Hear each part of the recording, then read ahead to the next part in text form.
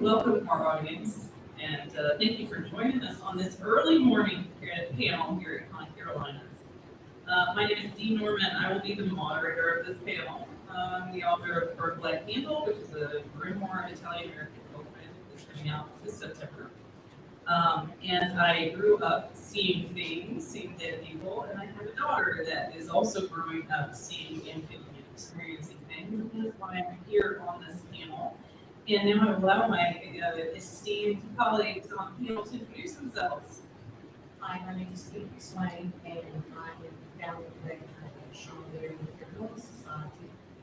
I was raised by a mother with CF people, and I inherited that gift. That's why I'm on this panel. My name is Chris Hart. I'm also understanding things and other things, and having parents that didn't really understand what I was going through, so that's why I'm on this panel. Fantastic, and thank you both for joining us this morning and sharing your knowledge with us. And the first question that I would like to pose to the panel is, when you consider things like psychic gifts, do you consider those to be specific to certain individuals, or do you think that everyone has a degree of psychic capabilities? I think everyone has the certain degree of abilities. Some more so than others. I mean, in my case, I feel that absolutely it is inherent. My brother has some of the gift, but he doesn't use it like I do. I mean, for many years he would tell me, "Well, Tina, I believe that you believe what you see," and I'm like, "Okay, well, I guess that's the best I can ask for." But then one day we were at a family reunion or something, he pops off here, "Oh, I saw Grandpa." I was like, "What? You're just now telling me that you saw Grandpa at the house? And you've been telling me this for years?" He said, "Well, yeah, and then the funny thing is, his son, my nephew, is also showing some ability, but yet his younger brother does not." So, Interesting.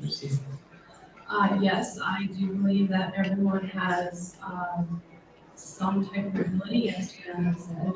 It just depends on if you want to tune into it or turn up the dial, or it depends also on how you're raised. Some people don't want anything to do with it, so if you have some type of ability, then you just shut it down, and so by a certain age, you just kind of forget about it, or you can have a very open family and generations of, intuitives or pagans or witches, and go for it. So, Jim, follow up a little bit and tell us what it was like growing up as a child with psychic capabilities, but without a family that was completely cognizant or not necessarily supportive of what you were experiencing. Growing up, I was mostly raised by my grandparents, so I really felt that I couldn't tell them what was really going on, especially since my grandfather was a Baptist minister. Now, Northern Baptist is different than Southern Baptist, but still. So once I got to a certain age where I could actually have open conversations with him, he just kind of looked at me and just said, "Okay," but I couldn't really tell my mother or my father, just because they really didn't do it.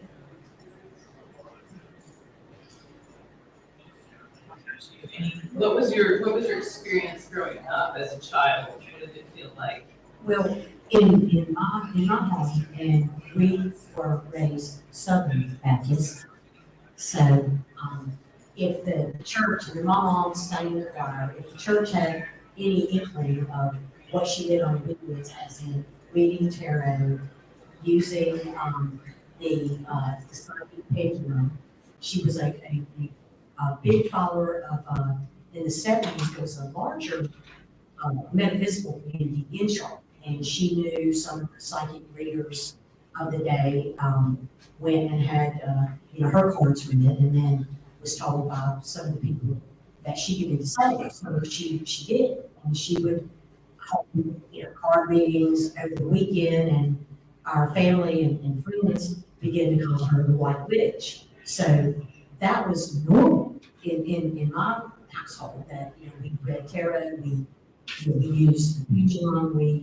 and my mom would get feelings. Like, she would look at me and she'd say, I got a bad feeling, you shouldn't do this, or you shouldn't do that. Well, I soon learned to listen to that feeling. And as I got a little bit older, I was able to, express to her that I was seeing, and I knew that she could. She had always said that she could see dead people, and I was like, okay, that's cool. But then I realized, well, I can do it too. So I had probably a little bit different upbringing than you did. And my dad, well, he loved us both. He just dealt with us, the way we were. That's great though.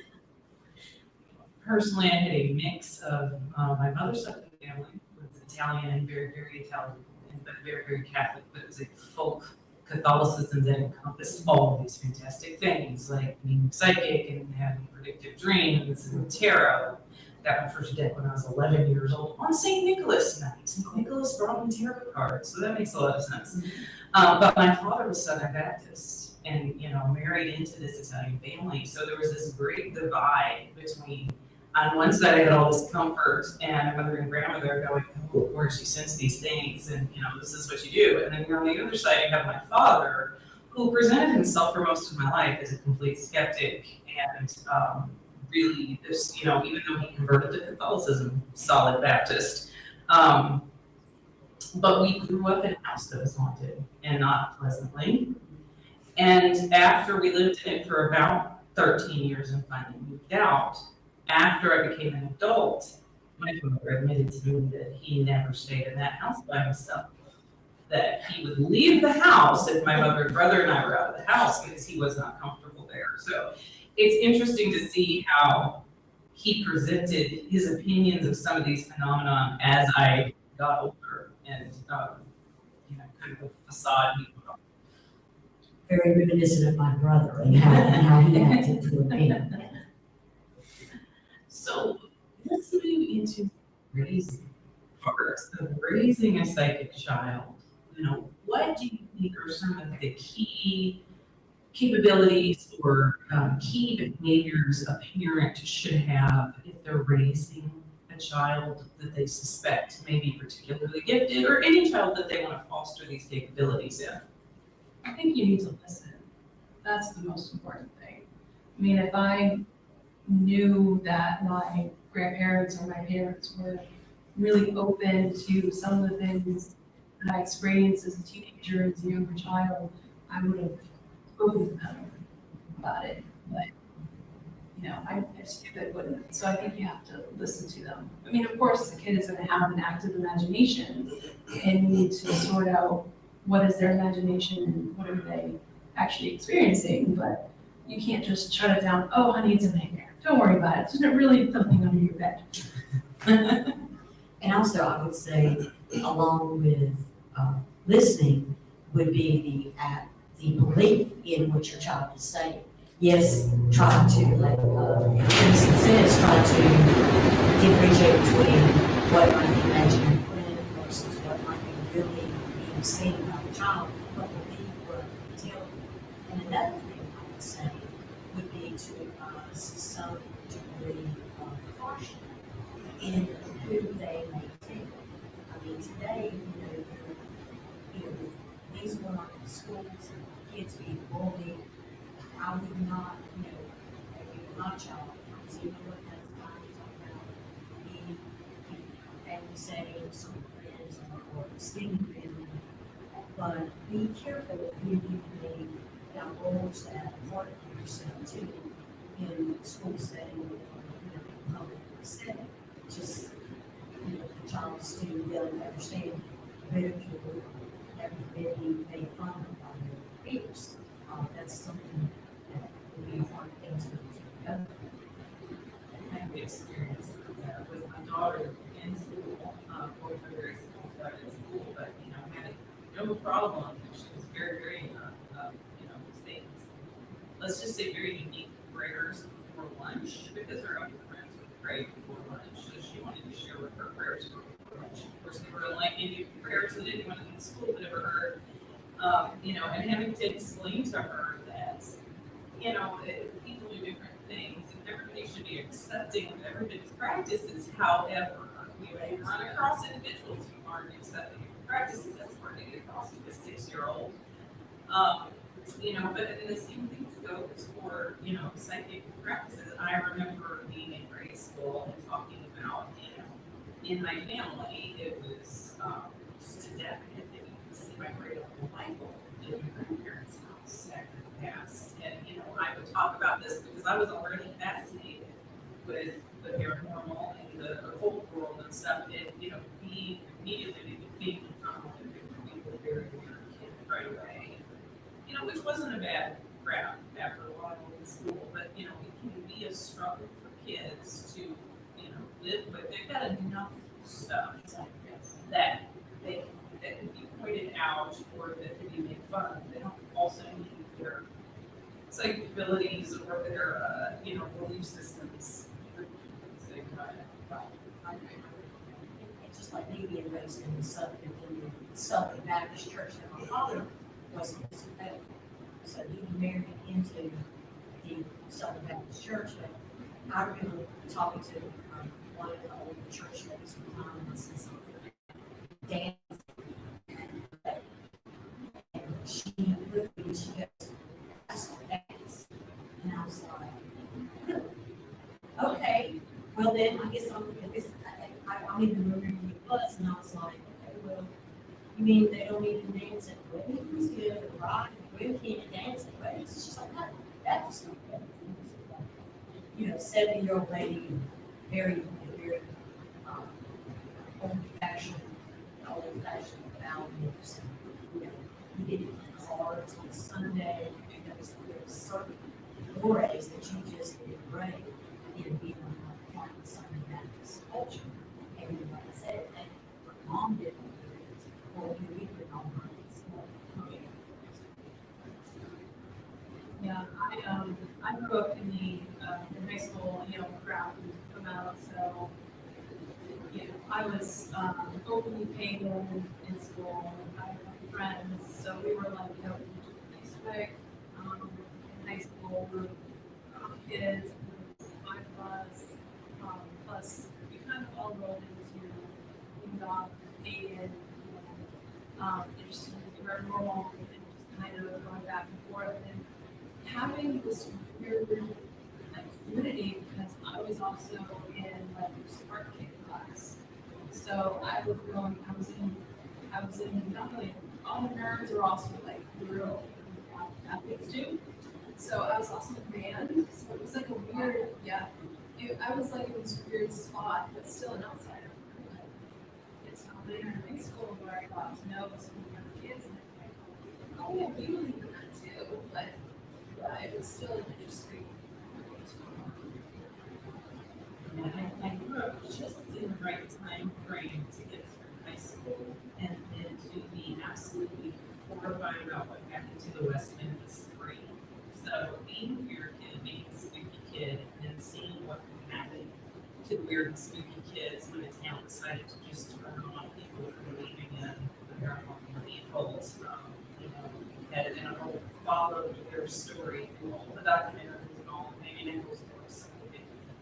It's terrifying that still to this day, you have to work, you send your kid off to school and they have slightly alternative beliefs that there's no telling what's going to happen and what they could be on the hook for if something really terrible goes down. But it would be the first to get suspicion for the students in a lot of cases. Which is not extra stress that you're going to have to, that's not something else you really want to worry about as a parent these days. I think today, like today's, I think we're becoming more accepting of different beliefs, or even different gender identities come out with different pronouns. And I was even asked for this convention, which pronouns to use to stressful. And I always said, we, that was everywhere I go, I've got spirit guides with me. So, I was like, well, which we got some folks with me today. So, we, they, I, she, and her. But that's an option that you can give someone. And just to further the point, I really talk about this.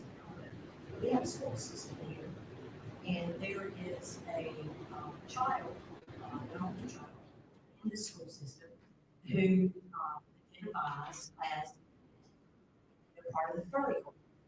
The school system is trying to figure out how to provide a certain bathroom for this child.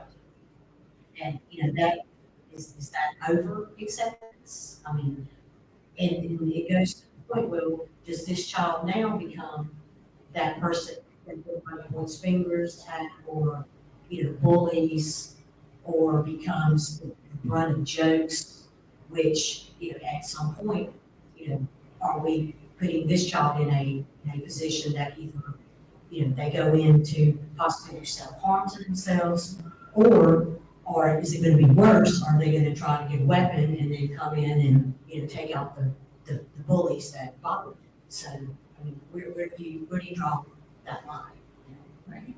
And going on what you're saying, Tina, I definitely agree that, as a society, we're a lot more accepting, but we're also so more polarized than we have been. And it's just so hard for any, I speak loosely, anyone to find a specific way to fit. And everyone wants to put a label on something. We don't need to put a label on something. Right.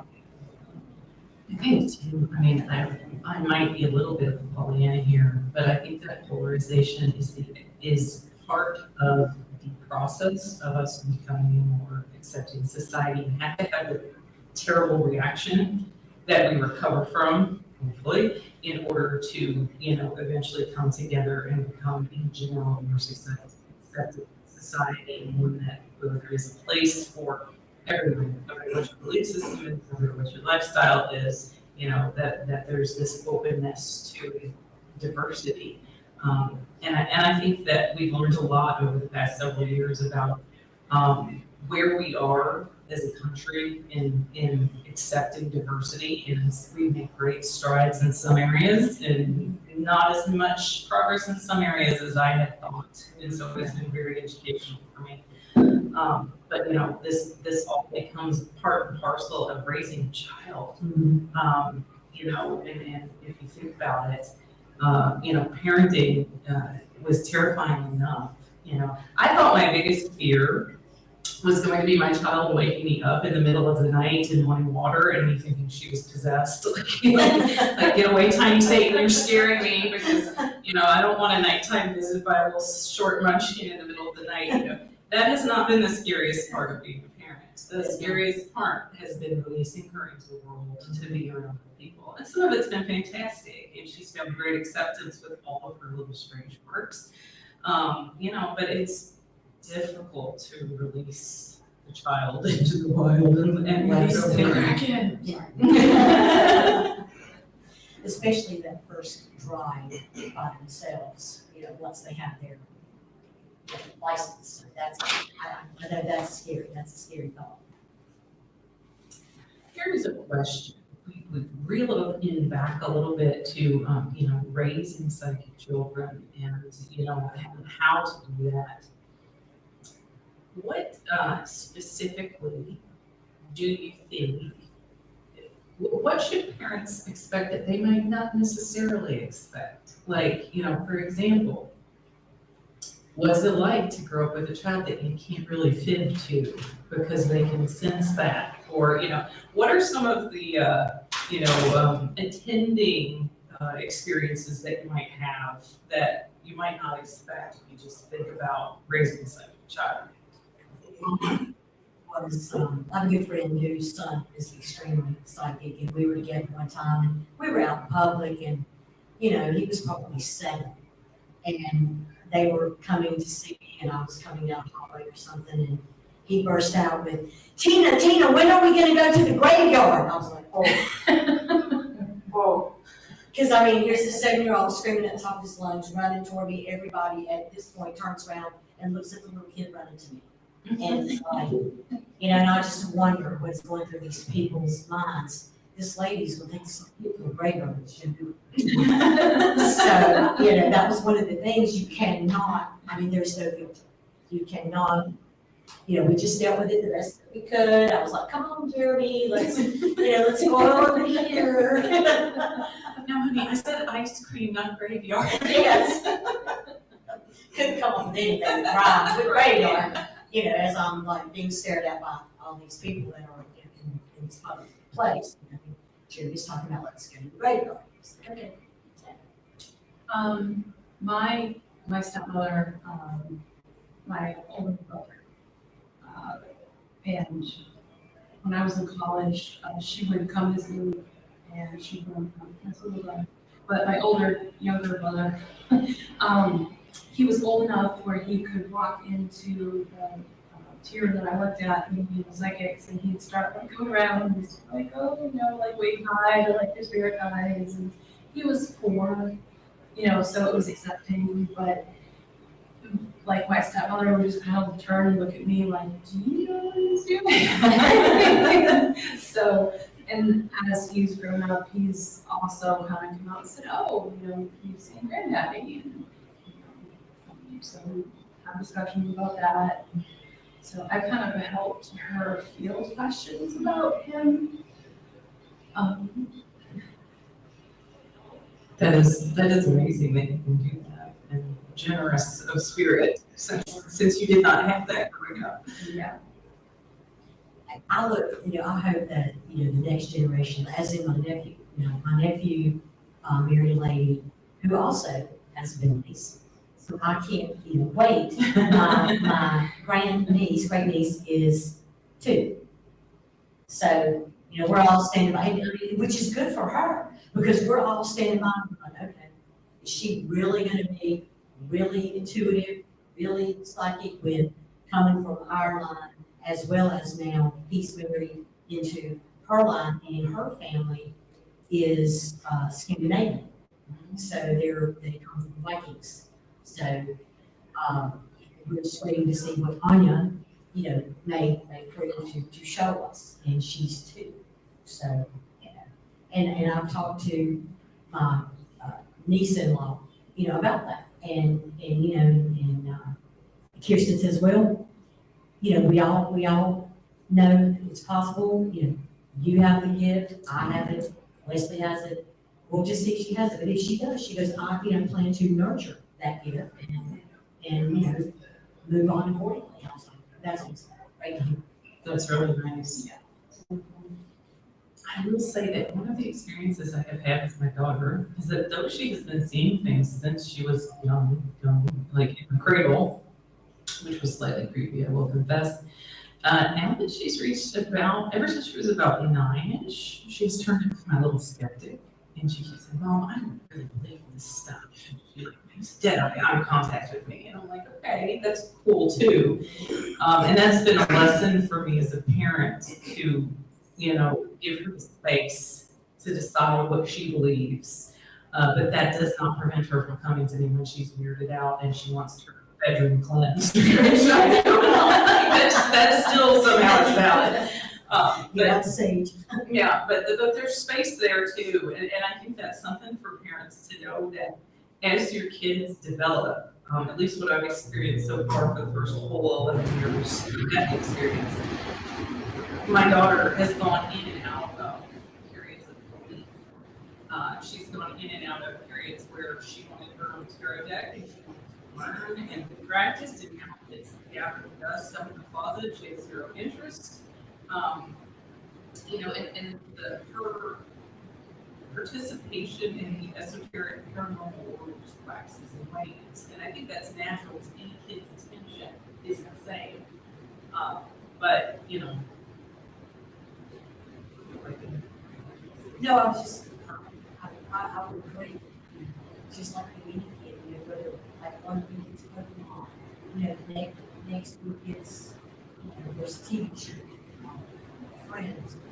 So I think that's, you know, I don't do something about it, it's just not so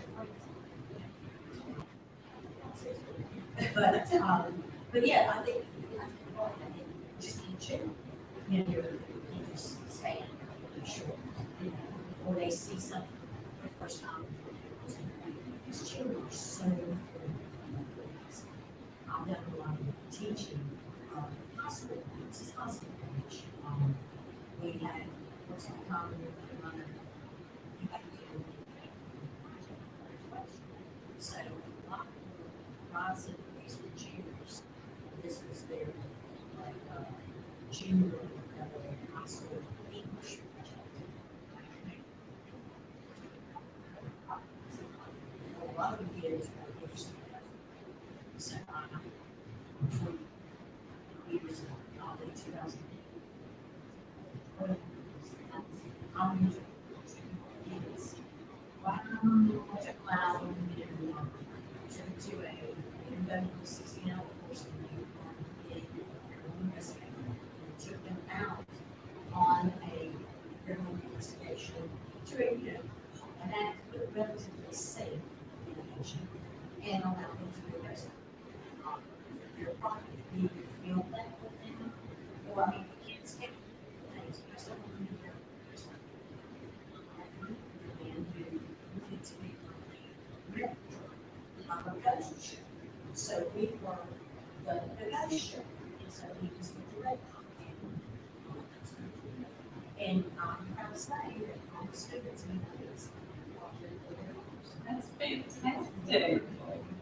That's an amazing way to participate in the community that I don't think a lot of learning organizations get the chance to. That's stunning. we're a little bit different. Our team, as part of their training process, at some point, they have to volunteer for Central School Day. Charities, and we also do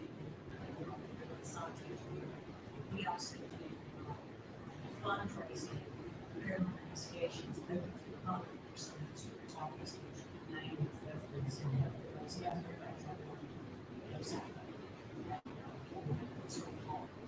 I mean, Kentucky, love the way they do this. I love Yes. your own organizations working to support historical sites that those exist. Yes, it does. So guys, we're kind of in the points of our conversation, and I know this is usually when we break into the Q&A section. Gentlemen or individuals in the audience, I expect a lot of questions from you guys. We've covered a lot of important topics, and so now would be the time, if you do have questions. Our lovely panelists are more than willing to answer them. Had lots of training, transformative questions. He can go first. Well, ironically enough, I am online with someone trying to watch. Because she wanted to come, she could, Okay. and she has a child who has shown some abilities. The air conditioner's kicked on, she can't hear the stuff squawk, so I'm trying to. We've now Transcribe. We've now FaceTime, and she's watching here, and I'm transcribing stuff that she can't hear that I feel like has touch points. Does she have a question? Yeah.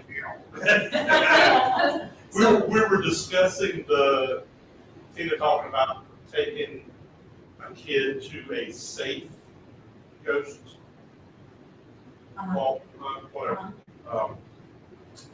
Okay, so backstory. She is 14 now. She had shown some abilities over the past several years. She has squished it a little bit now because of her age. And, y'all were talking about bullying in school and that kind of stuff. So, we have a friend who has abilities too. She doesn't share that at all, but she has taken Lily under her wing to some extent. Okay, let me go back to the questions. I gotta get back to it. While you go back through, I will speak some of that into the microphone for anyone watching on the stream, because that probably was not picked up. Yeah. There is an individual in the audience who is helping someone who is watching me stream. And the situation is there's some questions about a 14-year-old daughter that has some psychic ability that may or may not have suppressed it a little bit because she's gotten to that age where she is a teenager and maybe, kind of concerned about her peers, but she's also sort of interested in developing her capabilities. And there might be some questions now coming up. Did any of you have any realistic nightmares, and how did it affect you? As in like a prophetic dream or? More experiencing, So, was it like negative psychic, felt like a bad experience? Like there have been scary? some bad experiences, yes. I remember, I don't know why, and maybe it was more of night terrors, but when I was 4 or 5, I would try to run from something. And I remember that it seemed to be like a black dog, wolf-looking thing, and all I ever remember was running, and I even remember almost running in my father's arms. It would take a minute or two to get me to wake up, and I don't know why. I don't know why I was there, don't know what it was. It was almost a night terror, but I don't remember anything much about it other than running from it and running, and then would actually wake up with my father holding me, and then I would stop running once I woke up. That's the only thing that I can say in the negative sense. Now, I did have several prophetic dreams. I would see things that, in the dream that would come to pass.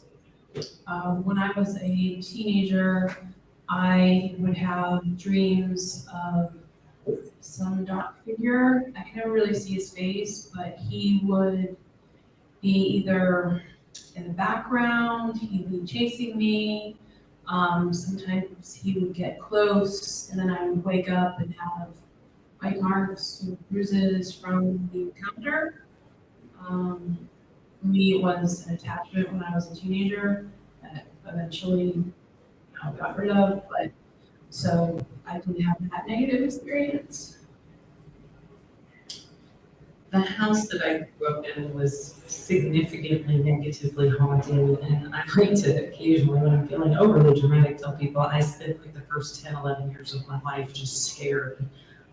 Would not stay in the house by myself, even if the folks were just out in the backyard. Wouldn't stay in a room by myself for the longest time.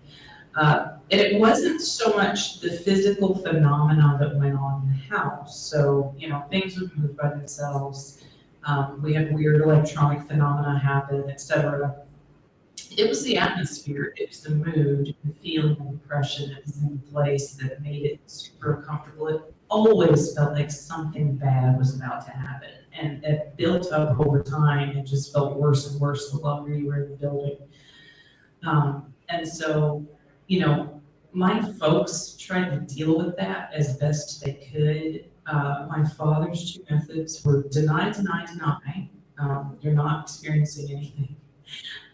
Or if it was such a strange visual event that more than one person witnessed, he would come up with these wacky scientific explanations for what was going on, which worked to a certain age. But as I got older, I ended up feeling incredibly betrayed when I realized that his scientific explanations were just bunk that he made up to try to make me feel better. I would suggest that, for a child, young adult that's 14, the most important thing I would think would be honesty, that there are scary things out there. And if you have these capabilities, you will experience things that are scary. You will also eventually learn to discern between things that are scary and things that are genuinely a threat. So you can witness or sense something that can startle or upset you, make you uncomfortable, but it doesn't necessarily threaten your well-being. Or on a very, at least in my experience, rare occasion, you can experience something that is a genuine threat to you, either spiritually or physically. And that's the time where you react, you take yourself out of the situation, you do things to protect yourself. But I think that honesty component and that, acceptance of if you're going to be capable of sensing these things, you're going to experience disturbing events, is key to gaining the trust of the child and the adult, but also to help prepare them for what they're going to experience. Yeah, I'm glad you said, protection, because that would be one thing that I would, I use protection every time I go, to, anywhere. I'm going to Walmart, I'll put up a shield. But, shielding or whatever form of protection that your friend is, familiar with, she should probably teach her child to, some methods of protection, and there are different methods for different, background beliefs or however you want to do that. But I think protection is a good thing, especially when, if you're experiencing negativity. It's just they're safe and sound.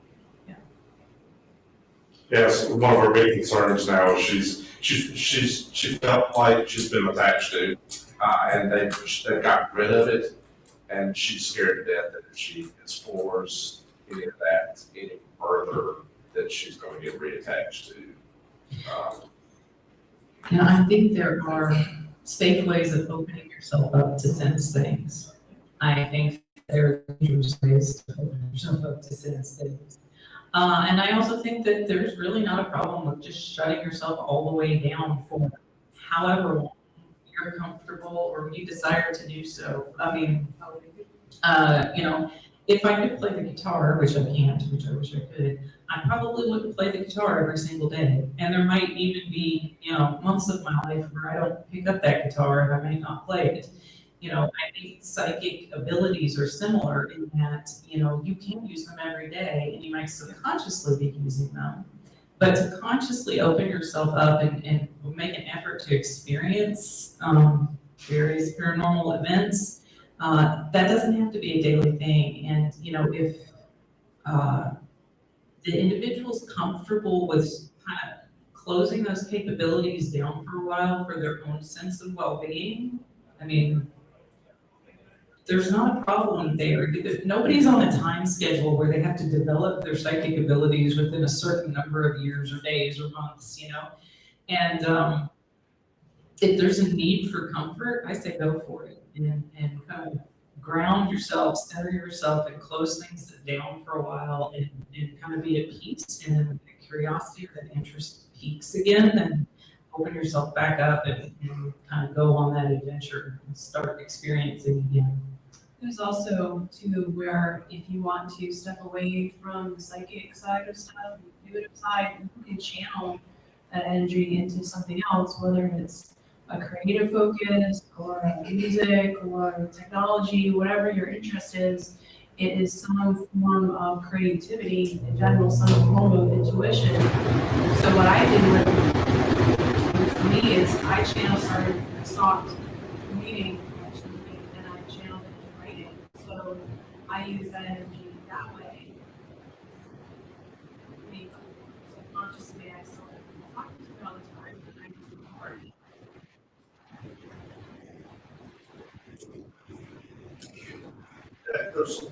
It's kind of ironic there. She's decided, recently that she's going to shut it down for a little bit.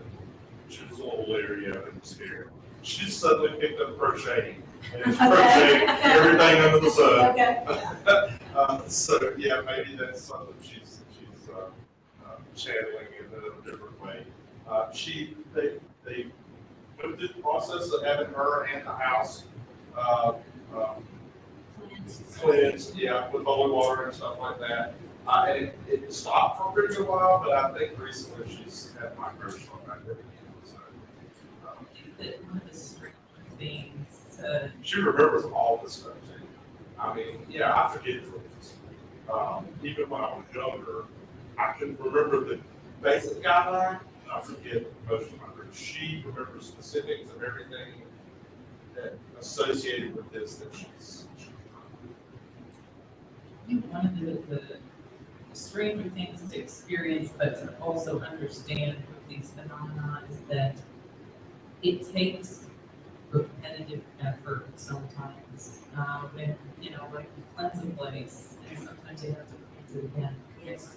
Again, cleanse it again. Yes. Not because the cleansing didn't work, but simply because if a place or maybe an individual who had some interest from an entity that caused issues, they very well could attract the same energy again, or the same energy is still interested in that person, even though it got taken off of them. And so you have to kind of maintain that barrier and maintain that cleansing activity over time. And usually it takes a big cleanse up front, you know, that's fairly elaborate. But then there's a lot of times maintenance that's required where, you know, you refresh that. And it doesn't take as much effort or energy to do so, but it helps reinforce and maintain that. And I think that a lot of times with psychic capabilities, you have a kind of early warning system, and for this individual, it may be nightmares. Like nightmares may be the early warning that's saying, hey, something's clinging, like something's close by, something may be causing problems. You know, here's your early warning, do something now so that it doesn't progress past this point. Because I know I have nightmares like that with particular negative situations. If I have a specific type of nightmare, I know that there's a specific type of protection that I need to do the next day. So. Someone else wants to Can add? I add as a non-family person? Sure, as an Advice. I'm a fake audience person. So, just because something, if negativity comes back, it doesn't necessarily mean that something has gone wrong. I had that experience, and I thought that something was terribly wrong with me, or that if the cleansing or whatever didn't magically solve it the first time, that something had gone wrong. And like I talked to you, had been through a various business factor. That's like a fake. It's like sometimes you have to go at it more than once. Very quickly. The thing that's what I say is maybe I don't know. Obviously, in the background, that maybe she needs to learn how to positively engage something spiritual, and not just fend off the negative. So obviously, you want crocheting or something like this, something mundane to burn off that energy, right? At least probably a full thing. But if she is open, connected, or has abilities or something, they're gonna be on. It's gonna be something that she lives with, and she might need to learn how to understand what's going on with her and positively focus spiritually on something, whatever her path is.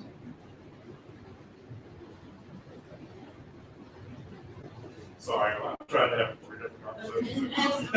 You're trying to convey all of the information. Yes, I'm really, because she keeps it in her circle, but she's sit down and talk to me and some of this, but it's been a while, so I'm trying to refresh my memory something. So it seems like she has both negative and positive.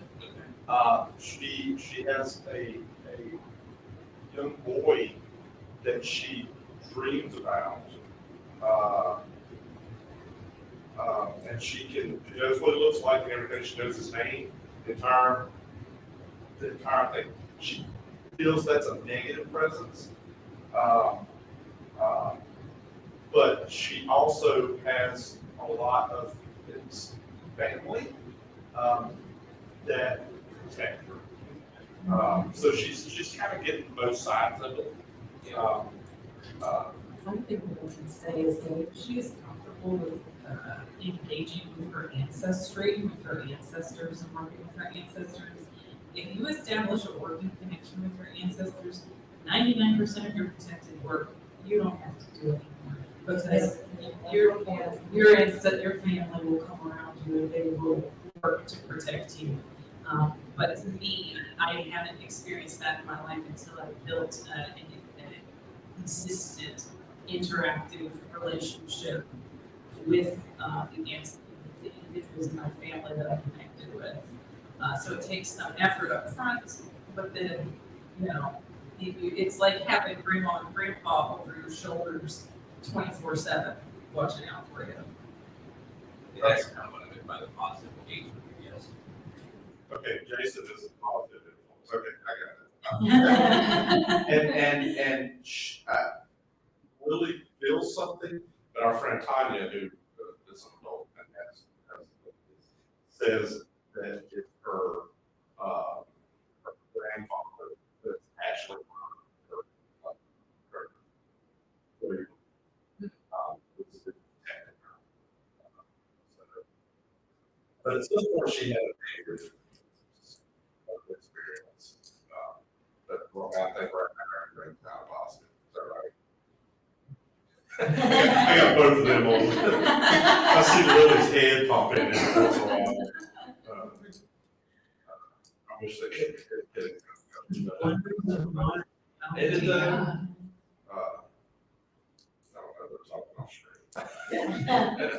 But yeah, I mean, just with the good and the bad, I've come up against negative entities and otherwise, but that's my line of work. I call myself a spirit rescuer, a cleanser, I do that as well as, go out with my team and, the person's got an interest in, hey, I think my house is haunted, can you come in and possibly find out, which we do. A lot of teams, I'd say 90% of them out there, that's where they start. We as CAPS, we offer that next thing. We have several different, we have a Native American shaman that is on that team. We have a pagan priestess who is on that team. I am on that team.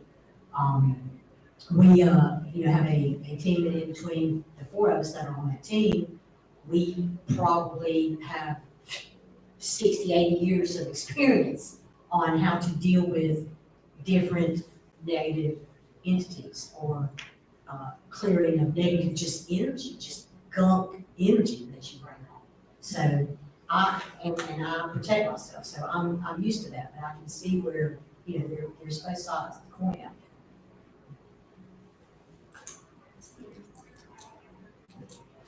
So I'm not sure when you're supposed to stop. there. 5 minutes. So I will pause here to see do we have any concluding remarks that anyone wants to make? After that, we'll go to telling people where you can be found. But first, concluding remarks. Just listen to your child, believe what they say, and just be there for them. Negative or positive, whatever their experience is, just, be there for them. I think that is the most important thing, because showing the interest is a good thing. I mean, if I had that situation growing up, it would have definitely given me a boost. She really said it all. Just, listen, believe, and with some caution about, how you move forward in different groups that, that you may be around. What these folks said, pretty much, it is, raising a child is a challenge. Raising a child with any kind of special capability is a challenge. I personally think we're all psychic to one degree or another, so that a kid with psychic capabilities doesn't necessarily stand out from the crowd. It depends on how we treat them, whether we support them in their capabilities, and whether we listen patient and supportive, just like we would be with any other capability that a child has. You know, and if you can connect with your kid and listen, then generally you're gonna have a better relationship and the kid's gonna have a better, happier upbringing. So that would be my, you know, And to further that point, even, allow some sort of training. I mean, if you had a child that showed proficiency for the piano, Right. well then, and they loved playing the piano, then you would, as a parent, support that ability and try to find, vetted training for that ability to further enhance the ability and perhaps, help to avoid any pitfalls that could sidetrack.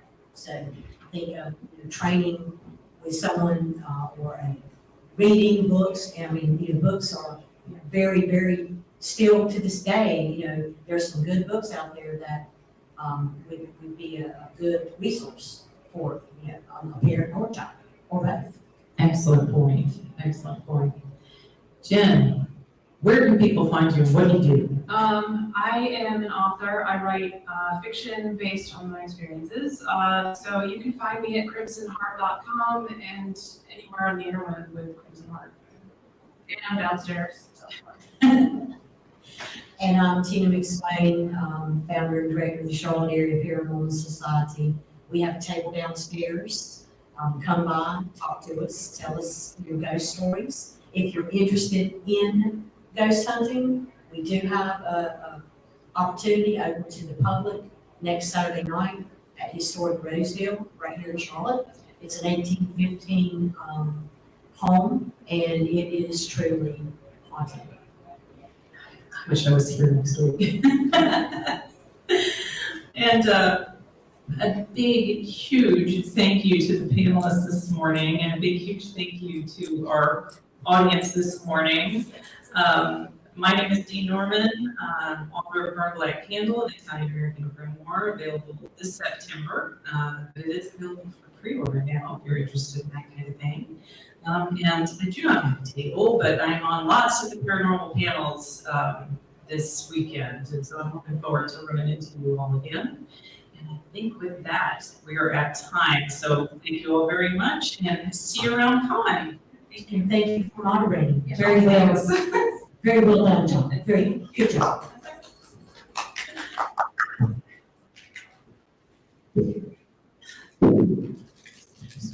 I don't think, I was trying to play with it. I was worried about it. Because I don't know it's on. I've heard an amplification before when those air conditioners. Yeah, it's on. Yeah. I don't think Is it's there on. a short wire? I don't know.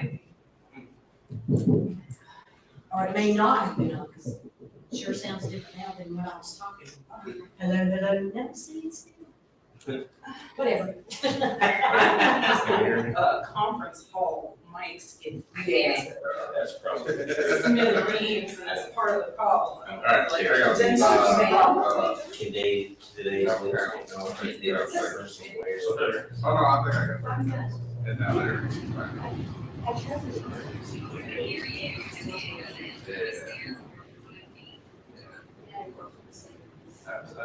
It's air is so loud. It goes from hot to cold.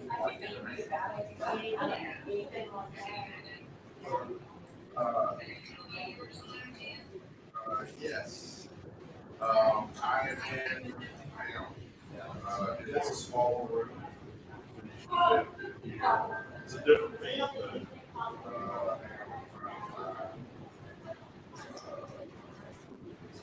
oh no, that's a big room. It's lake shore too, but it should be quiet. Quiet, I don't know if this air is, it was fine in here, except the air. But it was hot in here when I got here, so it kind of went here. So, yeah. So, there was some confirmation and stuff in there.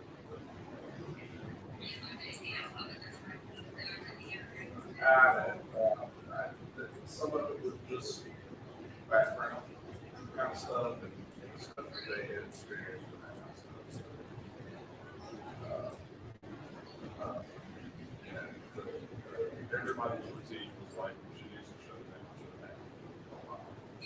if that makes sense. That it's not like she's moving around, that she,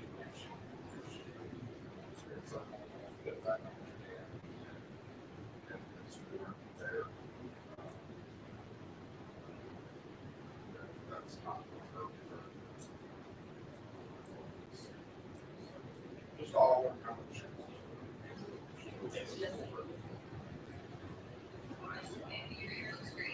Uh,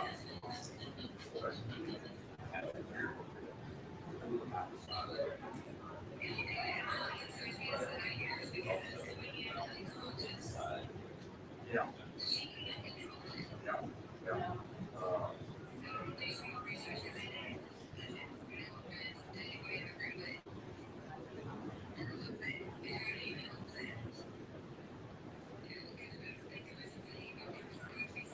Well, I mean, I think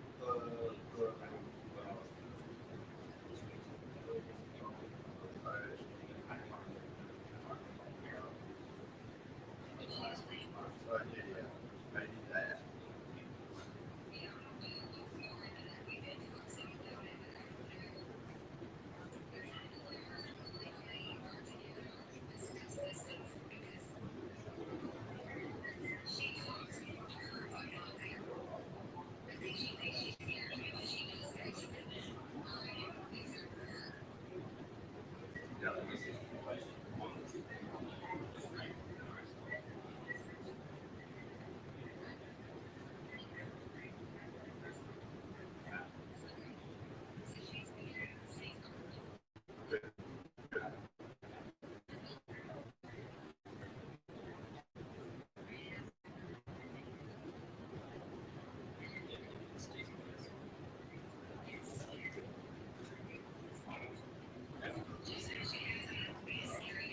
Yeah, I didn't listen to her. I can hear.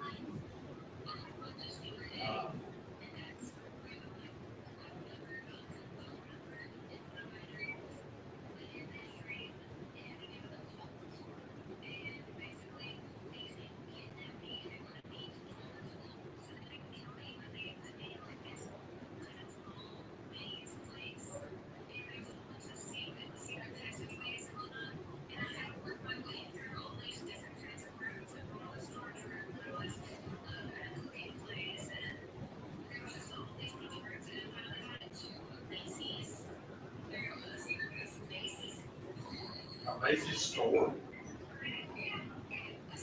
Okay.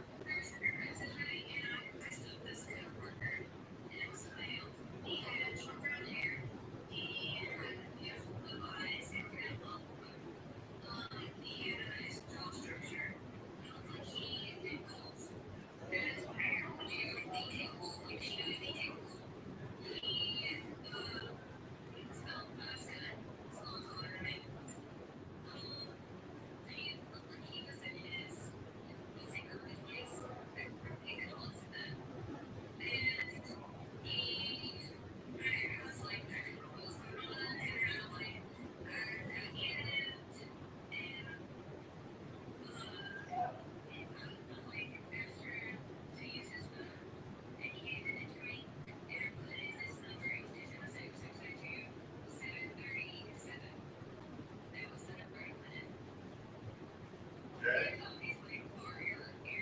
Yeah. Try golf.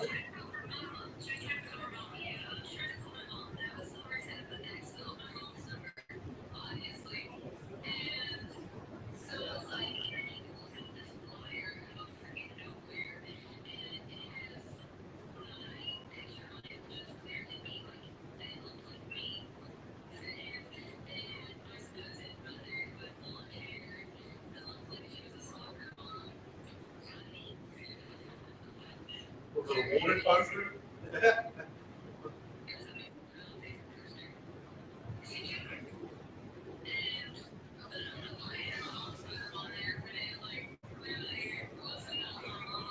Maybe, maybe that's a real mom with a real missing kid, and they just replaced you with the kid.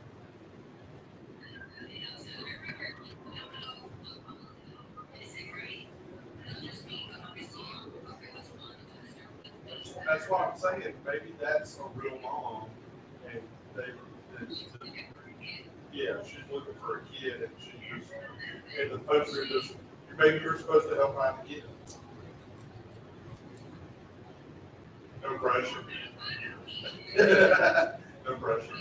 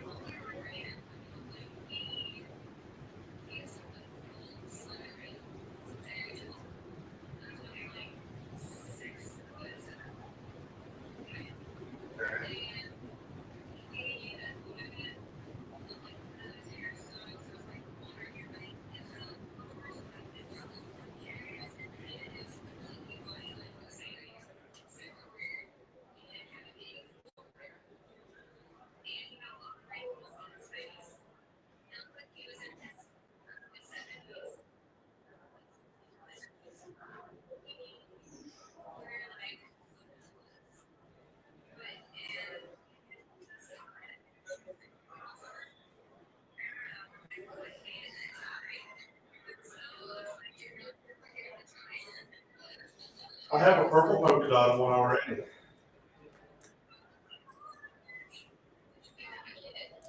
No, I mean, I've been known to, but yeah, no, not this time.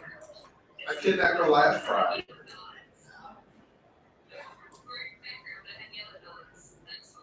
No, this mine's a purple background with orange dots, I think. Orangish, burnt orange, something like that.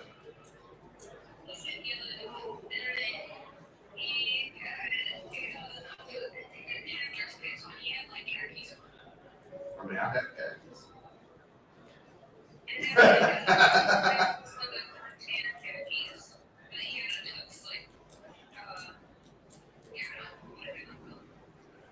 Like your shirt, and just get up. There's PJs, I don't know.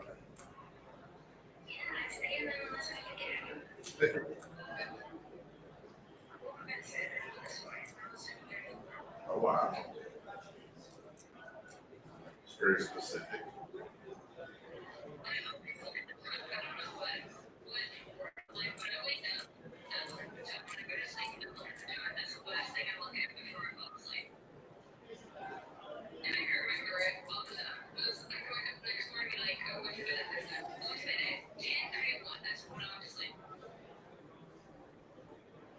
You're a weirdo, I love you.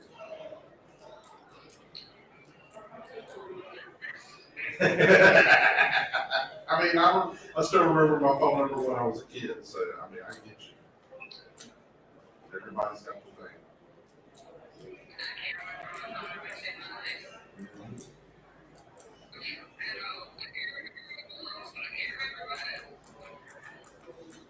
All right, I gotta go downstairs and do a pound. I'll see if I can find the link and send it to you. Hey, love you.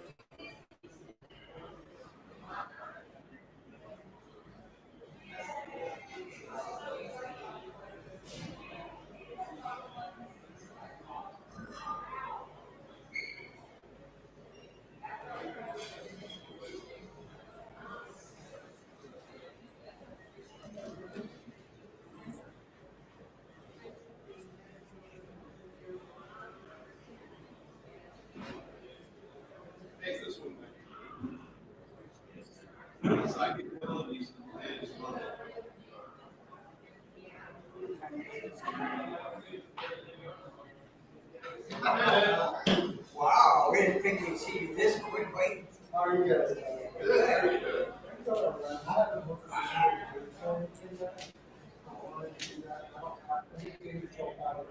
Last one happened. First and only panel of the day. I had two yesterday. We got one. I got you. You want to give me anything to drink?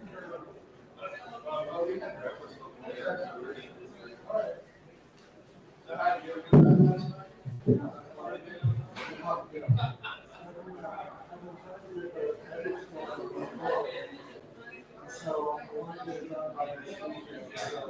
Seems my, my family is on the day before, just go back upstairs to the room and just waiting for a few hours.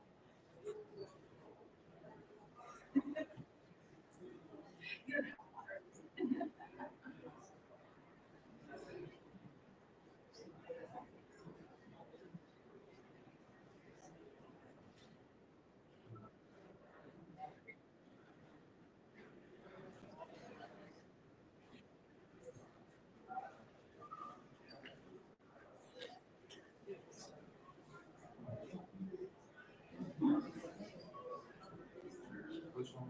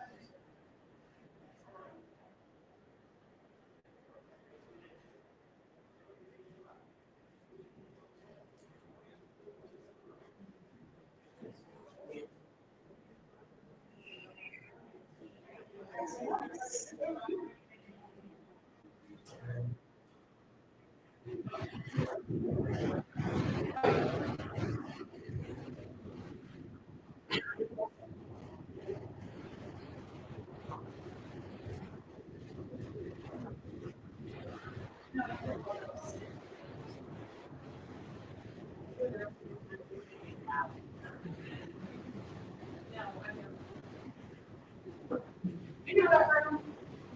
Had a yellow cross over for it.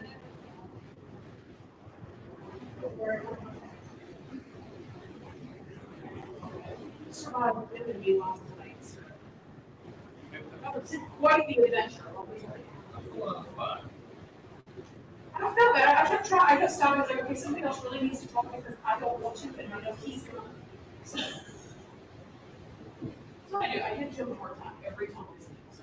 And unfortunately, some of it was just like way above my head. I really went down some crazy rabbit holes last night. Yeah. And that was 2 rabbit hole panels back to back. Because just before that, Jim and I had done the conspiracy theory thing. So that was really interesting. It was a longer conversation than it was meant. Nothing surprises me anymore.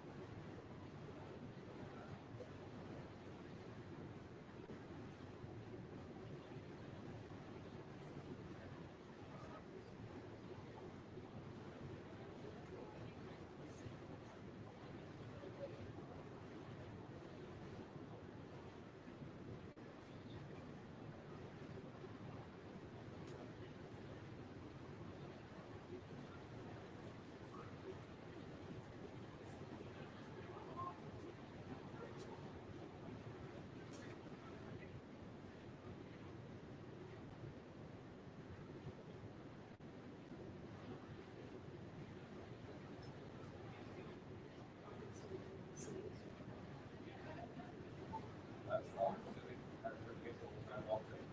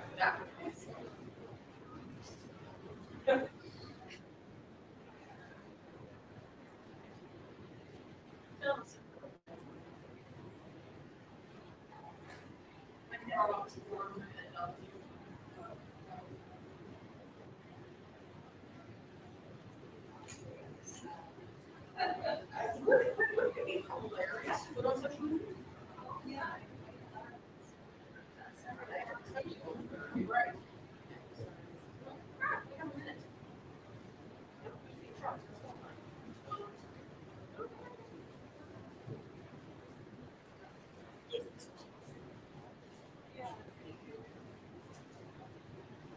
last night, they were, the speakers were scheduled for off, and we were trying to work, all of a sudden, they were put that on and called them. Okay? It's definitely a good way to be real.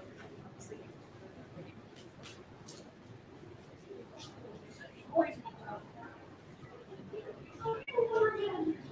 Let's leave.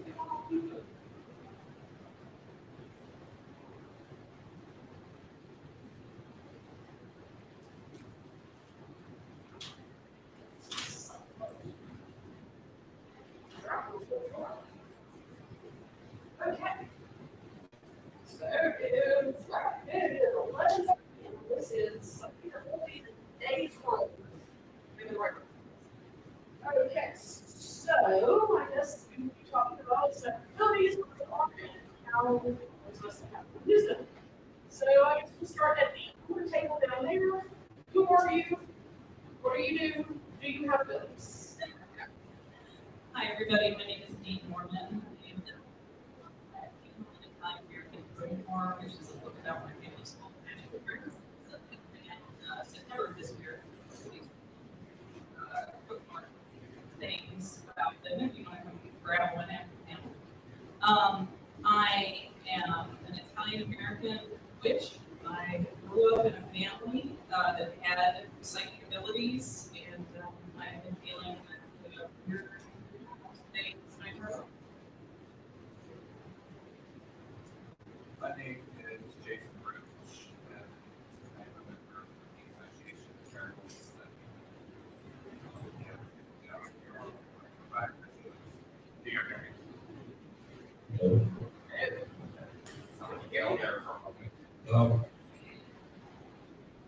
So my name is Jason Roach. I'm a member of the Association of Paranormal Studies. We have a table downstairs. I also am the author of a book coming out in October that is exclusively on paranormal experiences that I've had in the house that I've lived in Statesville, which is just over here. And I have some abilities I am working on developing them. My name is Mark. I am an author. I grew up having abilities, mostly using them as I got older. When I was little, I had experience, so I got shown off first when I was a teenager.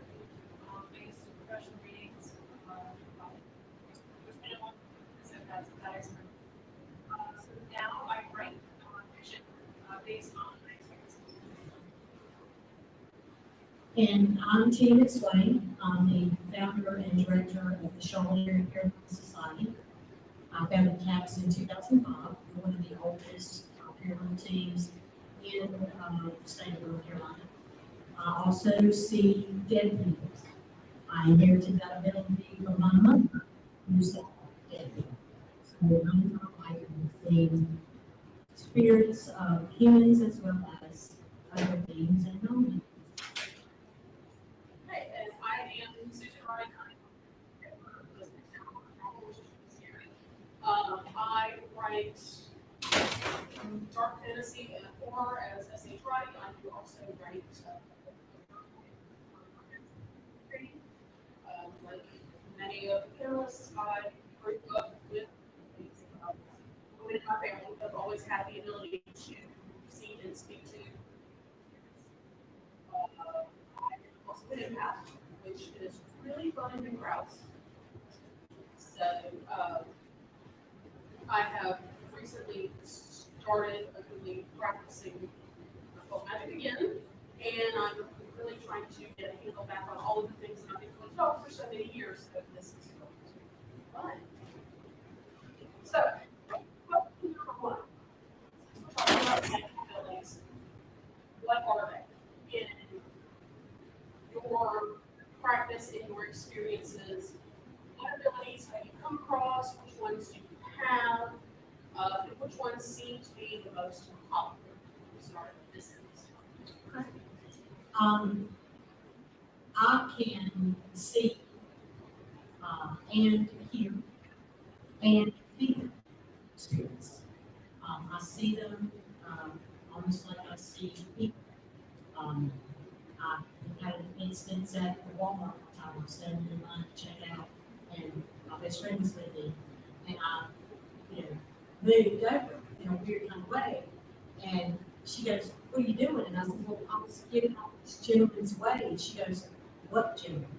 And I was like, "Oh, okay, well, he was there a second ago, and he was just as solid looking as you guys."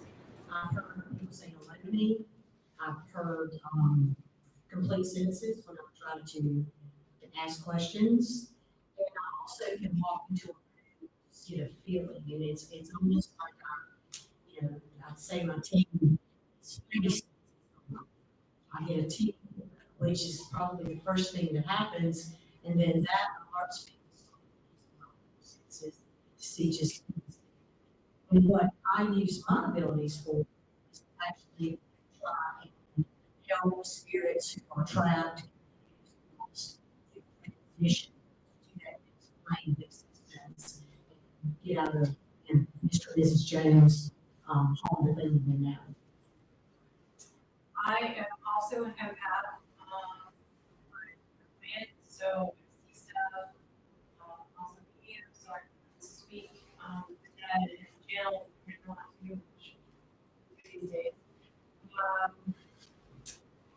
In my line of work, or my day job, I work in the insurance industry, so psychic abilities don't really come in too much unless you're trying to ask me, what you're gonna ask me. But I use my abilities with writing. So I channel a lot of my writing since I'm not actually professional anymore.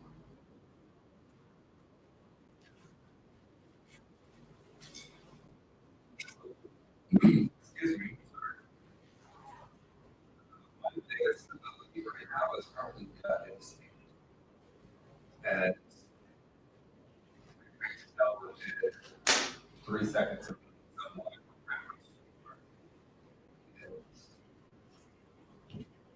I also have the ability to put its fine sense on the field.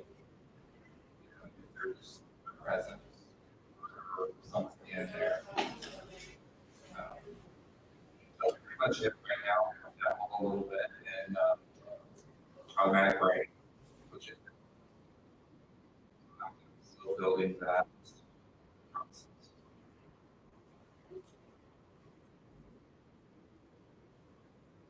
Where to begin?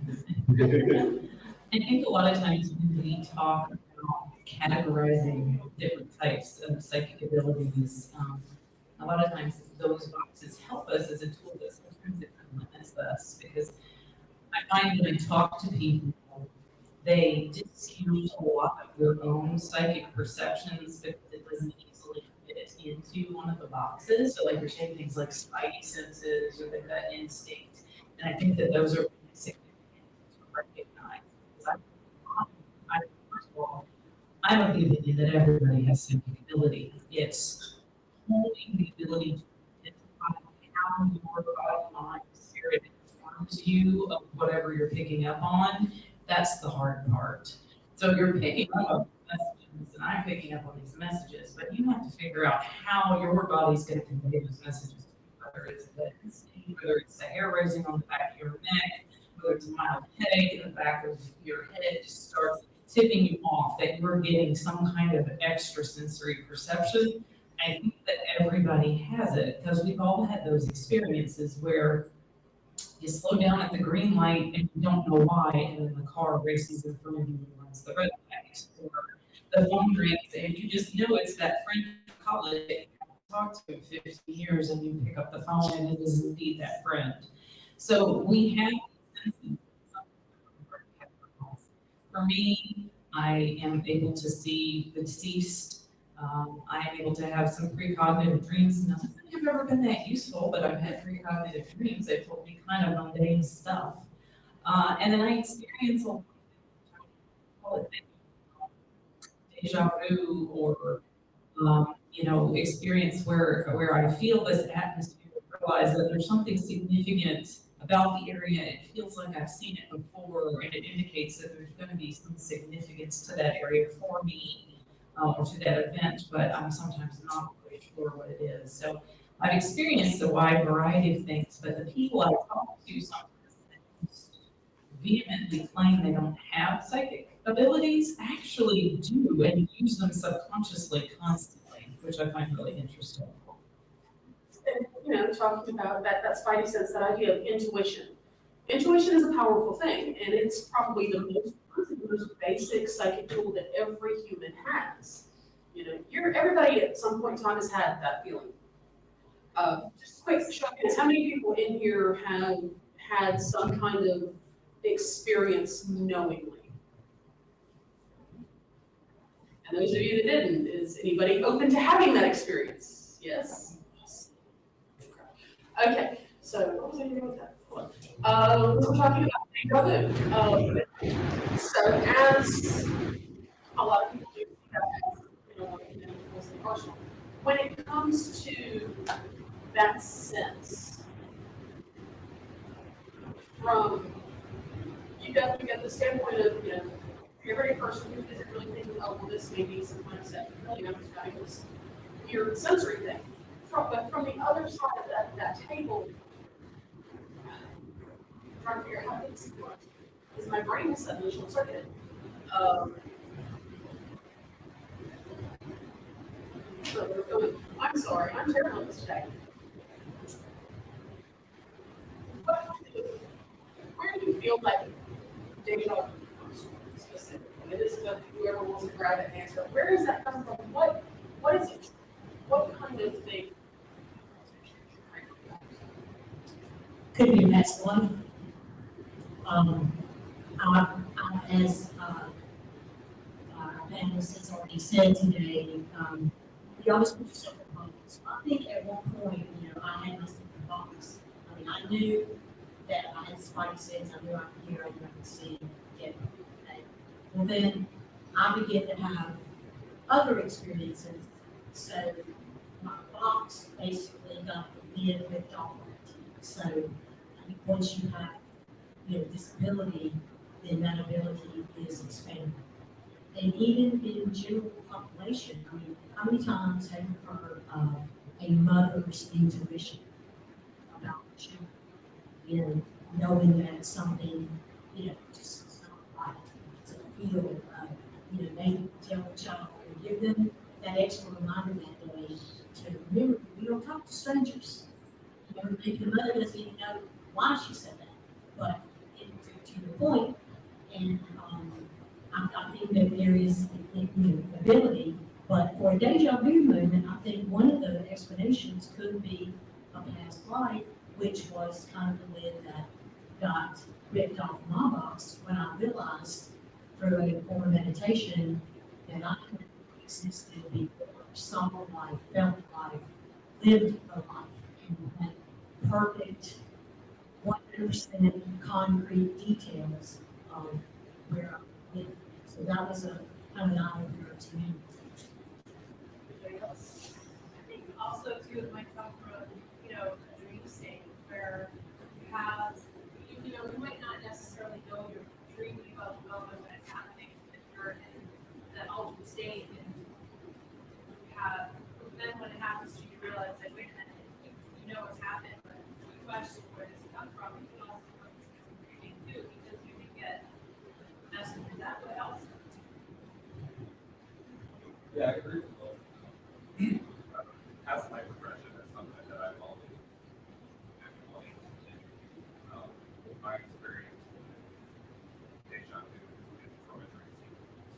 Something I dreamed about 6 years ago, and all of a sudden I'm living that moment. It's good.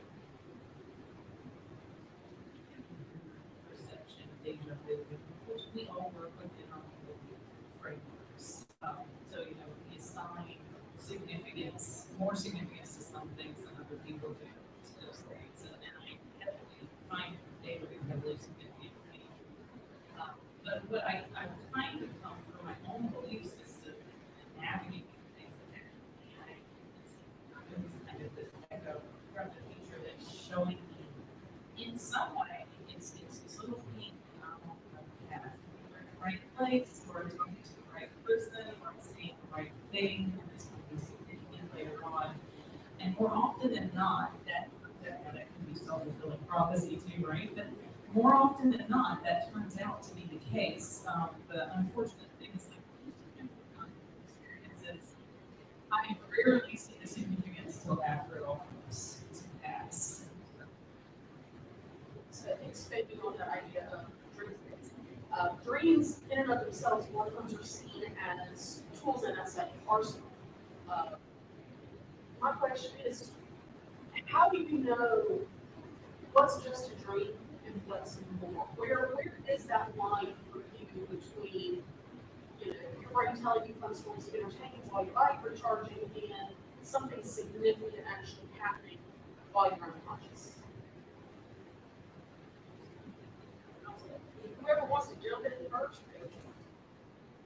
I can say, from my experience, it comes from experience. When I was younger, it was much harder to discern. As I got more experience with dreams, I was able to identify that there's a certain feeling that comes with some dreams. That feeling is kind of the key that lets me know when I wake up that that dream is a dream. And over time, it's become easier and easier. But when I was younger, that's for me. I would agree with Dee about the feeling. You just, it's almost one of those things that, that was something different in the dream. Especially in, you know, in a form of a prophetic dream that is, that you dream about a certain event that's going to happen, and then it comes to pass. Or in my case, I had a prophetic dream one time about an impending car crash, where I actually died in the car crash. But because I had a dream, I wasn't feel more than a dream when the scene played out in real in front of me. I knew what was going to happen. So therefore I was able to alter the outcome because I had the dream nearly 30 minutes before I gone out and gotten into this particular area of town. So for me, it was a feeling when I woke up. It was a feeling that this is more than just a dream. It's kind of hard to explain what that feeling is, but it was a feeling deep down that I knew this is a message, not just a dream. I hear a lot of fiction, people that are passed on, and also pets in my dream, and expanding what Tina gives that it's that feeling. But for me, I'll be in the middle of a conversation, either someone in the room, and then either a relative or a friend who's passed on will come in, and I'll have this weird like line saying, "Hey, you know, you're dead," or can you see this dog? The dog died 5 minutes there. And they're like, oh yeah. So for me, that's cute. It's just a mental key knowing that this is naturally me and it's not visually. Yeah. Anything to add? No, the trick that I'm still working on for me, that feeling. So, yeah, I mean, I have had presentations with dreams. It's just determining when to do it. Like you said, when they actually just presentation versus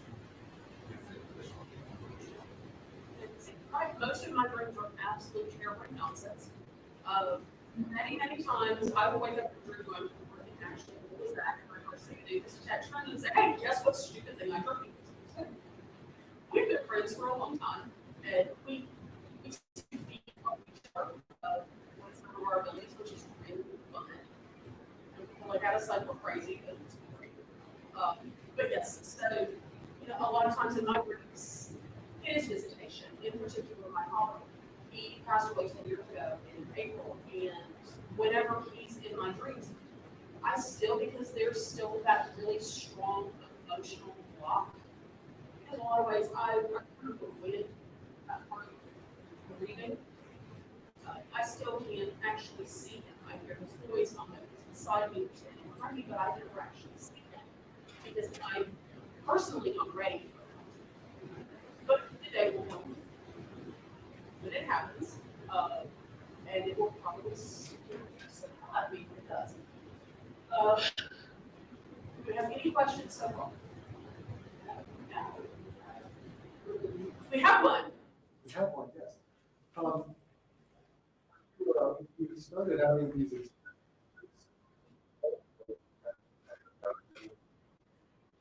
I've had them for as long as I remember. As a child, we all grew up, women in my family grew up seeing my grandfather in my grandmother's house.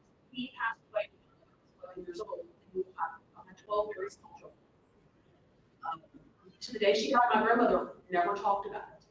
But at night, we would hear her talking to him. We would hear them having conversations in her bedroom. He would be up and down the hallway in all the rooms. He would watch us. He was always there. I was a teenager before I knew this wasn't considered normal, but not everybody could see. And the interesting part of that was she didn't keep pictures of him in the house.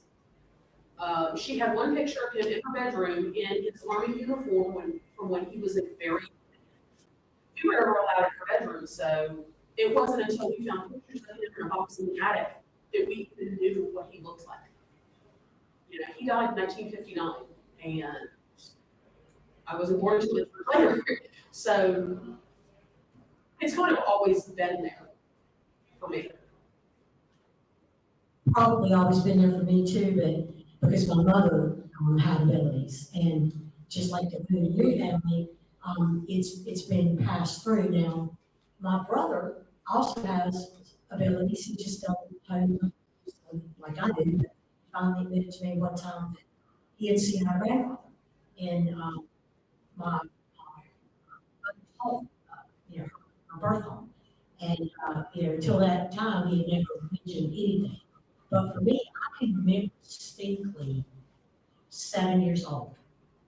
I had been in a accident with a bicycle. I'd gotten hit by this kid on a motorbike, so kind of did a little bit of damage, broke my arm really, really bad. And then I was in the hospital and in traction, and had a being come visit me. And this being, basically told me, you're going to be fine, this is going to heal. There was this big concern that I was going to have surgery. As it turned out, I did not have surgery.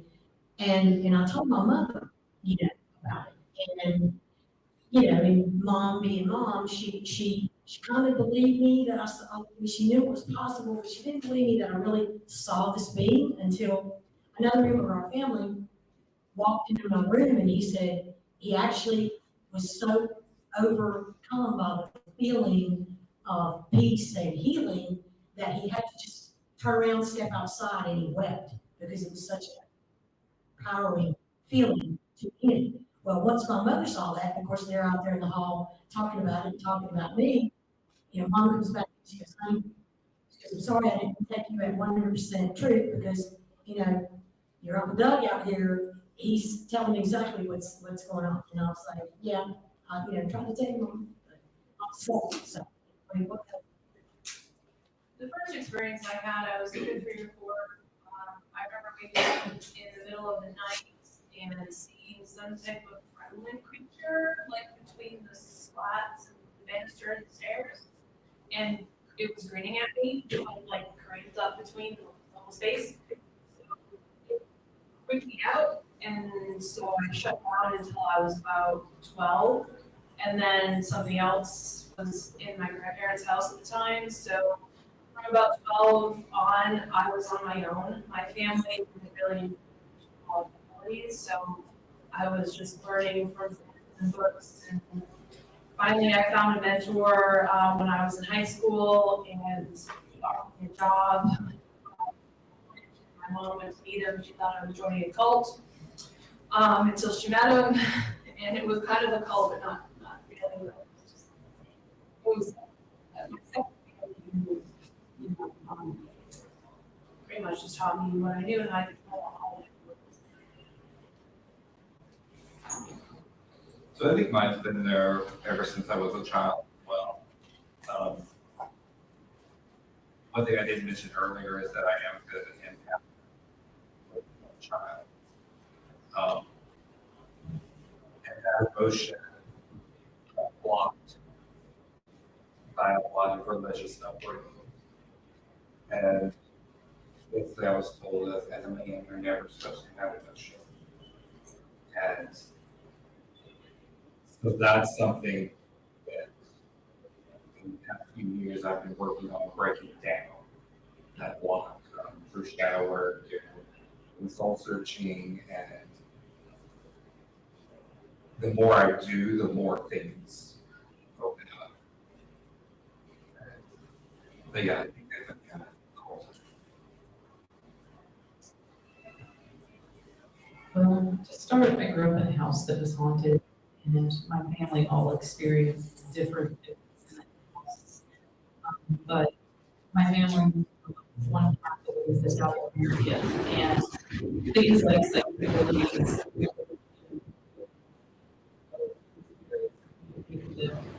unexpected, it's a day-to-day thing. It wasn't even called out as that particularly special. And so I can't put a date or a day or a year on it, but it was very young, and I was lucky enough to have that instant acceptance from my other side of the family of this is just how reality works. Great passes, we see great uncle later on in the house, he comes to visits. Because there's a really ancestral aspect to telling your practical magic and spiritual practices. So all of my experiences also started very young. But it's interesting because again, I have an older brother that chose not to pursue any of these things. And so he had a wildly different upbringing, even though we were in the same household, because my interest was there in developing what I was experiencing, which was not. Leading into my next question, again, I grew up, coastal South Carolina, grew up just south of Charleston on the Fair Islands on John's Island. My family was very religious when I was younger. Most of my family was part of the Baptist church. My grandmother was, in fact, she was born and raised Catholic, and even though she went to the Baptist church, she was still very much out of the very end of her life. And I was always different. I was always strange. It was more than just the ability to, sense the dead or see things that might not necessarily be there. Again, like Jason, I had that compatibility. So, and I didn't know what it was. The people that I was friends with weren't people that were doing actually these things. So the few people that I did find that could do this generally were, workers or other folk practitioners that are in society. Because I mean, 80s and 90s, everybody was fascinated by the occult, everybody was fascinated by these things, but everybody was also definitely afraid of it. And once I finally started learning what these things were and learning how to control them, some of the emotional overload and problems with anxiety and depression lessened. But it wasn't until I had a run-in with a nasty spirit in one of the Catholic churches in downtown Charleston that caused me to completely shut everything down. Like, walls up, everything down, block off, it's all there go.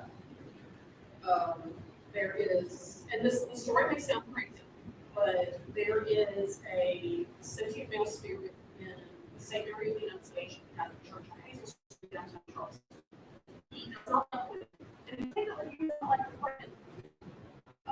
You can throw things from the choir loft. As a matter of fact, I remember that I was working with the Diocese of Charleston at the time, and I went over to unlock the doors for one of their some celebration. I don't remember which one it is because most of their celebrations are pretty much every day.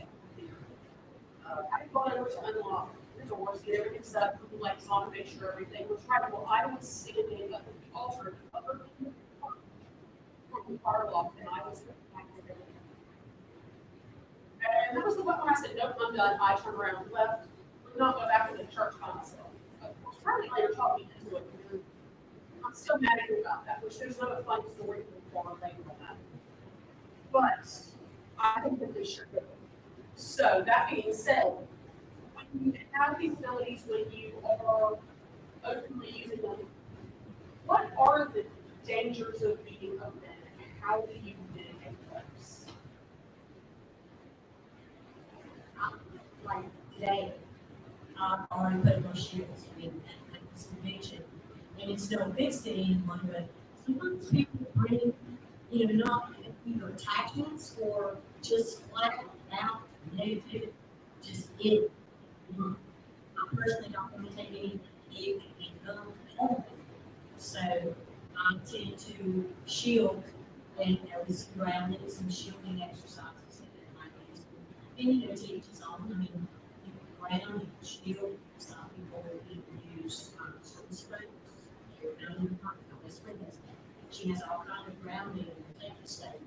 If she would ever follow the river, I'm not so sure she would swim up to the top. Because she's got pockets full of rocks. But I mean, to each his own, and I think that's a good thing to do, especially when you have the abilities that we don't have. It's in the double, because they can pass somebody. If you don't understand what any of that is, maybe I'm not going to explain it, but you can pass someone who's having a bad day, and you pick up on their anger, and all of a sudden it's your anger. Or worse, you pass somebody that's not feeling well at all. The next thing you know, you're not feeling well at all. So it's very, very critical for the impacts to shield. It's just, what they made, like I said, For me, I have, I have a that I wear, and so it's in my pocket. I just have I have a check back. I'm gonna get so I have one of them. Keeps up with me. But, as Tina said, I went to a convention a few years ago, just going as a spectator, and walked in, everything was fine, and then 2 weeks straight, I had nightmares. Like, I slept maybe 45 minutes at a time. So, 2 weeks, I probably slept for an hour or something. Those are the nightmares, and then I have to be the house. But for me, the house is really good. Because I wasn't expecting anything, and it all just built up. I was going to have fun.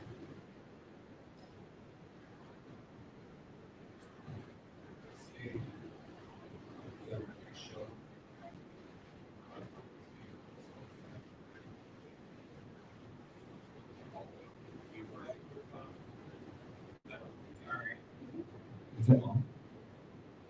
All right. Hi. Oh.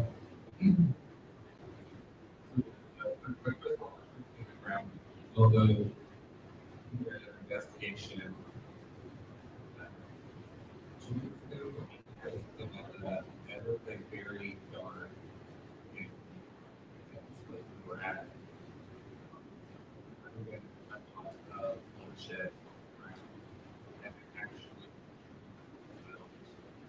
not to ground myself because of in doing that I really locked myself in whatever was that was an interesting, very interesting situation that I had to learn to do very quickly other situations and ways to prepare myself.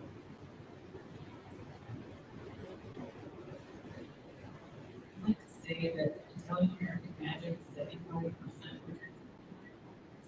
It seems like it is. There's concepts that you probably heard of called colloquial or EY. This is popular in modern culture, especially right now. People want to wear blue eye that are so beautiful. The interesting thing about it, concept in Italian American magic is that it extends far beyond what you define evil eye as just like a jealous look or jealous glance kind of way, kind of one day. And so a lot of, I've learned that a lot of the things that make things other running of my household had practical reasons, but embedded in those practices were also protective reasons. And so I learned that in the system of Italian practical magic, it is very layered, and that layers really are key. You don't just protect yourself one way, you protect yourself 3 or 4 different ways, you protect your car 3 or 4 different ways, you protect your house 3 or 4 different ways, and your child 3 or 4 different ways. All of these practices kind of build up, and they're not just esoteric things that you do, they're blended into your day-to-day life. So you just kind of do them automatically so that they're always there. And that kind of consistent shielding, protecting, whatever you want to call it, whatever term you want to use, is what I think a lot of times makes you walk through life without issues and that may otherwise cause. I think another thing too is you need to believe it. Like if you don't believe it, it's not gonna work. And there are many different ways, many different ways. I mean, like what I'm doing, I sing in my head when I feel like there's something negative or whatever. Like I'm just like constantly singing, so I'm not thinking on something else. I'm focusing on something else. I don't believe that, so it pushes it out. I know it sounds crazy, but it works for me. I mean, for you, it could be standing under the sun or kissing a tree or whatever. So I think the idea of intention. Whatever your belief, your abilities, your practice, intention is what makes everything work. These are you're talking about, Italian American heritage and that specific type of magic, the way I've learned, mine has been heavily influenced by, standard Wicca practices, also, hoodoo and voodoo, the Greek magic, because those were the people that I grew up with. Those were the people that I was able to learn from. And I have a little ball around my neck, and if you look at it, there's all kinds of different things in it. Because the magic that I have learned it involves herbs and stones and, oils and, setting intent with colors and using the things around you to build that protective wall to keep it all out. This particular one it is a protective charm. It's meant to repel negative energy and invite in, love and happiness. And for me, it seems to work. I can hand it to somebody else, oh, well, this is a neat little bubble. If there's not at least that willingness to accept that it may have power, it may very well not work. And I had another question and I totally lost it because I just went off the rails with what I was saying. So, again, we're talking about events like this. And if anybody else has any questions, at any time, just throw your hand up. So, we've got, we've actually got 15 minutes left. So, talking about events like this, being in large crowds and the idea of protecting and shielding, let's talk about the dangers of these abilities a little bit, the things that, if you're not, there are, with any practice, with any ability, in using it, there is danger. There is the possibility of using it improperly or, there are all sorts of things that can happen. For example, Crimson was talking about having the residual energy and having to be cleansed. I think maybe last year I was on a panel with Tina and we were telling a story about actually having an attachment. Mm-hmm. When you deal with something like that, when something attaches to you, kind of explain to everybody maybe what that means and how you particularly deal with getting rid of that. That's almost like a double-edged question for me. Sometimes I will actually allow the entity to attach and bring it to a place that we need to go so that I can help it transition or move on, if you will. There are other instances where you know, I go in and I'm a cleanser, I'm a spirit rescuer. I also work with certain denominations in the role of an exorcist here in Charlotte. So I come up against the very nasty, negative, strong entities. So therefore, I have to be strong. When I know that I'm going into something like that, I protect myself and I do a ritual for a good 3 weeks before I even go into the environment that this thing is in. But I can have an attachment, and sometimes because it does hide, I may not know that I have an attachment. I just may be feeling off or unfocused or ungrounded or some sort of balance issue. But luckily for me, I have like-minded friends who really like Tina. Think there's something, tagging along with you. And my mother was a great source. My mother would, I'd come home from somewhere and she's like, "Who's your friend?" And I'm like, "Oh, didn't know I had one." And when she would call it to my attention, I'll be like, "Oh yeah, hello friend, why are you here?" And then, my mom would see the process that I used to send this friend on. But in my particular thought process is, yeah, I'll invite an attachment that I know I'm going to get rid of. I'm shooting with. But I have had instances where I did pick up attachment and then just didn't realize. Once I realized that I had it, I was able to deal with it, except one particular time when I really had to go, like Crimson came to me, I had to go to someone to get help to, rid myself of this attachment that had been with me for months.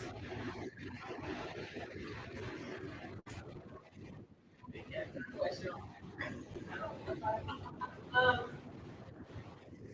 when I was a teenager, I ran against, I was a stupid teenager who, keyboard. You're not supposed to by yourself. So, yeah, I believe I did something, and that's something that stuck around with me for several years. And I have nightmares of a dark figure chasing me or swept my throat. I wake up and it's pregnant for 3 months. For a couple years. I was also, there was a lot going on in my life. Let's go back to 50 years ago. But over the years, as I realized what was happening and moving through my abilities, I eventually got rid of it. But it took me a long time to get rid of it. That was not a fun process. So thankfully, lucky enough not to have an attachment. But from an impact side of things, you can pick up people's emotions and what they're going through. So if I was talking to Kristen and she was going through depression, that depression can latch on and hang around for days, weeks, and affect my ability in life, just like it's affecting what she's going through. And that's probably been my biggest experience is getting other people's emotions and feelings or whatever sickness they're going through and then not being able to fully get into release.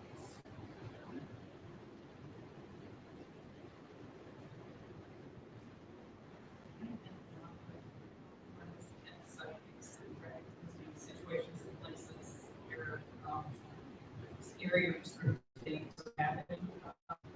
But for me to help get rid of some of them. But I also get right along with things like, hey, I'm guarded Beverly Hills Cemetery, let's all go and spend the night there. They did public visits, so I got to do stuff like that. But I could say that, it's just, and I've had experiences at Waverly, I've had experiences in a lot of places, but that first house I grew up in, which I was in that house for 13 years, I had nightmares about that house for decades. Whatever is there, and it's never been identified, and Nobody in my family could ever figure it out, and none of the psychics that I've gone to or other people that have done heart readings for me don't figure out exactly what was there at that house causing those issues.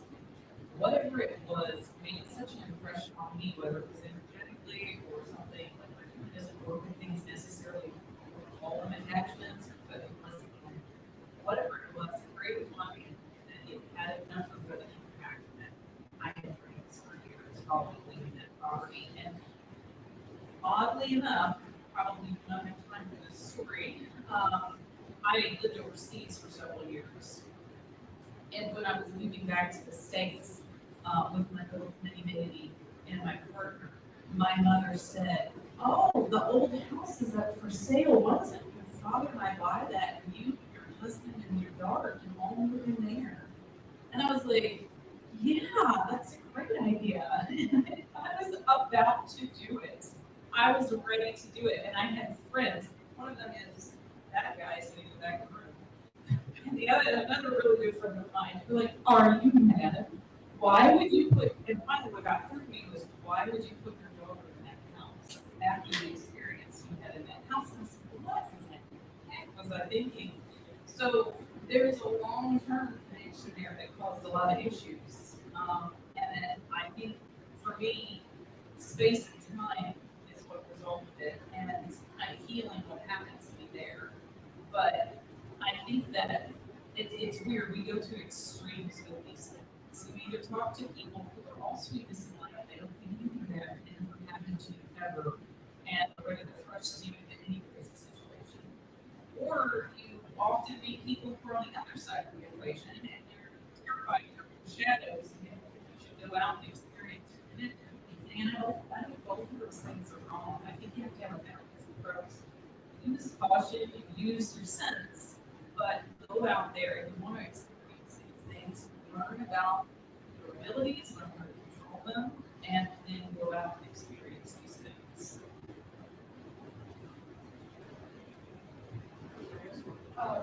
Questions? Yes. I've never had it. I don't have any activities. I don't believe I think I have ever had an experience. But I want to know, can someone attach to you because you're going for the depression? The house has like something, but that thing that has attached to you eventually leave you because you are out of that depression. Yes. Yes.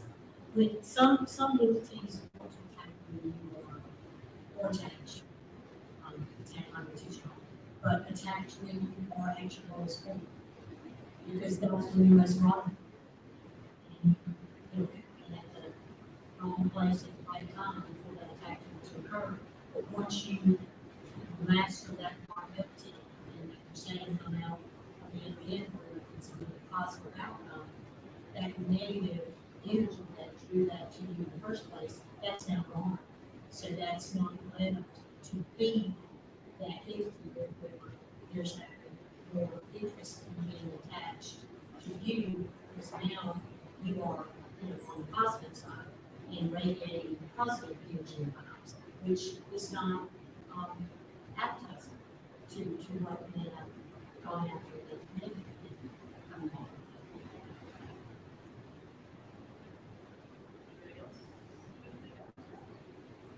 What she said.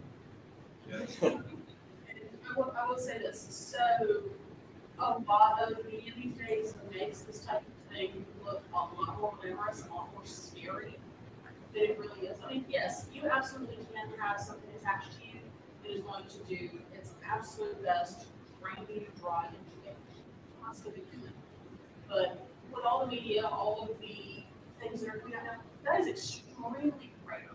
Extremely rare. That's not something that most people are going to run up on in a day. Really, you have to, I almost what I want to say, you have to go looking for something like that to really get that kind of horrifying attachment. Most things are, oh, hey, this person can sense that I'm here. We don't like it. We don't like it. It's like out of pets.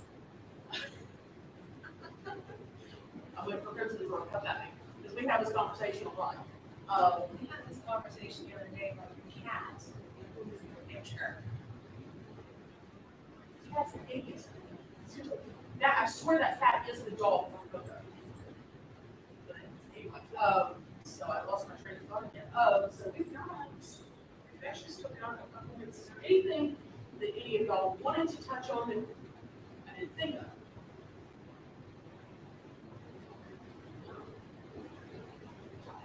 Any questions? Anything out here that y'all want to know about? Yes.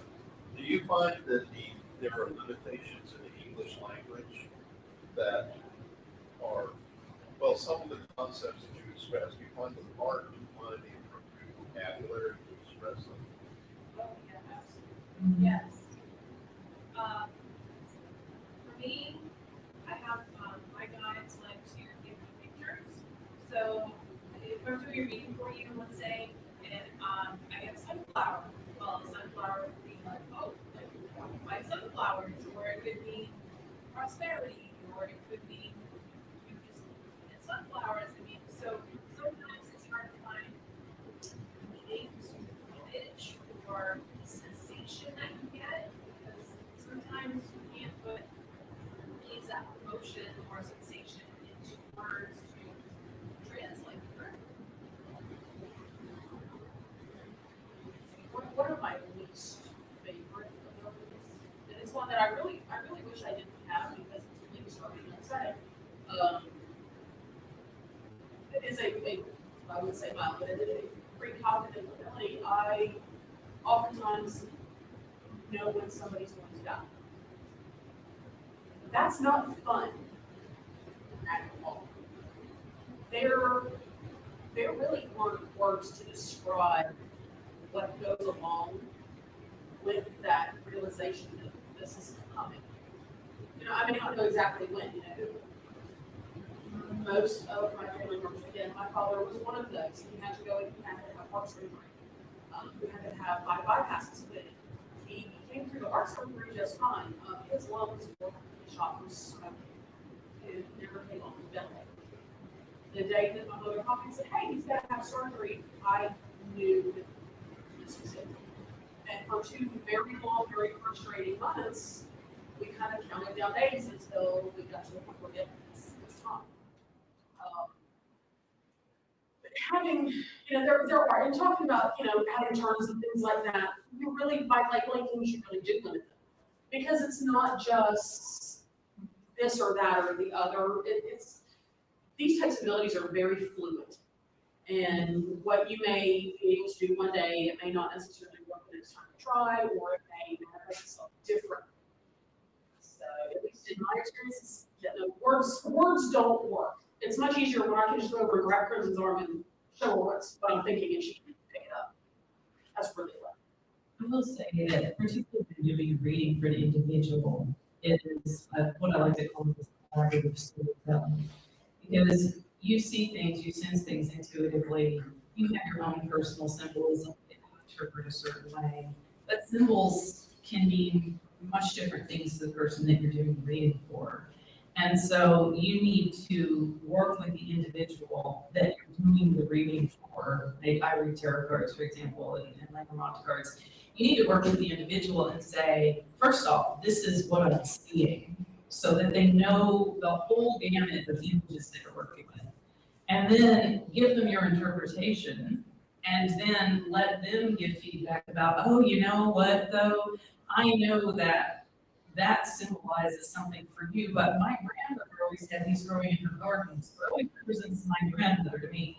Like, there's a personal symbolism that everyone carries around inside of them. And so that's why sometimes psychic information is conveyed visibly, because it needs to hit its target. And then the other thing I can say is, like, growing up in a magical household, the reason why I think I was pulled into an interest in just the Western mystery tradition, magic, theosophy, all of those things, is that I was looking to widen and widen and widen that vocabulary and bring in more and more concepts to be able to communicate with people, because it is very hard to find the right word at the right time to tell someone what's going on. You have to build a relationship with the person sometimes to be able to to convey that information. You have to have your psychic BFF or, partner in crime, and you build a vocabulary, a shared symbolic vocabulary that you can use to communicate ideas back and forth. Now, the worst game to play is Stone Psychic. Like, if you ever go to, a psychic, a decent one, not one who's like saying, oh, hey, give me $2,000 your curse.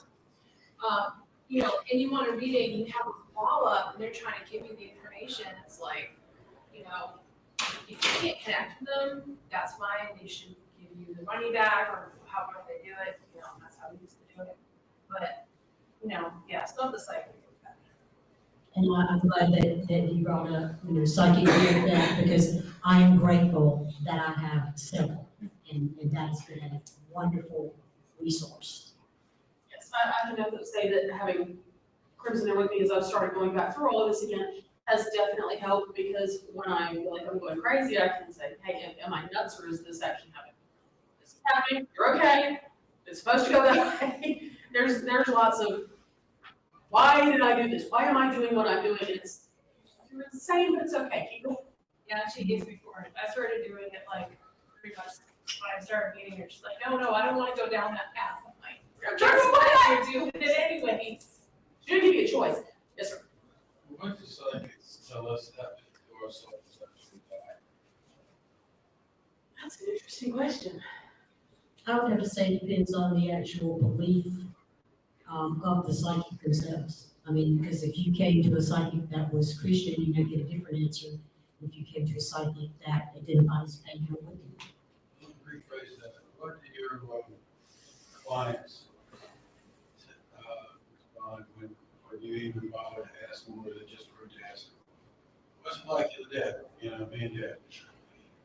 I have gotten answers, everything from the flippant, like, well, why do you think I'm hanging out with you? To reinforcement of my own personal belief system, which I think is an easy answer.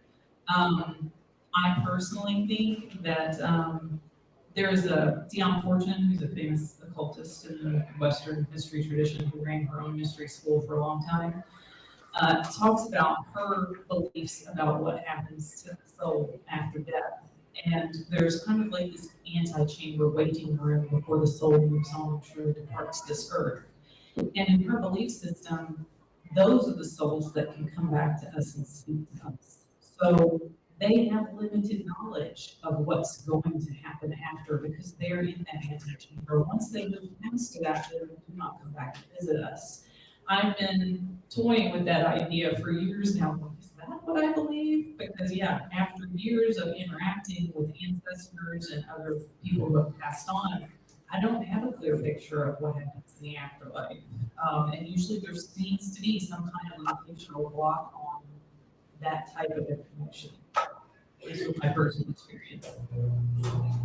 I have experience. My father passed away a couple of years ago, and about a month after he passed, I had a dream where I was in like a waiting room, with people rolling around, and he kind of came up to me and he was confused, and I ended up having to bring him to this way of life, and let him do it, or I could do it, but because he didn't know where he was, so and I was like, oh, that happened. So, I'd never experienced crossing before, so that's I have crossing others when I do. So I see a lot. I don't know what's on you. Actually, I do. I got one in handbags. That's a whole other story for a whole other time. But I don't know what is in their future on the other side of that door. But I do know that there is another side of that door.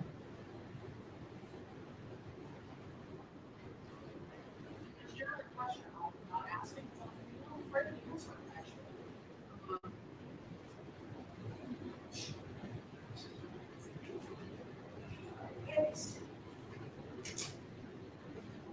At least in my experience, the what happens to the soul after death, It depends on a couple of things, you know, the belief system of the individual when they were still alive. In some cases, they may never again.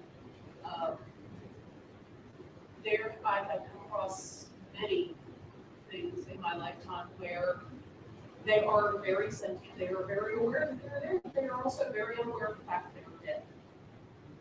And in most of those cases, it can be linked to a very sudden, very tragic death.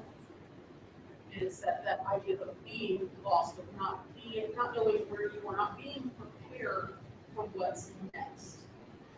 You know, in a lot of ways, when you've reached old age and you have that confidence, you have that time to prepare for the next phase of your existence, whatever it may be.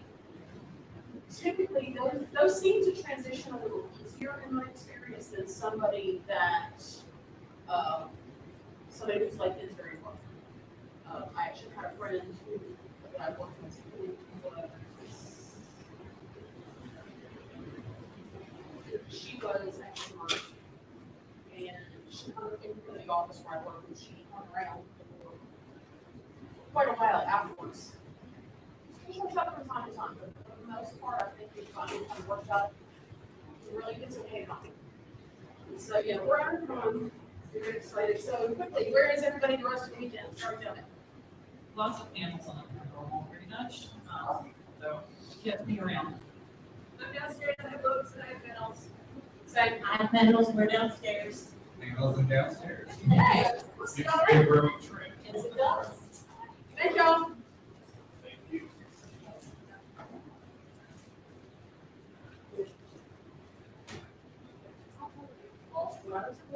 I did that with recess.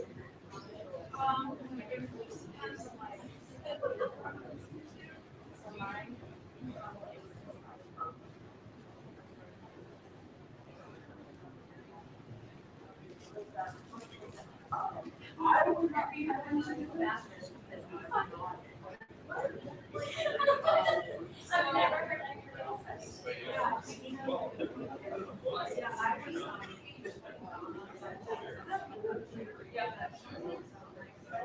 was, yeah, I never did that.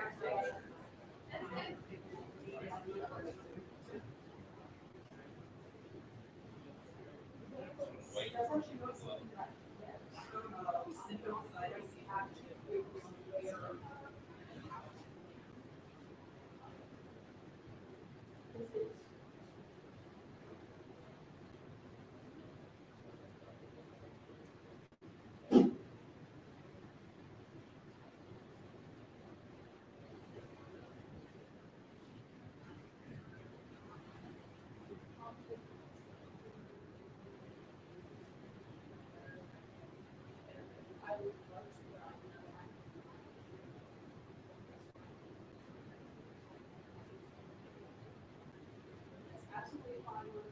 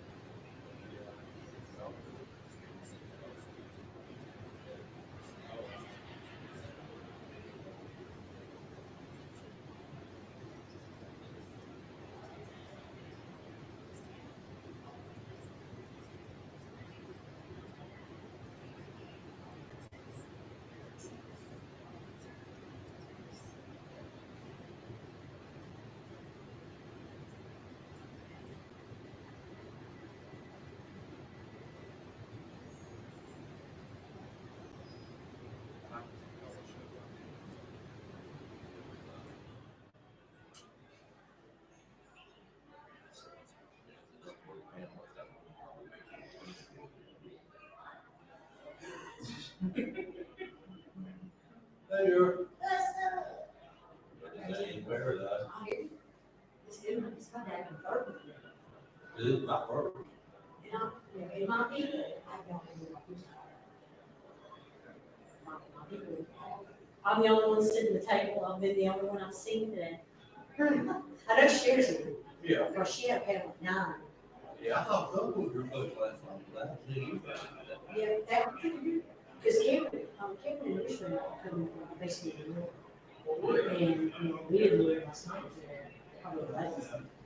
Yeah. I haven't seen you. And we were all sitting down. We saw you come down the hall, but you turned around before you got to our table. You were like somewhere near the building. Might have been when you were down in the rice. I was looking at my government press. Yeah. And, so you went the other way. But we were all sitting there just hanging out. That's probably how big our store was, yeah. But that, because I saw y'all sitting and I was speaking, I was like, oh, you were supposed to be so. Right, I think that was it. I think that was the look we saw on your face. We were like, oh, he didn't come this way, he turned around. Yeah. There wasn't a snub, it was just like a crack. Oh, I didn't, we would take it that way. We'd not take it that way. Yeah, they're supposed to be bringing me, I don't have a break until, I don't even. You're playing, you're playing me. Normally I would want to like, I got, 15 minutes to eat if I take it to a bad. I've got four. I mean, it's been, after this one, okay, this is over it. This was over at 2. I have 2:30 to 3:30. And then I have a break from 3:30 to 5:30. So that 2 hour break, I'll be in, just chill out. Meanwhile, Hang out. this year I think I have. Yeah, I have 5 pounds in the year. Which for me is like, I'm done after the Today? Wow. I mean, normally I can do that, I guess the word came down from on high, don't want to welcome anybody. You know, the helicopter, the helicopter. And I'm like, oh, that's. Number of panels. I'm feeling that. Well, maybe. Networks, nice. There's a couple of knowledge on each other, right? Depends on who shows you that. But it's always at least one pair along with the other. I'm coming. Friday night at 12:30, you get the day. Oh, yeah. I'm not doing it. The holiday, a little bit before now, I think.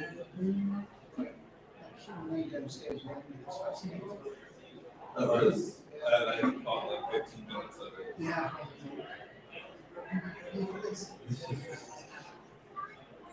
I'm glad you had it, but It did pick up from like the very short this year.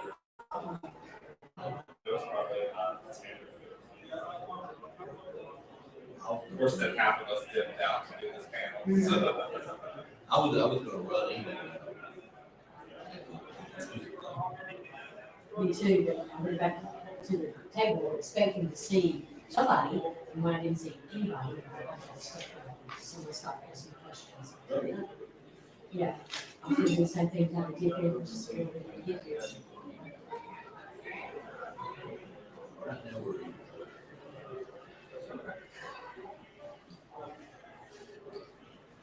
Honestly, the gym.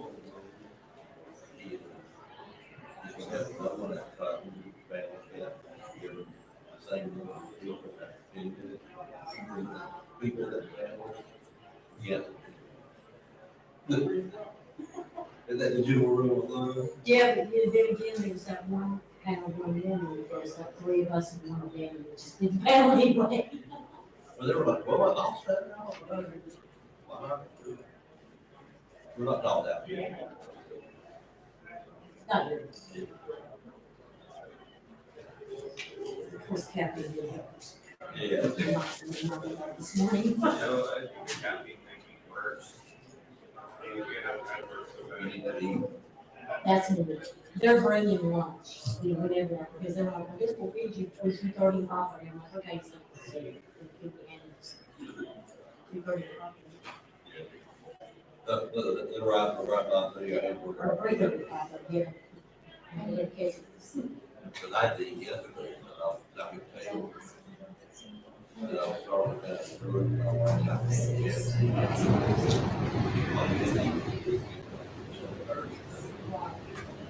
I agree, and I've now super. You know, yes, package, it was cracked with food or something. So they were. So, it's good. So. Go get your water, but you have to pay for the panel. Unfortunately, I have to pay your council to run around and do a bunch of Okay. But I do stand in and listen some. You got to know the sheet, just when you're off. I'll also be the one telling you you have to attend. We always have. No.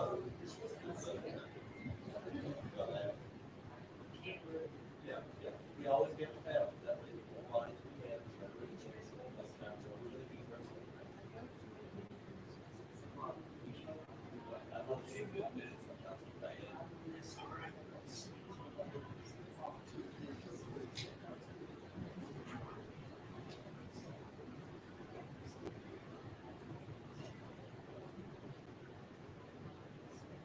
All right, we'll get started. Y'all outnumbered. Can you hear me? We're actually on. Can you hear me all right? You have to put Welcome to Worsley Paranormal TV or lack thereof. I'm the moderator, I'm Danny Young. I am represented for what's on TV now.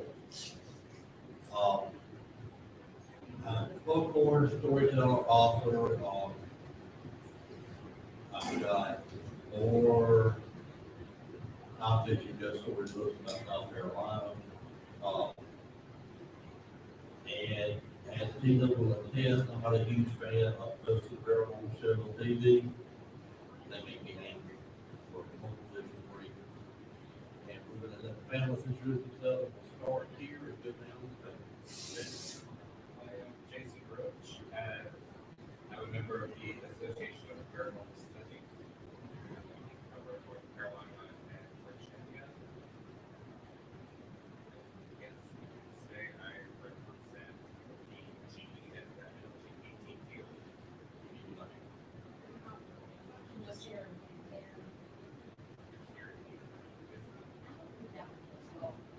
Represent that process. Okay, so.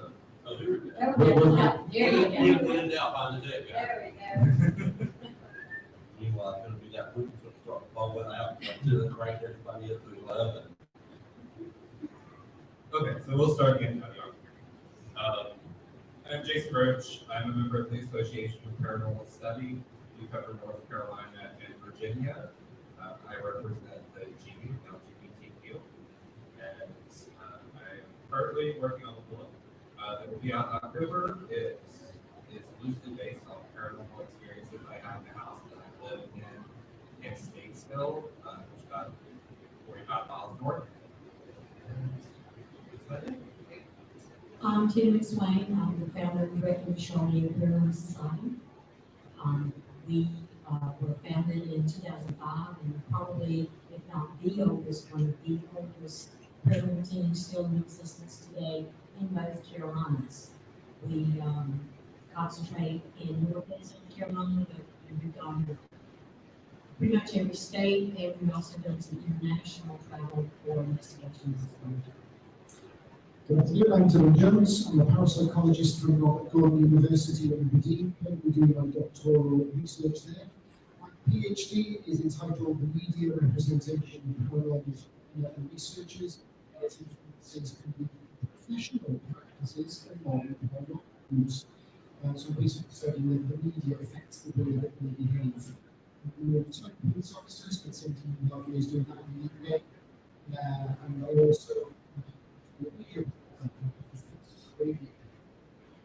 that's how you know to work these things at the end. So if it goes wrong, you should be able to sort it out.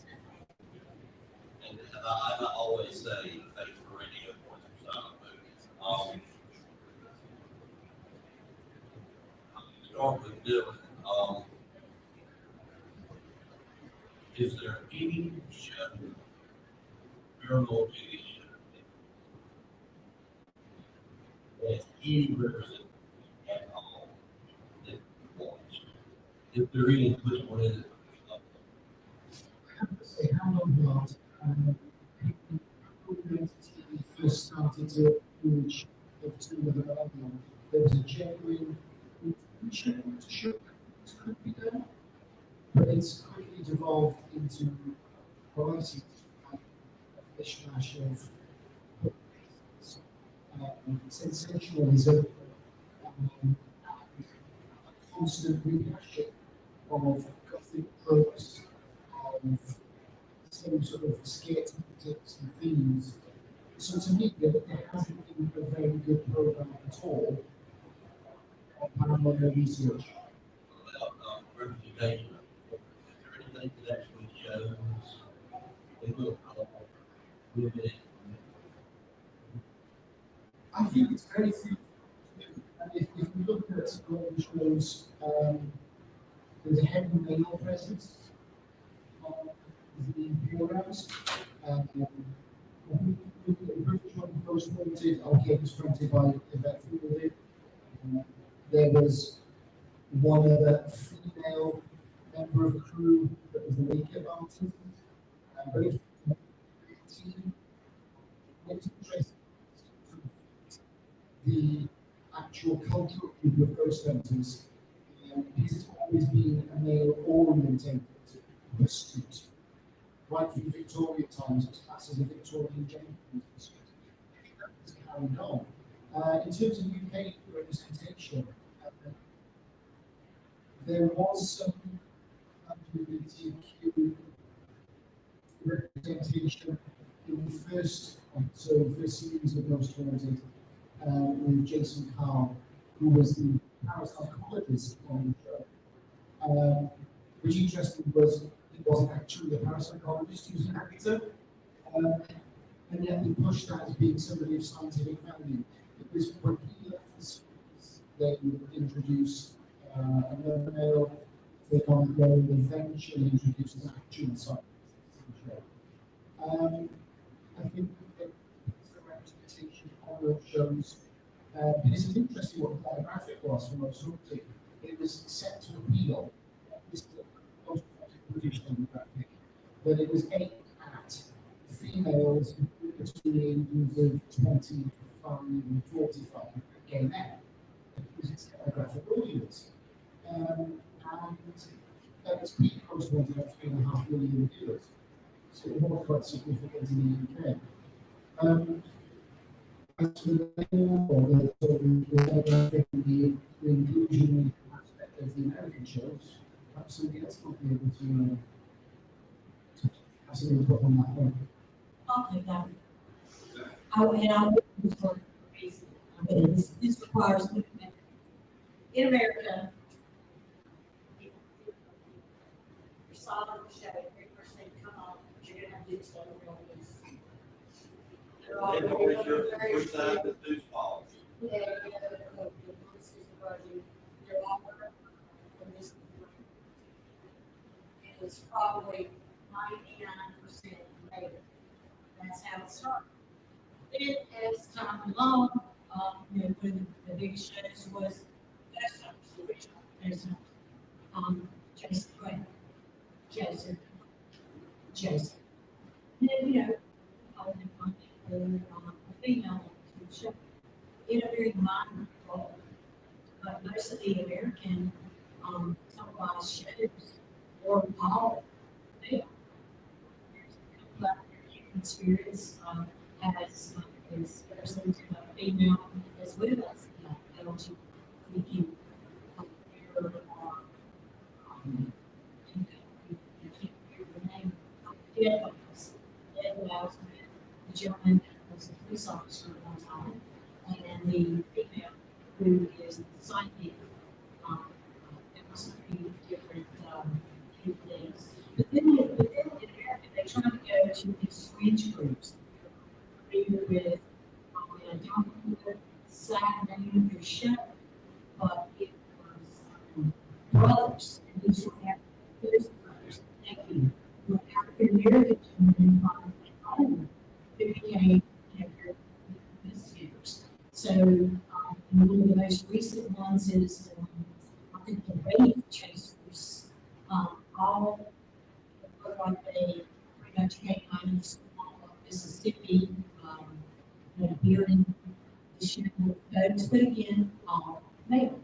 There's never been an all female televised paranormal team, on more of the mainstream television. Look, if you know that thing, then get it and share. By all means, send him an email and say, we have a new gimmick for a show. All female. Because they'll probably get pretty good on this. And they, yeah, all this other stuff. 697 what about you? Anybody you can try straight like that? No, I don't think so. It's a question I have to be topic. Even that are bringing up the anything that can share those were those individuals are also on those topics. But even then, they still want a lot of that content. There's a ghost hunter that where they go to an old bar, that had very horrific relationships and LGBT history where people they were locked in a bar and burned to death for being LGBT. You had a prime example or opportunity with an LGBT who are on your team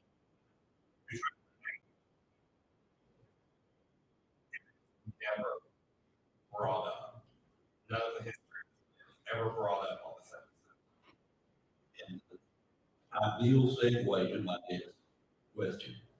And all of us very degrees. Was 3 minutes. I don't know 3 minutes. So. Would it not make sense, especially in the South, if you're going to the Myrtle Plantation, if you're going to Boone Hall, Charleston, or whatever, have, for example, a person of color, especially if the stories are slave. If you're doing it like is to have a community there, because the odds are good. If I show up to investigate Carl, the murderess, I cannot remember her name. Chloe. Chloe? Yeah, I think it's Chloe. If I show up, I'm gonna sound like the inbred second son of Master. I will not get positive results from an enslaved African American female. If I am lucky to get any interaction, very influential, very guarded. But if I happen to have a black female with me, their experience may be very different. This makes sense, correct? I mean, I think nods in the audience. He doesn't read anymore. Why would you not? My question is, doing investigations, have you had the resort that I'm going to start talking about TV, TV sucks. don't report me to the company. But in your experience with the team and investigation in general, have you had an experience that you think you would not have had you not been a member of LGBTQ? And you get the experience you wouldn't have had. Yes. But example, you can't just nod and move on. So, gotta be able to So, not they're all. I am. All right. How many of you want that? Alright, so, our team was investigating, North Carolina battleship. And there's me and there's another team member who is also a member of the LGBT community. And we were doing this with our team member. Where you have your phone, sound canceling phones, and you wear a blindfold, listening to the spirit of Shanghai radio. The person listening is listening for a communication coming through where the spirit while the other two people or people around us are asking questions and hopefully so we actually ended up having a full conversation with someone who was a member of the LGBTQ community back in 1942 when the ship was in service. And we were explaining the differences between that time period and this time period. How both of us are married now, how our other team member is married, that's what after and it just kind of, really? Wow. Yeah, like those are the responses we were getting.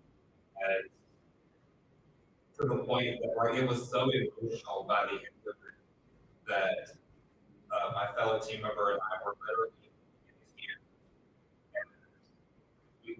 And we tapped our team leader and like, hey, that's not because we're emotional wreck. Even afterwards, we're thanking the person for being forward and who shared their story with us. For them to do that. And we have to ask both the same time. Kind of like maybe, and that's what it felt like. So it's a pretty amazing experience that I know one thing that we get to become comfortable sharing. Like straight from here, probably fortunate so fighting for his life or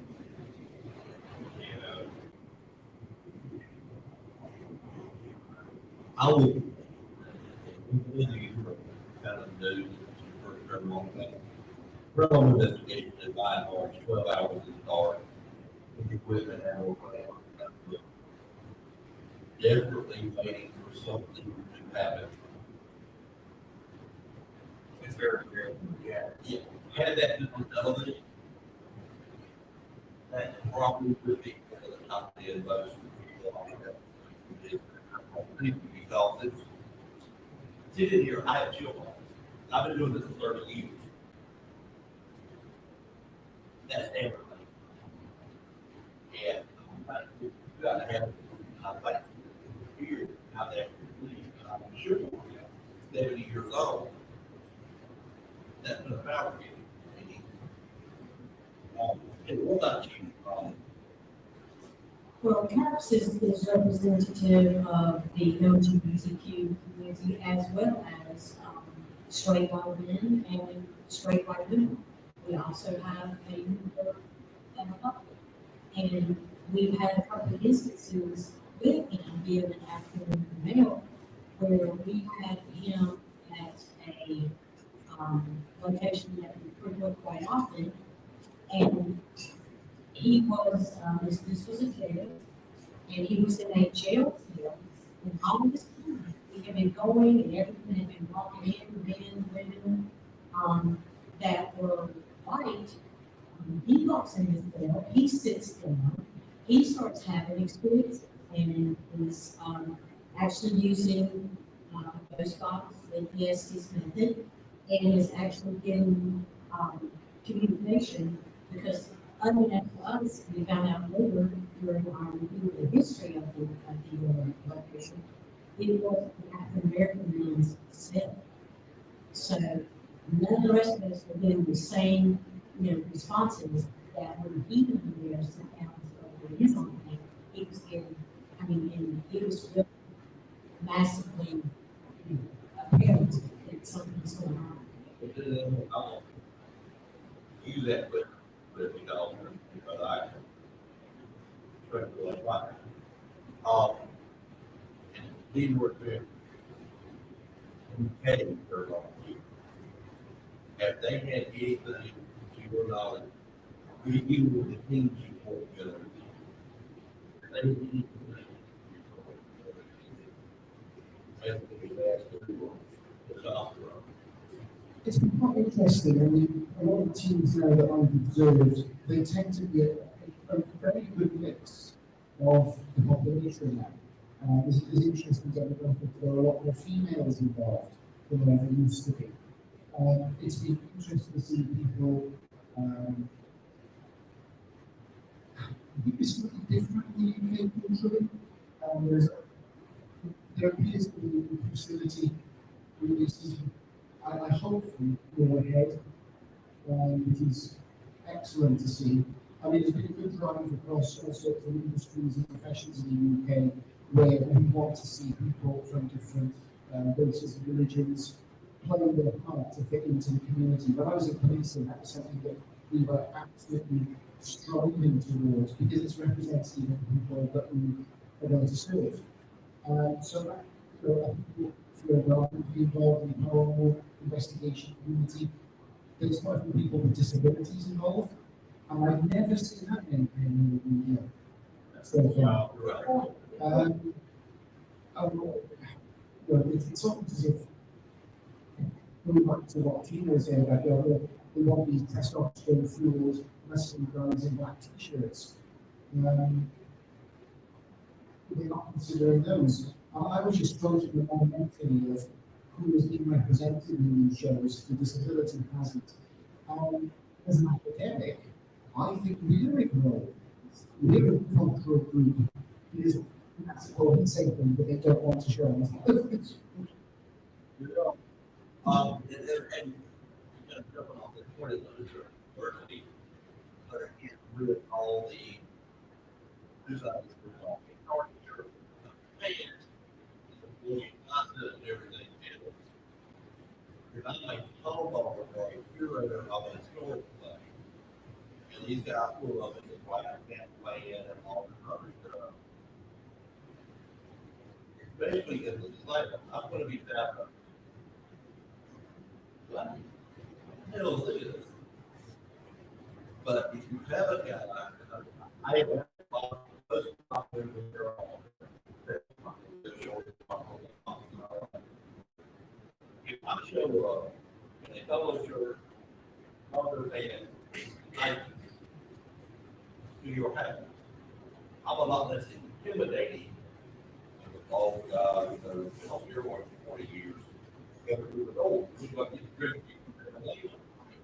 not going to be able to find that down here.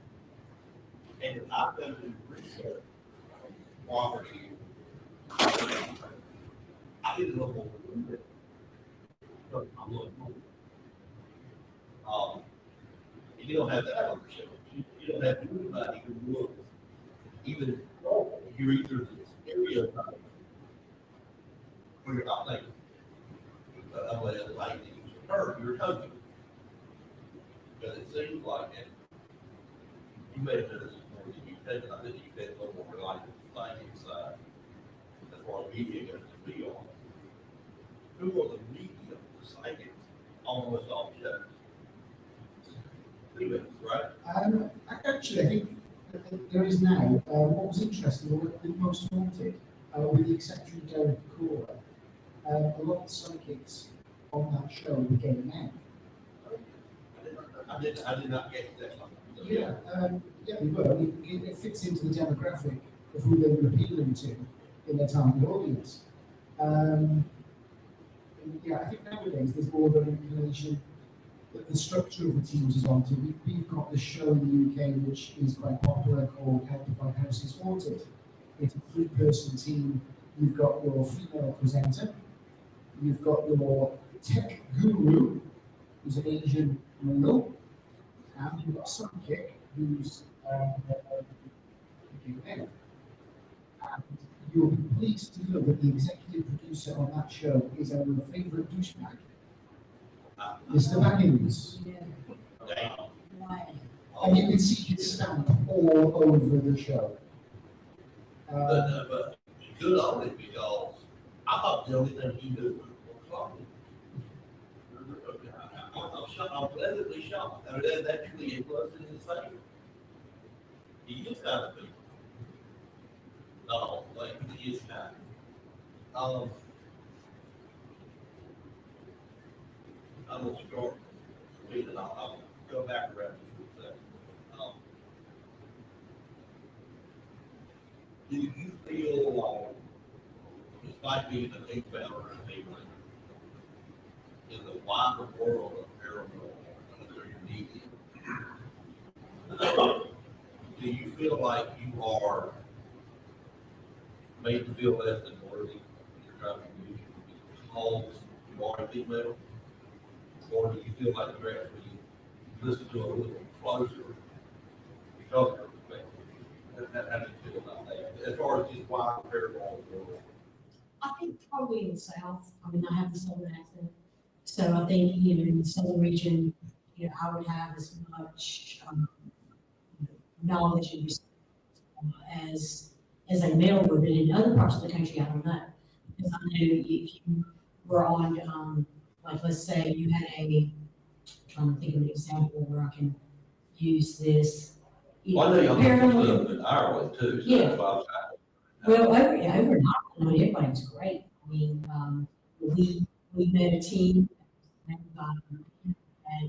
had two women who were really strong on the team.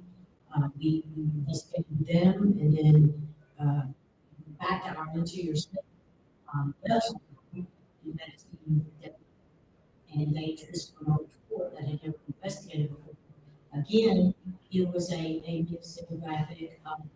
Most, all of them were, we did not see any representation of LGBT. We did see, a mix of male and female, but those teams were run by males. Where I'm probably a little bit different here in this area that I found the gaps in 2005. And, as a female team leader, the team before CAPS was a team with all ladies.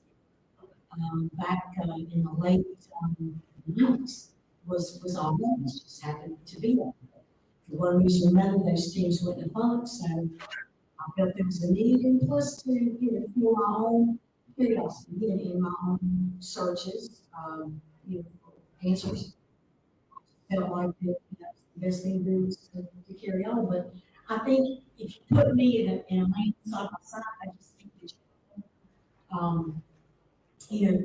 that view of society is, for whatever reason, they're going to ask him the questions first. They're going to hear him first because they perceive that he has more knowledge than I do. Where I've been doing this 20 years, he may be doing it too. But the way he's presenting himself, oh, he's the expert. She's just, to round up the rear end. and I'm gonna get you. It seems like, especially in the paranormal community in this area is odd. Because, and I think because most of us know, most of the teams and the researchers know each other. I mean, we've been doing this together for a long time, you know that. Yes. We're friends first, then colleagues. And I know that Tina knows stuff that I don't know. It's really. obviously. So I'm like, how can you how can you value what PSA is and do this so long and other stuff? It's kept it going and wrangled the different personalities of the cast. And I really feel like that if any of us got transported to another Paracon or whatever, that we would kind of get the side eye of he's Southern, he's stupid, he's a member of the community, he's kind of, you know, take the girls, you don't know shit about that. I'm gonna talk to Dylan. He sounds like he knows what he's talking about. Well, the three of us honestly probably have twice the experience that Dylan does. Where that's for hands-on investigation. Dylan fits the stereotype of the paranormal expert. You're white male, you haven't done any white thing. So, and I think that's the way it is. Hey, what about you, Jason? Do you feel like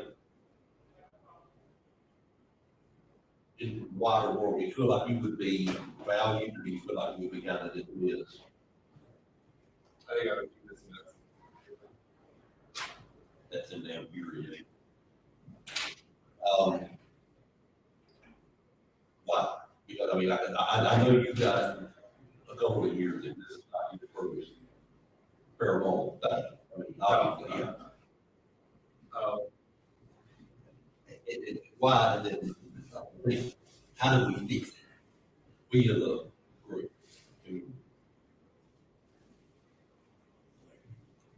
Actually.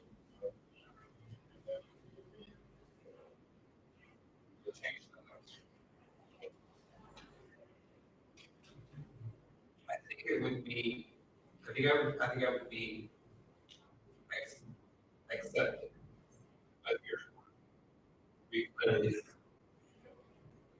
it's now become the totally thing to have. Oh, well, we need to have an LGBTQ so that we don't get it. It's not a case of the knowledge you have or what you can bring to the table. It's you're the person. That's not always right. That's actually worse than just. Yeah, maybe no more representation. It just doesn't.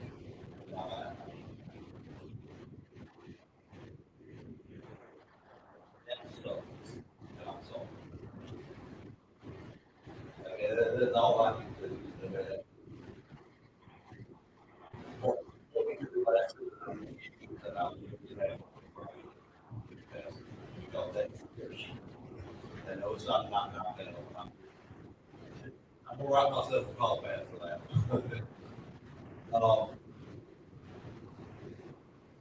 How do we use Africa?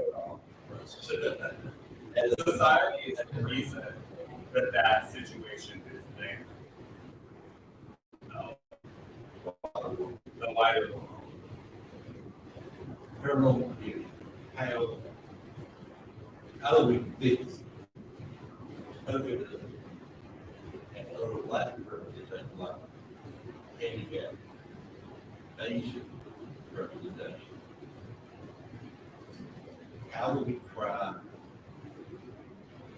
to have a whole in life as far as our actual representation?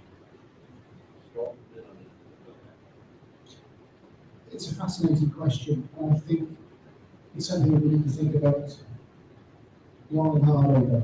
And I think there's a number of ways in which we can go about it. Might be, sorry? Would the media be a way to help her? Yeah, I think social media will play a part, media itself will play a part. I think there's got to be an effort of engagement amongst those involved in the paranormal community. I mean, just from my own PhD research, where I'm studying groups in the UK and America and how they behave, what's been fascinating is their interaction with me when I approach them. And what I've noticed is the British groups are very insular. They don't want somebody from the university watching them because they think I'm going to tell them that they're not investigating the right way. That's not what I'm doing. The American groups were so accommodating for me to come across and spend time with them. Because what I'm trying to do is understand what they do and why they do it. I do have some personal opinions on how evidence is gathered. The panels last night I demonstrated there are certain ways in which they can improve the way that they do it because it helps. That's the general point. So I think there has to be an engagement where different people come together with a mutual open understanding about how we can learn from each other. So that's an important way, but I think reaching out using media sensibly is imperative to doing that. I'll just bring a point, it came back to my mind, something that happened with Alex Matsuo. If you haven't met her yet, get her say she's got her table and spooky stuff. She's got a really good social media presence.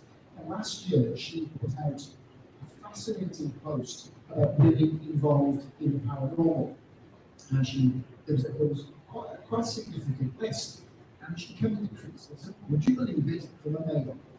There are two of the people on that list were women that I work with directly, both of whom are doctors in their respective field. One of them is my PhD supervisor, Dr. July tonight, and one of those Dr. Annuals, she looks at psychology and electronic voice phenomena.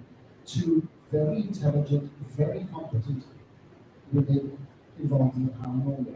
We need to push those things forward and engage with everyone. So I think that would be a significant. How do we at least try to make be more like society goes on? I don't think that until we get, some sort of use, until we get some sort of team where it's a rainbow team, okay? You've got representation from everybody. You've got, a disabled person, maybe someone that is blind, deaf, and individual. It's the rainbow team, and you get to showcase, because I'm sure there are investigators out there that fit those categories, who are excellent in what they do. If you can find and put a team together, put them on television, then America would see what these other groups are capable of. Just because, if you're blind, your other senses, come into play. If you're deaf, you may see more than someone does, or feel your tactile sense is heightened. So, that is something that I'd like to see. But the unfortunate situation with paranormal television in America is it's about ratings. It's about pulling in, revealing to people, viewers, because it is sensationalism. Like I have turned down offers from the Travel Channel, Discovery Channel, because they wanted me to traipse through people that I have had who believe they've had demonic contacts.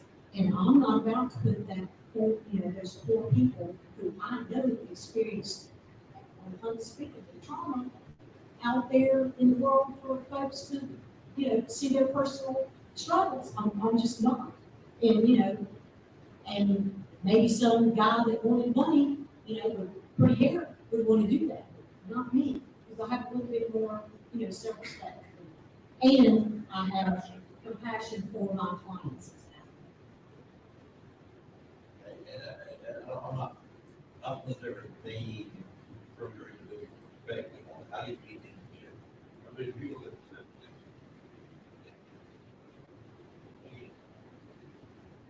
how do we do that?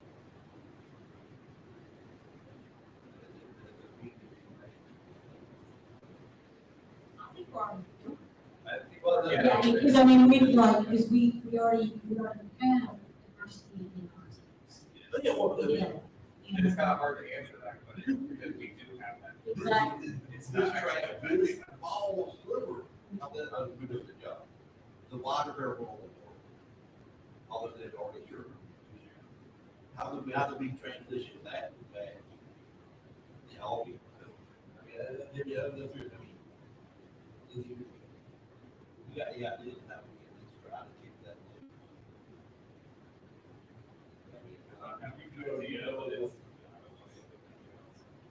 Do it, hey, Get rid of the Call us. patience, but, no, I think media-wise, television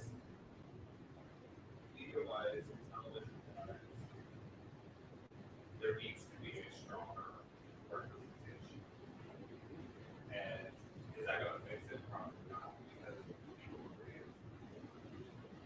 they're out there, um, not everybody. But they're out there. Well, But I there's- think it's a great, No. I think it's a great start to get that true representation. Not, I don't know,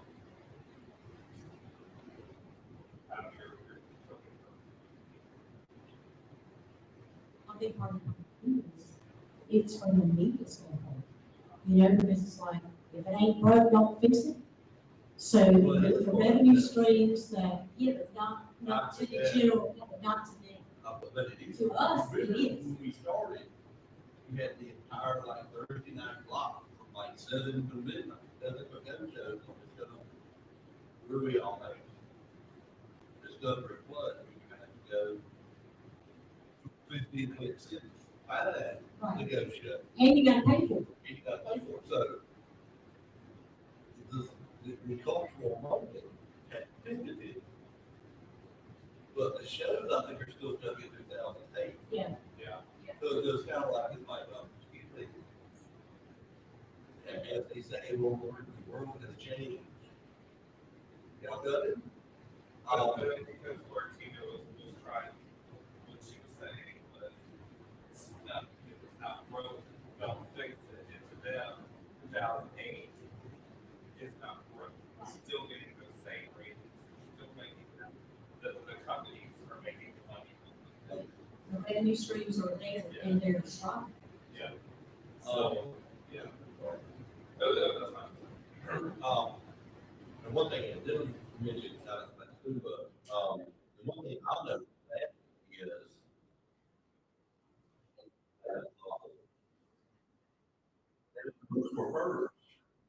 we're the ones, the TV shows are ripping off and those other places to investigate. And there's a good, sizable representation, especially females, I've noticed, the youth community has moved into those fields and they're putting their thoughts on paper. The problem is, I will sell 10,000 copies. Go buy some downstairs, haven't yet. But one episode, a rerun of Ghost Hunters will get 70,000 views. That has a table full of books written from that female perspective. You've got to do it, really materials in them. I think those get discounted. And I mean, the reason I do this is a favor. And you are. Even in the author community, I think, though we're better than TV, we're still lacking. And the respect factor is not. Because I know pain, book, there's always at least one candy comment. And on the page, I took a friend's book on the project, good voice. And, you know, but I mean, without, if I say in the description, which is her book, her appearance on, there's at least one dismissive, well, you know, that's cute. No, that person's done 10 times more work than you have, and probably reading right the wrong name. I'm not 100% sure you're typing your own stuff. So even us authors have to do that. But the next panel in here is 15 minutes of fame. And you can hear a little bit about folks who may or may not have managed to crack that glass ceiling just a hair. And I will start with this and come back up for the obligatory commercial. Where are you going to be next? And if you got something for sale or giveaway, where can we come and get? Well, the next panel is at 4 o'clock, where it's Fishing Line, Paranormal, TikTok, YouTube, Media, which is going to be a great panel. And the next one then is at 8:30, Ghost Heads, Ghostbusters Fandom, because you might have guessed what my favourite film is. And so, if you want to find out a bit more about me, you can go to theghosthunter.co.uk. That gives you a little bit of an idea about what my academic side of things is. I also have a real interest in the haunted heritage of Great Britain and America. So I run 2 websites, passion projects, greatbritishghosttour.co.uk, Great American Ghosttour.co.uk, stick into wonderful spooky stories in both cultures. So please do feel welcome to check those out. And if you wonder if you go on a trip and you want haunted places, I would recommend. Where you next?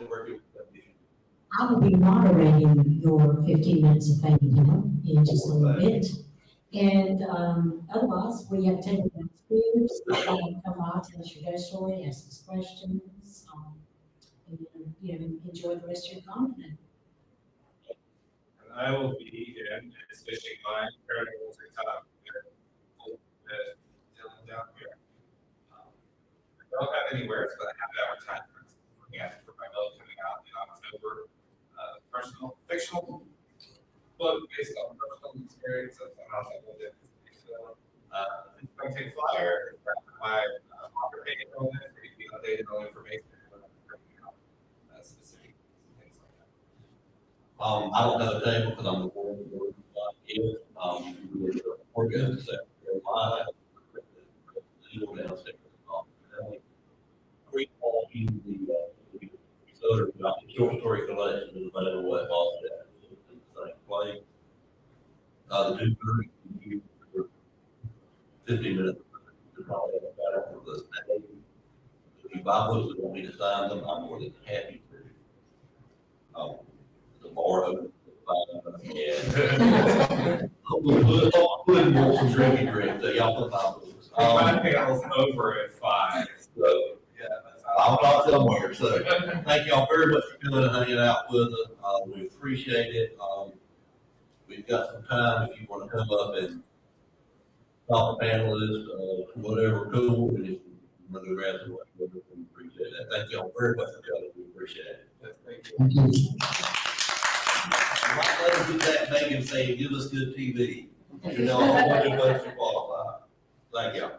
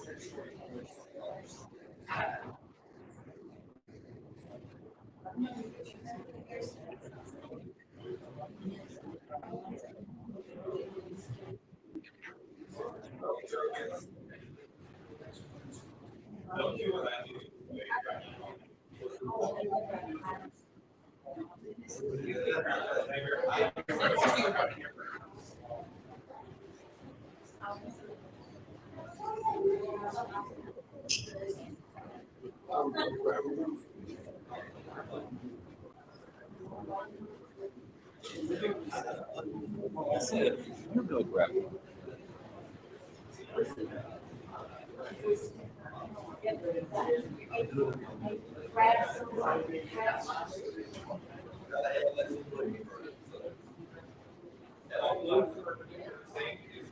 And then tell all my your friends that. Yeah, so spread the word, spread the word. See, here's what they. How's that?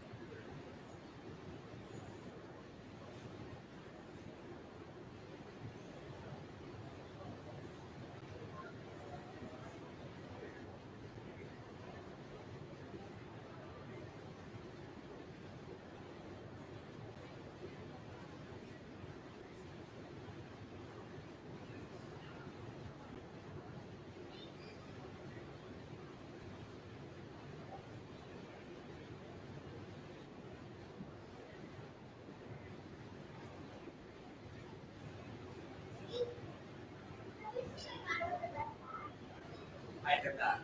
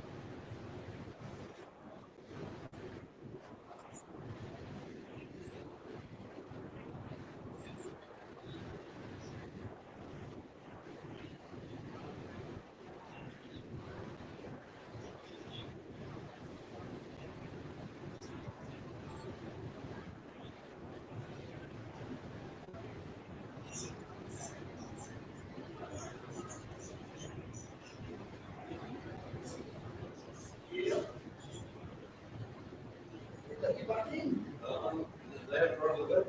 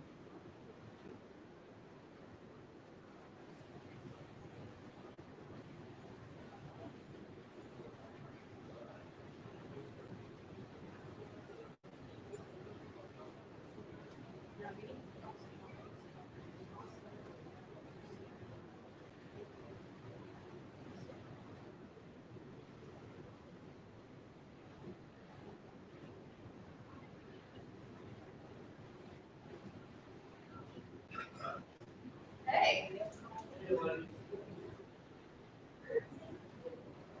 Hello, sorry we're late.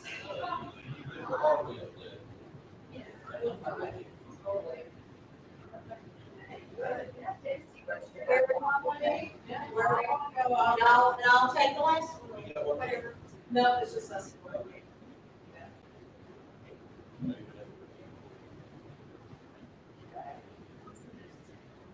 I'll be on the end, so I'll keep things going.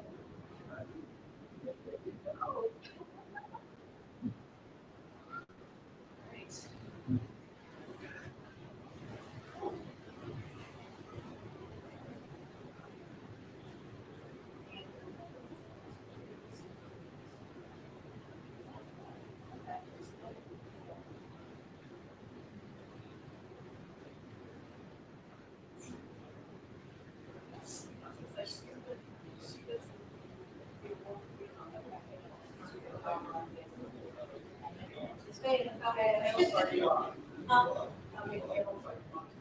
Today? Yes. Oh, this is not, yeah, that's. First day, then I have. She looks surprised. It's like.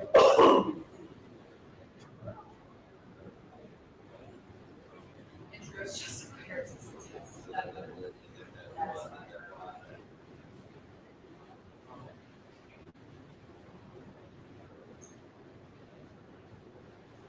Okay, we got it, it's about 2:45, so. Welcome to Spooky 15 Minutes of Fame. In this panel, our esteemed guest will talk about being on TV and in movies. We'll talk about their experiences, getting their stories out there. We'll start with myself and then we'll go to my left. I'm Tina Swain, and I'm director of the Charlotte area Paranormal Society. We are based in Charlotte, travel throughout North ConCarolinas, down the Tower of London, some of our members, and I myself am going to Scotland in October this year.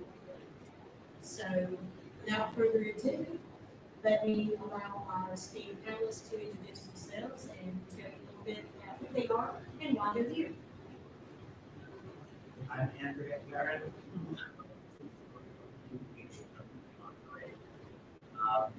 It took me 10 years to become an overnight sensation. If I'm famous, it's only coincidence. If it persists, so it is, but I'm not really overly impressed. I think that too much is invested in making Hollywood a celebrity even. So I keep a pretty low profile and kind of actually float above the radar as much as possible. So that's really my story. It's, it's what's important is that the true story behind it is out in the world. And so I do my best to keep that spirit alive, as it were, but it is fame and fortune are not the crux of the core reason my existence. My name is Alex Matsuo. I'm a severe researcher. My story was covered on an episode of Haunted Hospitals. And when I saw the episode, well, after filming, I realized the whole story may not be shared. So that's what inspired me to write my book, One Bed Over, A Hospital Haunting. So I would have an opportunity to have the true story out there. I'm a folklore reporter and author contributor to South Carolina. And a unsatisfactory appearance on film. I have faith for radio and for sound movies. And I have noticed that podcasts have been a lot friendlier for me than the viral television. And we've already got the interview of that. Right there, you know. Okay, I'd like to start today with, the first question I have is, and I'll start with Amy Goodman from the panel.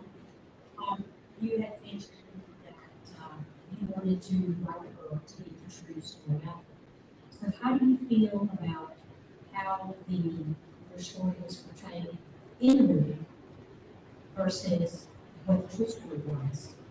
How do you feel about it? How close was it and how far apart was it? They bear no actual resemblance to each other.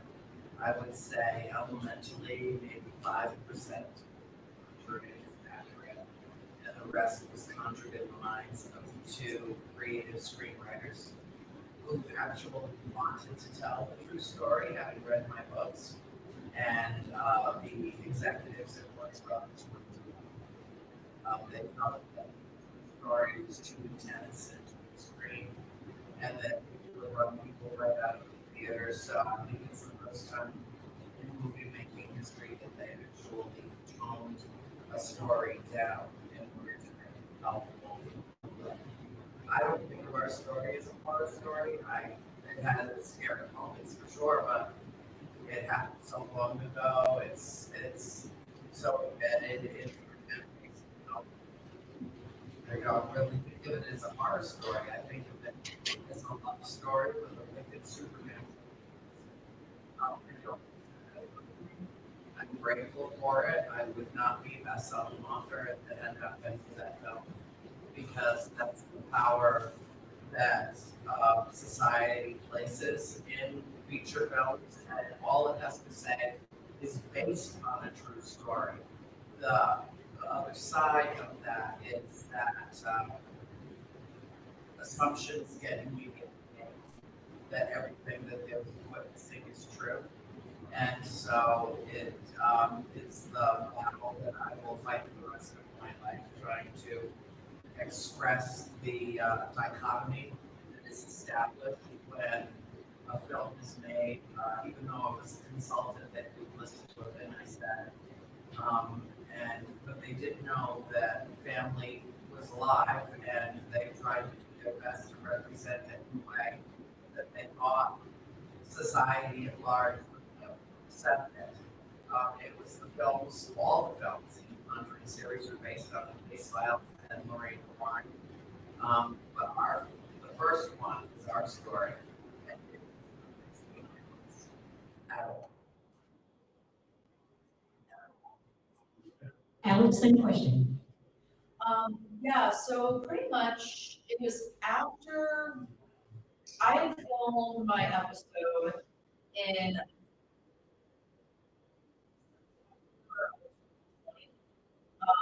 have a friend of mine who is one of the consulting that you see on camera for haunted hospitals. And he and I became friends, and I just said, "Oh, hey, I should tell you my story," not intending to be on TV at all. It was looking for someone who could understand and relate and believe me. And I said, "Hey, this is what happened to me." And apparently, he had talked to the producers and New Age Media, or no, I forgot. One producer contacted me saying, "Hey, you your step," and he said that you have the story. Sure, I'll Zoom call. And then they said they were really interested in it. So I know him. he's a great guy. And so I went through like the few levels of telling my story over and over to producers, network, big wigs, and they said, "Yeah, we want to move forward with telling it." I said, "Okay, let's do it." So and this was in the midst of COVID. So I ended up driving to Atlanta from Raleigh, which is a long drive. Fresh out of surgery, 2 months prior, so I had to stop every couple of hours to walk for circulation purposes. But you got 3B. I did to see you, yeah, with my little burger patty that I ate, because I had been across the street.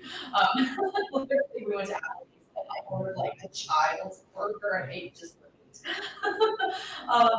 Yeah, so I was in the studio for about 4 hours telling my story. And I just said out of curiosity, I was like, so how long are the plans are for my segment? Because this wasn't my first TV gig.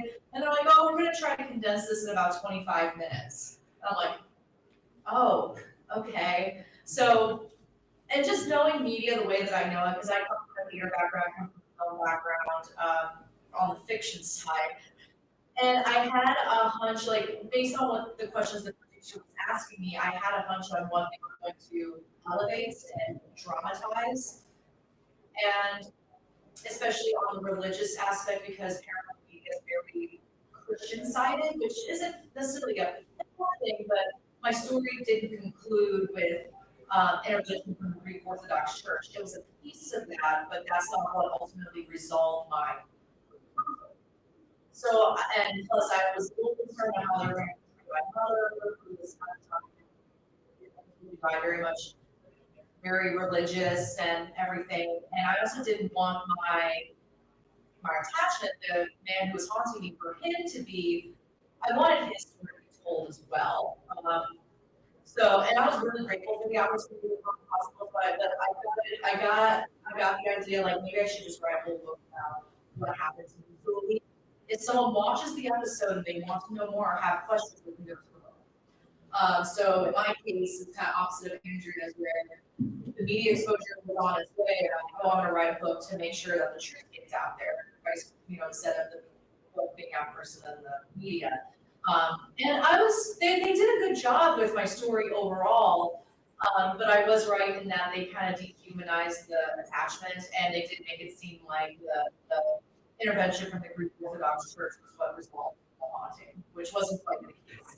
But again, I think the way they told my story remained respectful for the most part, and I joke that the least accurate part was I didn't scream that much in the real situation, because there's like a whole scene. Because what the hook was to my story was, I was dealing with this attachment that was attacking me, and I was really interested in. So when I saw the episode, it was a lot of the woman playing me, like, screaming in a wheelchair, and I'm like, that's not really what happened. Scream queen. I was a scream queen. They made me a scream queen. But I think the way that they portrayed my near-death experience and this other man on the other side and the attachment, they did tell that story exceptionally well. Actually, after that scene, I was like bawling my eyes out. I was like, they got it perfectly. So, but yeah, so in my haunted hospital episode, I say about 40% is accurate, but it also only told maybe a tenth of the story.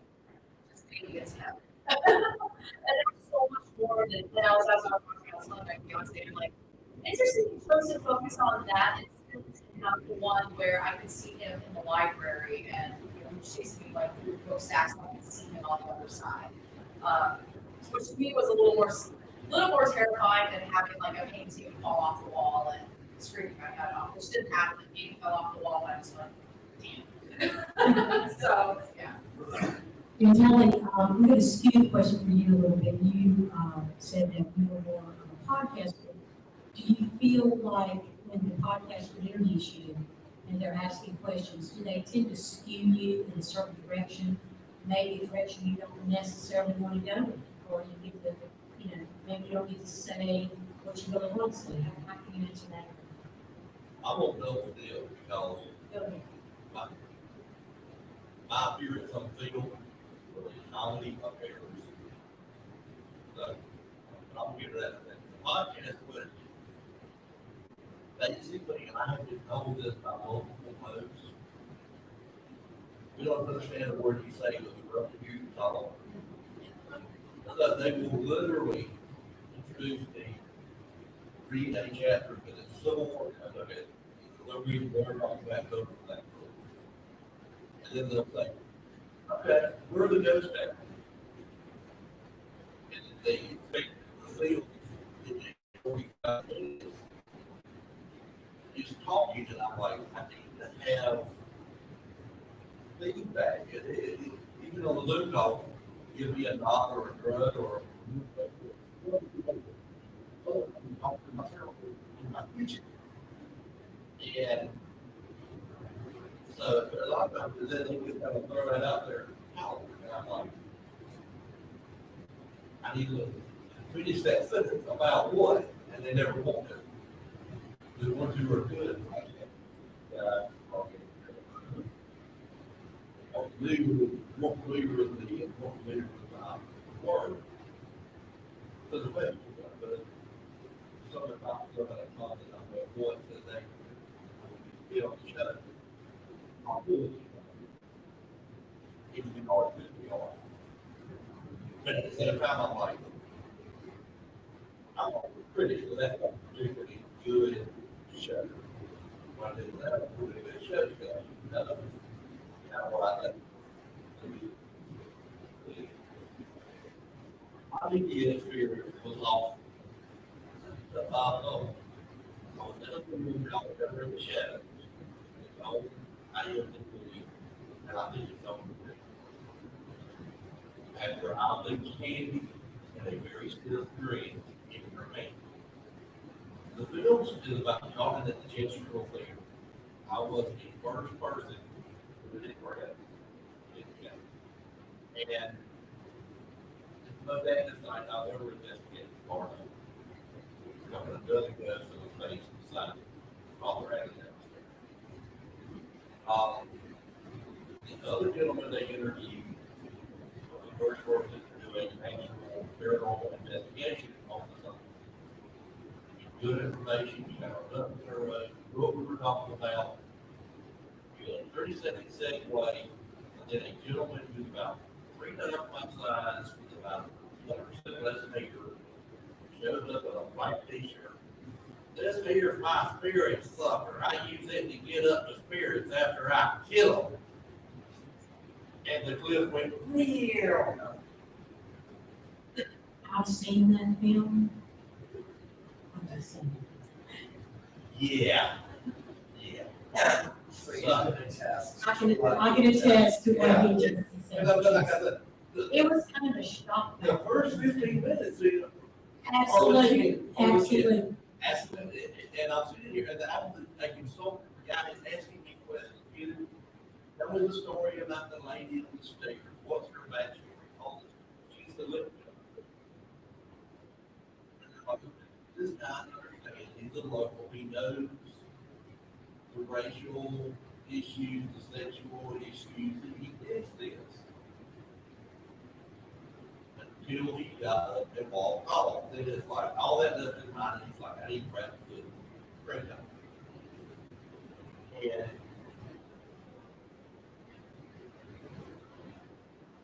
the only time I've ever been world premiere of a film was that we showed it at the premiere in Chester. And I had not seen it, so I'm like, it's going to be the British trade, I'm an episode on an hospital. I bet there'd be some fudgy, but and he knows what it's talking about. He's people that I know. When the Spirit Sucker guy came on screen, 200 people in an auditorium went like this. And I'm like, and I stayed that way for the next 2 hours. The only thing I will say in his behalf is that the word behind anything is that it's the actual account of the audience in the theater is in the book.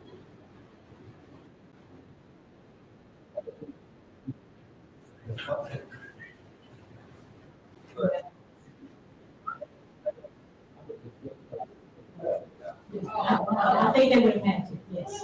Because I mean, I cannot do it justice. It is even just read that inward, uneducated version I have ever. And it's also like 20 minutes on his neck on the backside of the steel wall. No, this is the South Suite. He's I think he's mayor of the people now. I mean, we're talking. The level of achievement, the level of achievement is real low.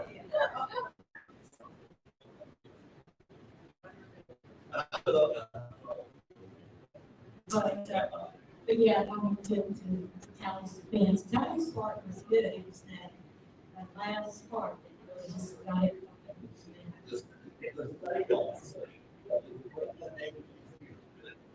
How they got it.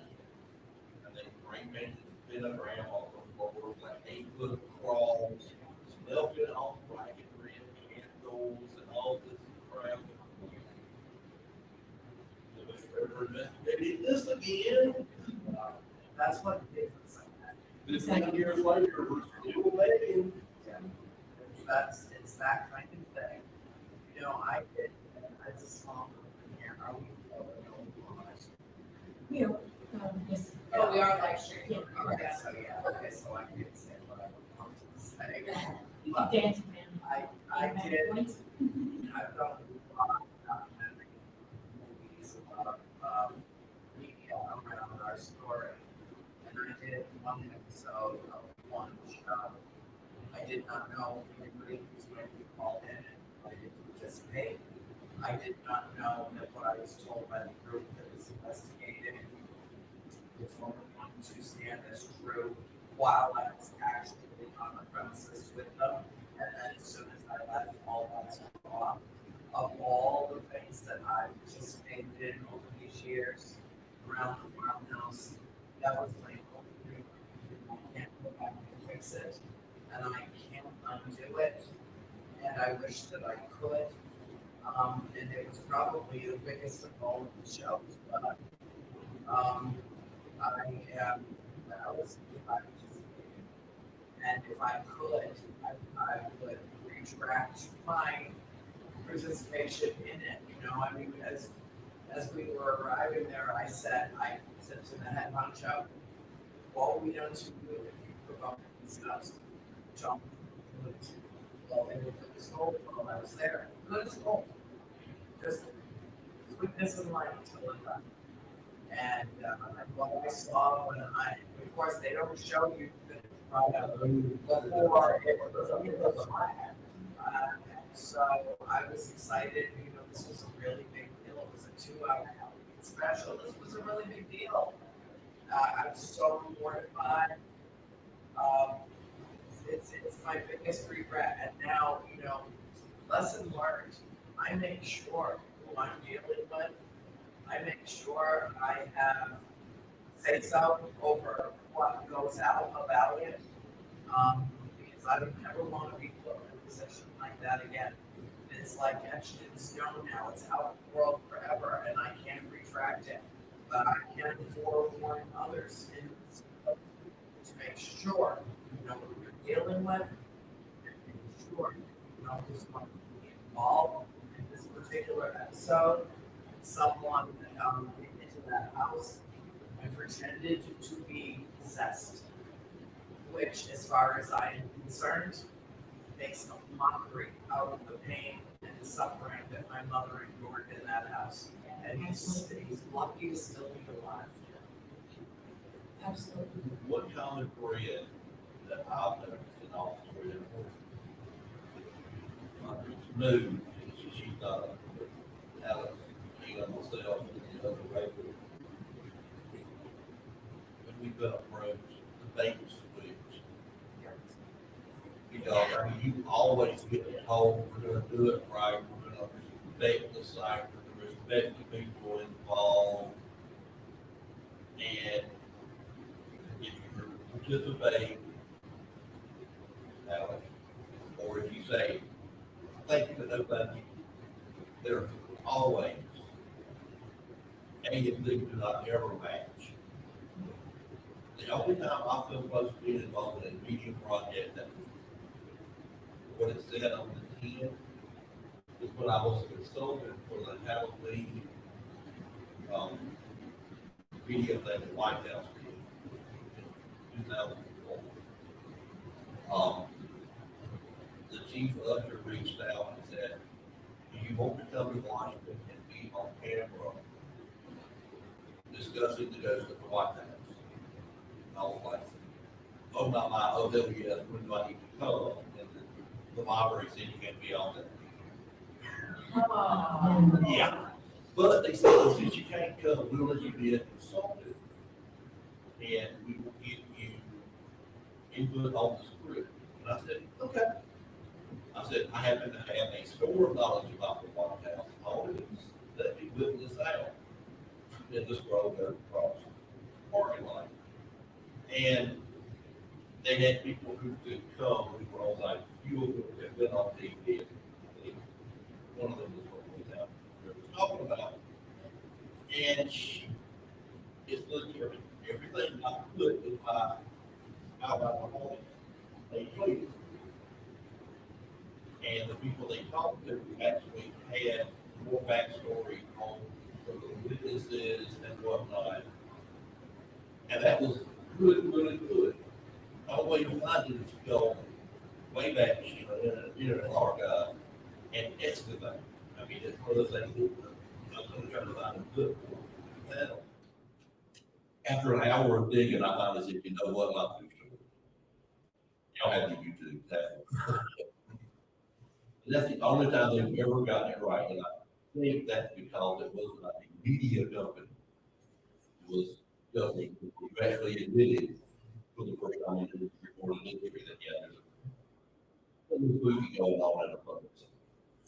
And I have an actual good experience with, national media. Now, I've not been on the film.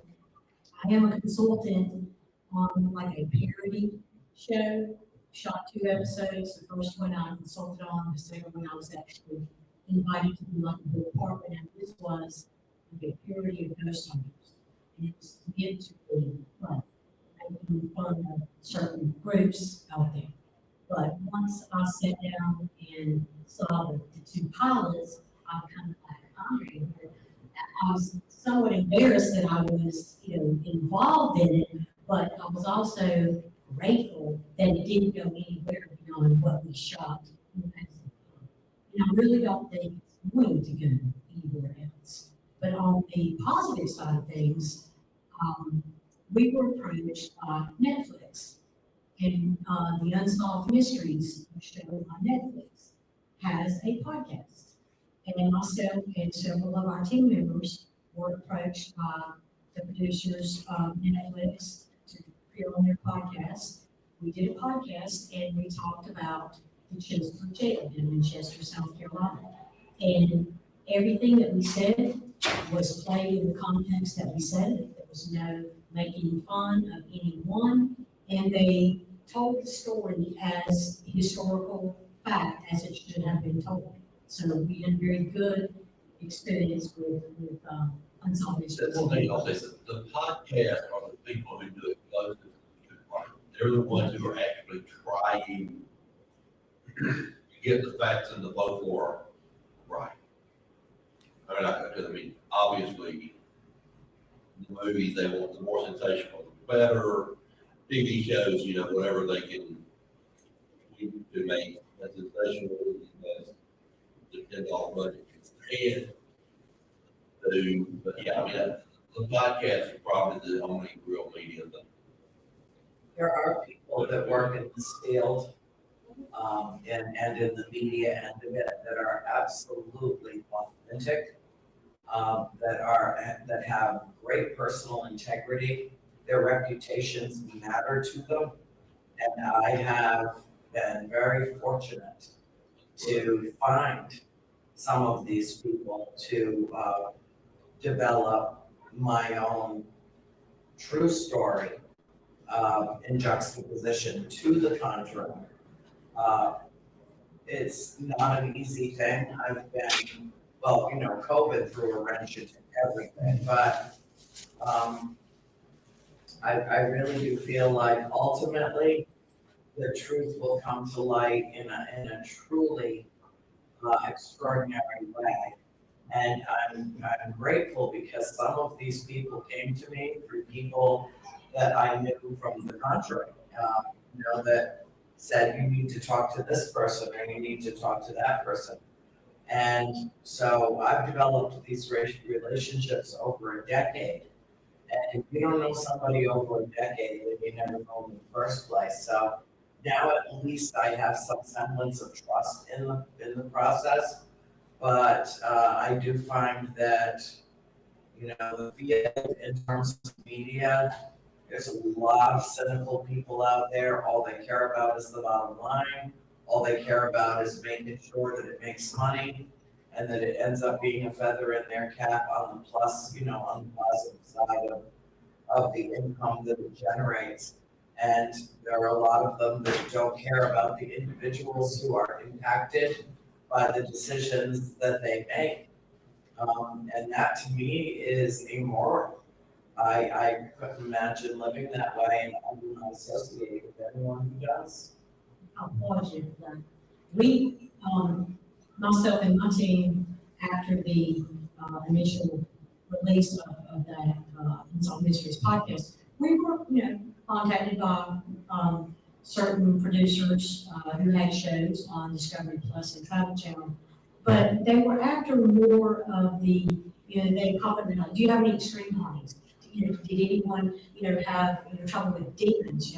Want to portray that on television? And I'm like, no, you don't understand. Yes, I work with certain groups and denominations to help folks who are in that horrible position. But I'm not about to drag their story, their suffering through media rights for someone's entertainment. And the producers did not understand. And I'm not going, because for one thing, I'm not going to dredge up these memories, these bad memories. And luckily, us as a group, the family, clergy, or whoever they brought in, and a lot of expertise in the paranormal industry, we, found solutions to their problems. But one thing I think not to do is bring them back to the forefront of their mind. This is something that they're still, trying to do. And I'm not about to shut that out. It's exploitation, is what it is. And the media love this claim, and they don't care about the individuals. That's what they have to say about everybody who worked on the country, James Wan, right on down. And I'll be honest with you. I found out from the executive producer, James Wan, has been brought on to be the director of the film. My head blew off my shoulders. I mean, it should have happened in NASA. That's how bad it was. I said, oh, thank you very much for hiring the king of slasher porn to make my family's intimate story.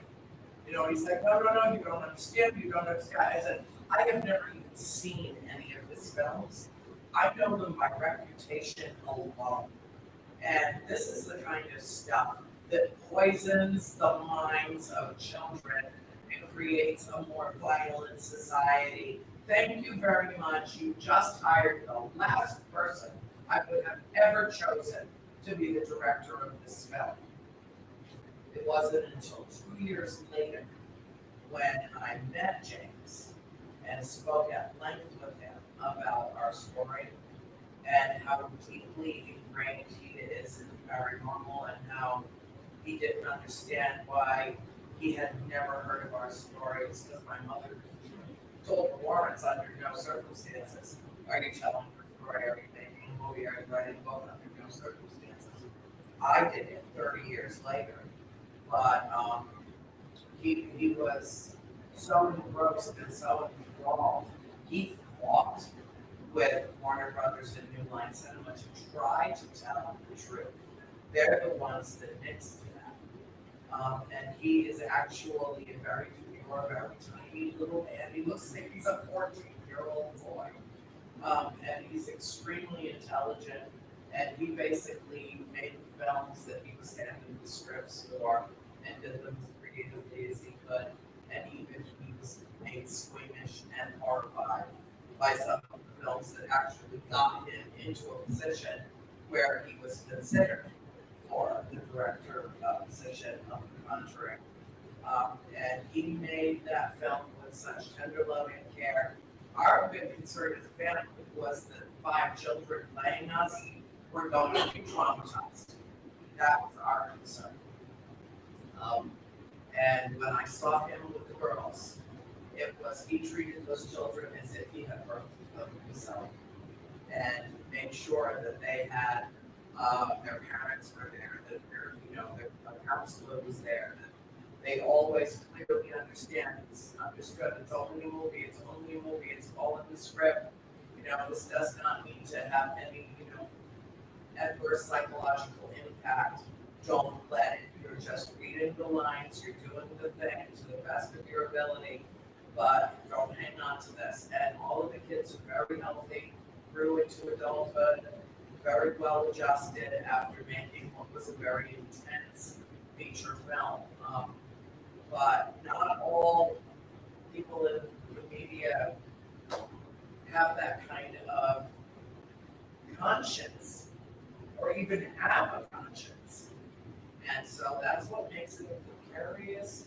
You're walking a tightrope when you are a writer or somebody that is producing material that could conceivably be picked up by the media, and then they run with it, they call all the shots, and they're almost always absolutely certain that they know more than you did who actually experienced it. So, it's, call me skeptical, but I make sure I do my homework and my agent does the homework, and, we make sure whoever I'm associated with now, I'm not making those same mistakes again. We're gonna, take this moment and go ahead and open up any questions to our audience. Anybody have a question for our panel?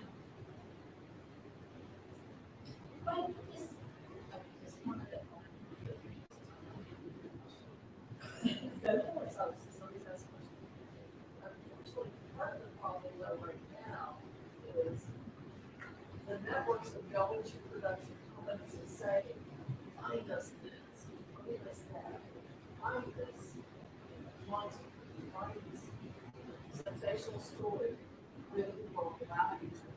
So they're putting feelers out there on these people, and unfortunately, some get too excited and too invested in trying to get project for the internet networks. Unfortunately, it's not always, a lot of people will tell you that they're not contract with the networks, but they really don't. They're just fishing to try to get that next project.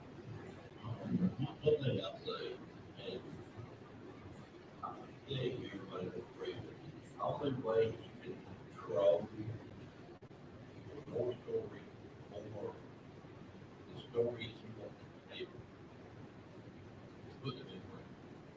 That's exactly right. Because All it down in writing, nobody can mess with it after that. because the secret is if you have, I have a small prison, I have not done a big 6, big 5 level book. I'm glad in that the people that I have worked with have taken, most of the people I work with do fiction. I'm out because I do not fiction. They listen to me. They actually say good stories that are kind of marginal, maybe not being quiet or whatever. Which ones do you really insist on keep? Which one do you report? And that's a powerful thing if you actually get to have input and you know that what's coming out with your name on it is still a very short truth. And in my case, there are personal accounts in my book, but they're not as in-depth as that. But, I mean, what I'm trying to do is I'm trying to get the folklore in the face as right as I can. And I really think that's one reason why I haven't had any more liberal crosses of paranormal media machine. Because I don't do anything saying like it's pretty much this is what happened, this is what's supposed to happen. But you're running to get a chance. Which ain't really good. Yes, sir. I appreciate the candor about how we work like to deal with paranormal media companies. My question is, who is more at fault? The media production company or those things who are desperate for their Oh, let's say, I don't know about getting a question. Good question. All right, Stan. I don't know how do you break that demarcation when they're all in the same venue? It is,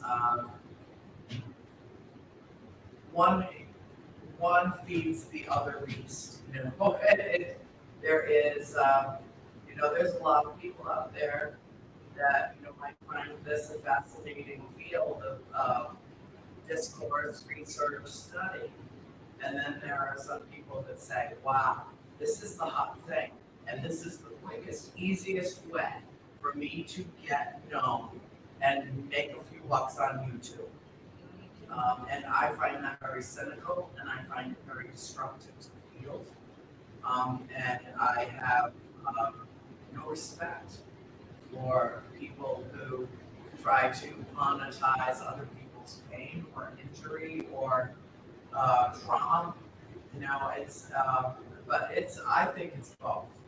I think that like attracts like. It's an immutable law of the universe, and that exploitation and monetizing of fear is what we're working against. And if you look at this big picture now, go back over the entire history of film, which is a blip, you know, of this technology in the course of human history. It's as new as a newborn baby's first utterance of a cry. It's that new. And it falls under the same category, I think, as the atomic bomb. Just because we can doesn't mean we should. I look back at Nosferatu, you know, the golden age of the silent films. That was horrifying, absolutely horrifying, and nobody said anything. But it really was the first footprint of the genre on film. In the same way that sci-fi had its, you know, original foray into this new technology. We don't know what we're dealing with, and we don't seem to understand the power of the imagery that is impaled in a human mind.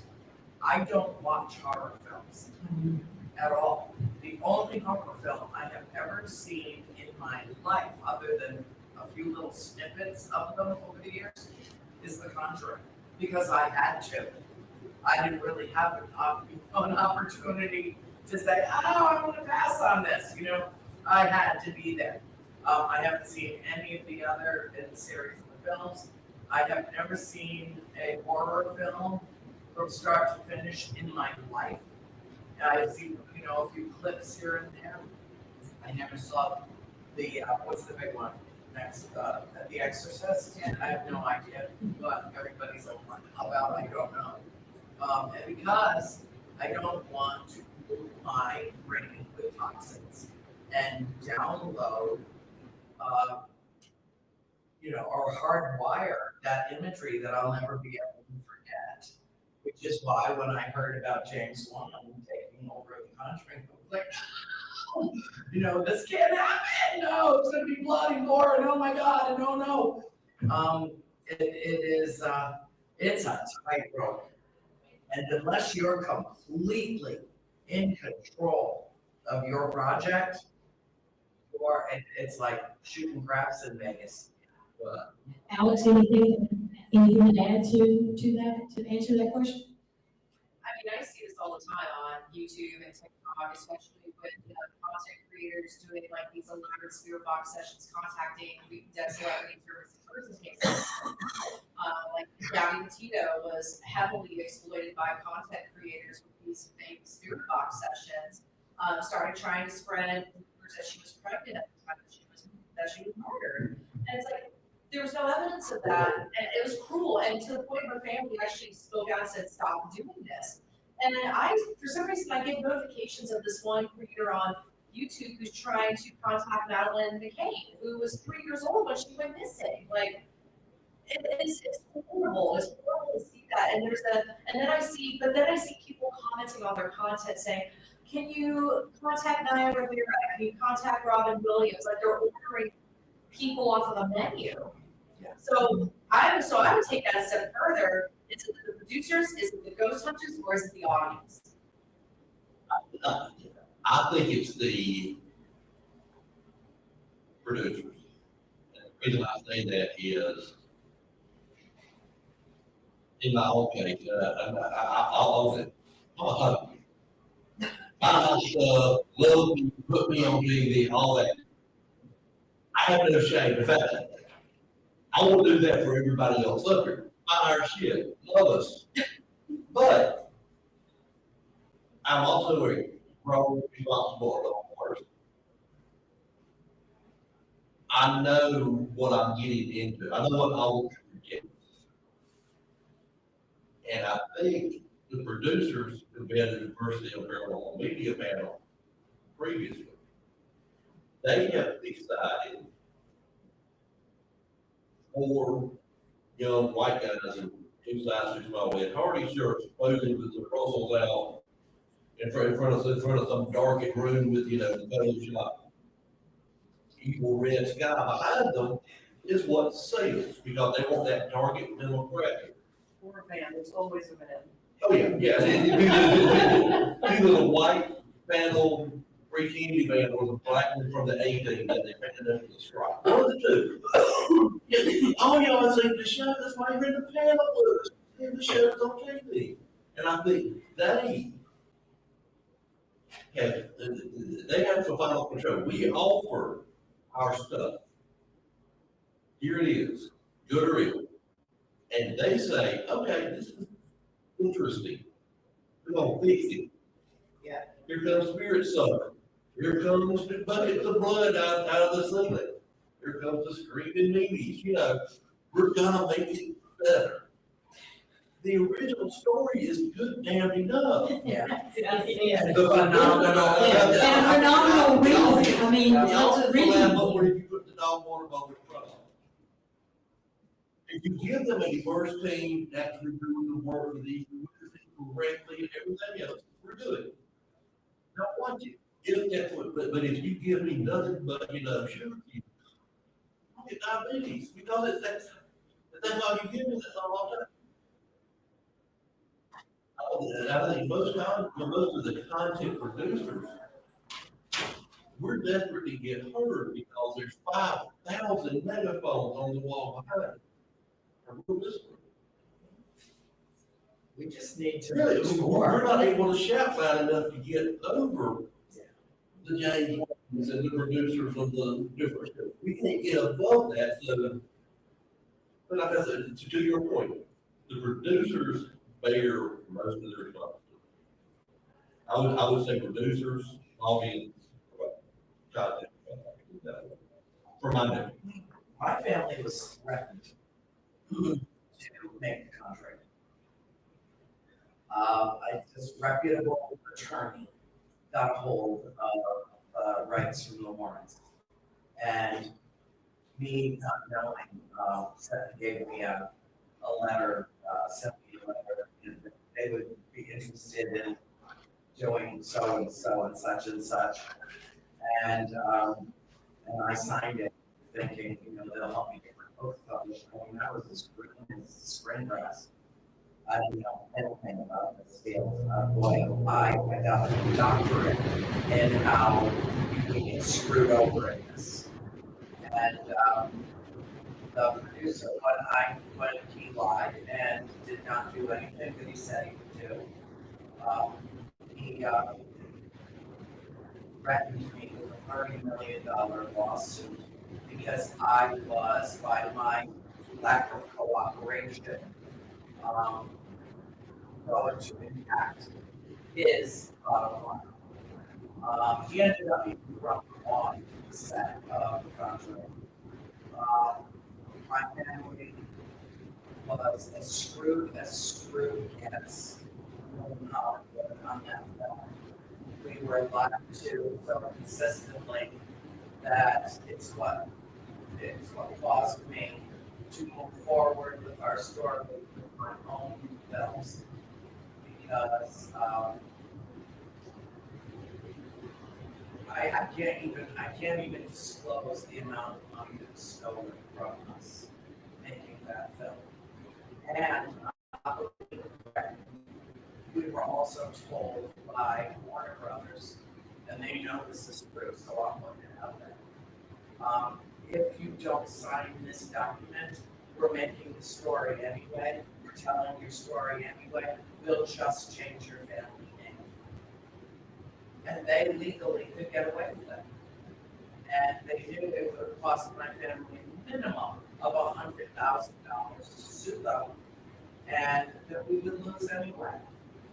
And that's how corrupt the system is.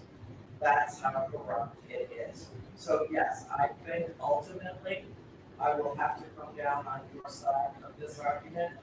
You know, there are a lot of people that unbeknownst to them are jumping into a hotbed of turmoil, lies, and deceit. And I was one of them. And I did it on behalf of my entire family.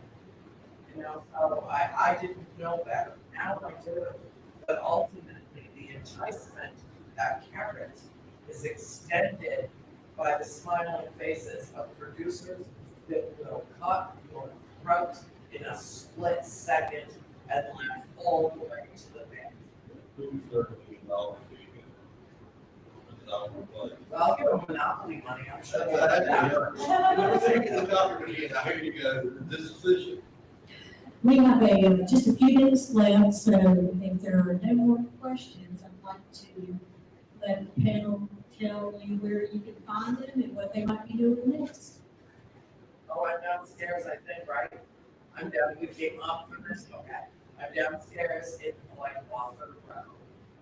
And it's like Sierra Palace, and I'm on panels today, right? Yes. Oh, my father is downstairs.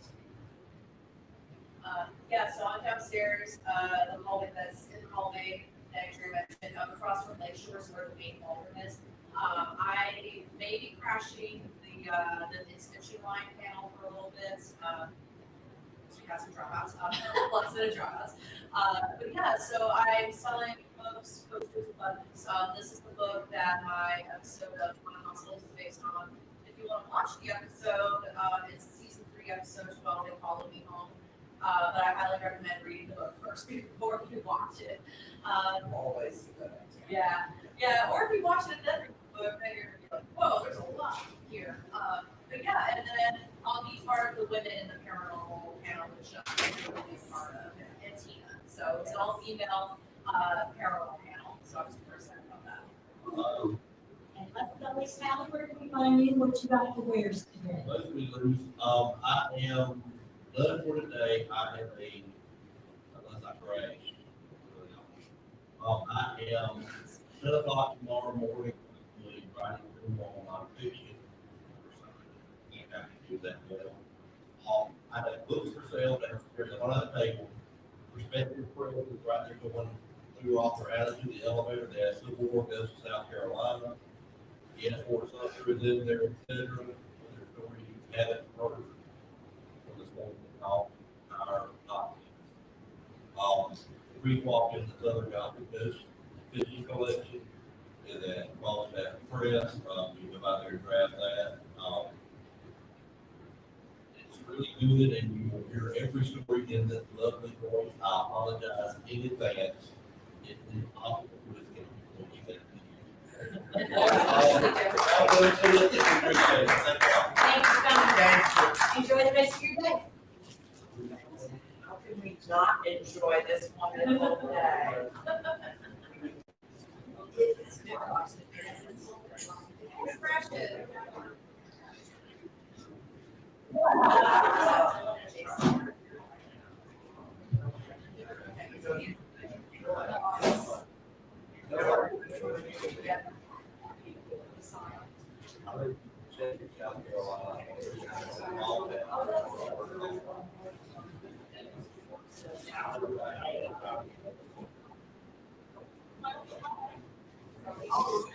Science fiction. Science fiction. More fun in Atlanta, more fun in Oh, he's happily married. 25 years ago. Give me a shout, email, I'm around. Yes.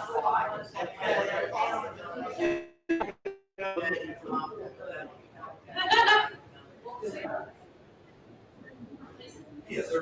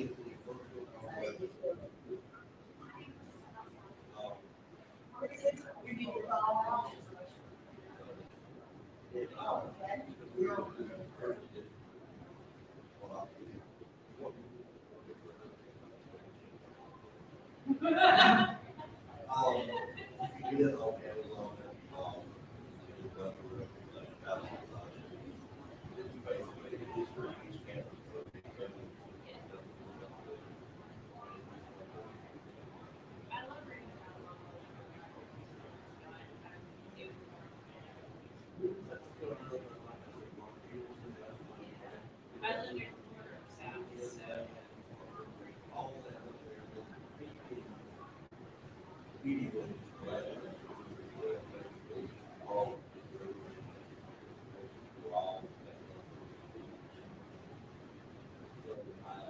I cross the all that stuff. But that way, it does. But if you are that local, it's. I live on, I think I like. That's the, I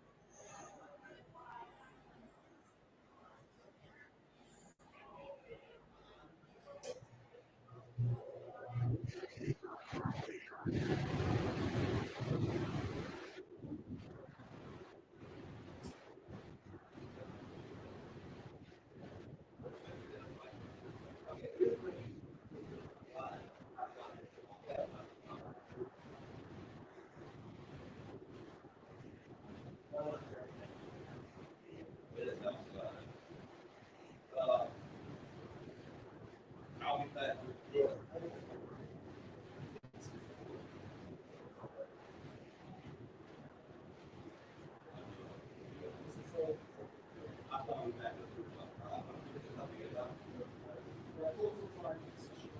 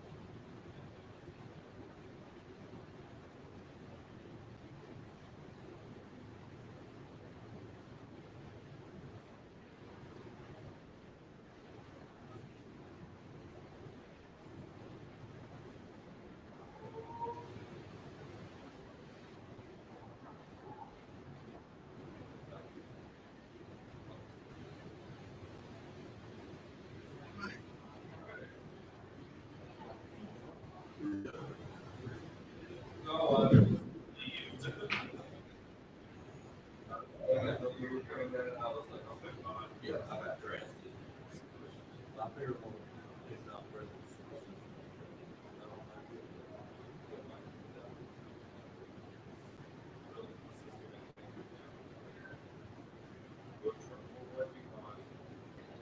fairly time.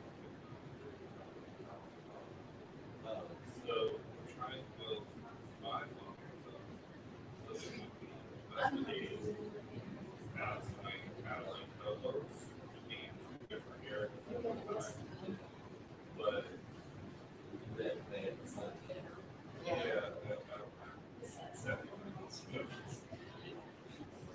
yeah,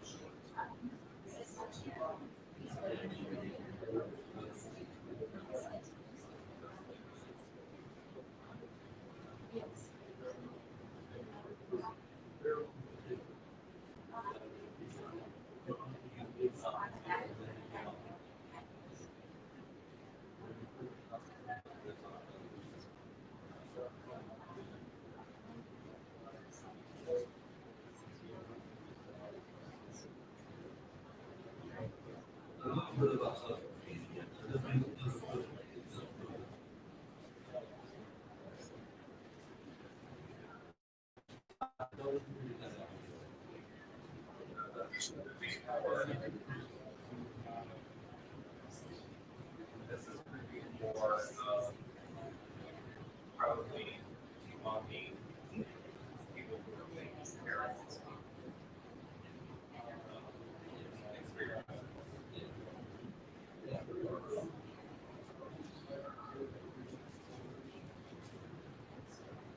Bringing back clients all down to the table, so I'm not sure. I'm just asking, yeah.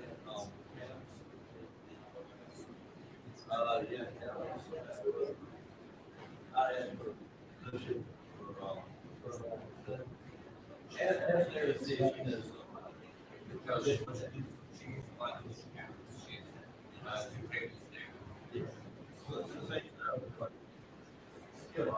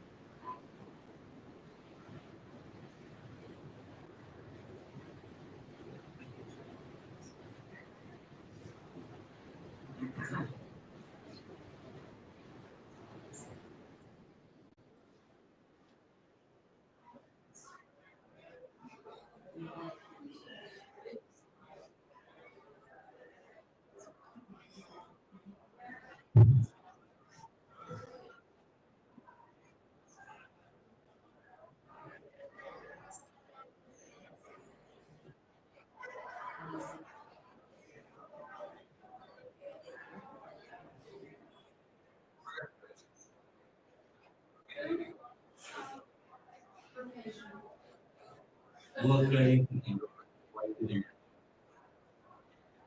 Just say like that. It's a lot of culture over there. A lot better than it was Friday afternoon. Really? There's more people. I'll get that. Downstairs, all around. Right. They had their finance, so they always do. I mean, it's like, they put it in front of them.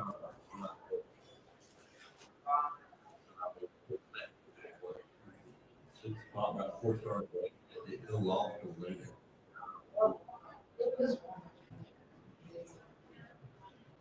Limited at 2 o'clock. It's a breeze, but it's not a breeze. It's a human breeze. Yeah. But when people everywhere else, I have a friend who stayed with me, who's from the city of Northwest in Washington State. Yeah. He never understands the phrase, it's like, what does that mean? What do you mean? And after one summer here, he was like, oh, okay, I get it now. Come back and all this, where that wolf sweater one more time. Yeah. I told him, I said, this is, because we're out of the country. Yeah, really now, it's better there than it is. Last weekend, You have the higher elevation. Yeah. we cheated with the Mountain Mitchell, 85 in Chester. Uh-huh. Off of the mountains.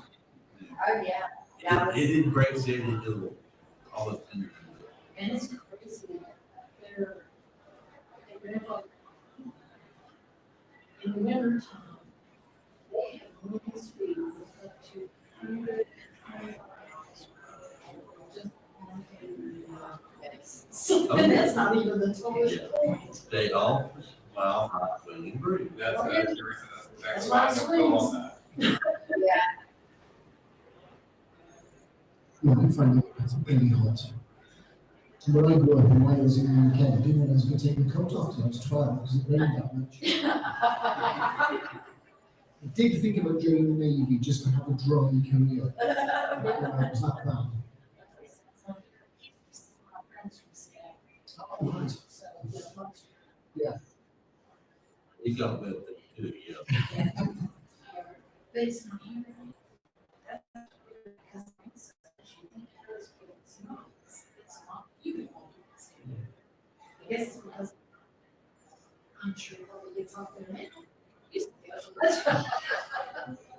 Something about the wind, everything is just knocking down. Yeah. I'm just always really thinking that. I wanted to tell you I enjoyed it last week, and I felt the emotion about the battleship. I've actually been on that battleship several times, but just the raw emotion that you were right about, and that was so private parts, and it would never, but I felt powerful. I can't even imagine. It's, and it was, but you know, that's like that. That's like an experience. Yes. Yes. That's what we do. That's what If you get one of those, a place. in a career, then you got that. You were in a place, you go that. You know, there are other things that you like, right?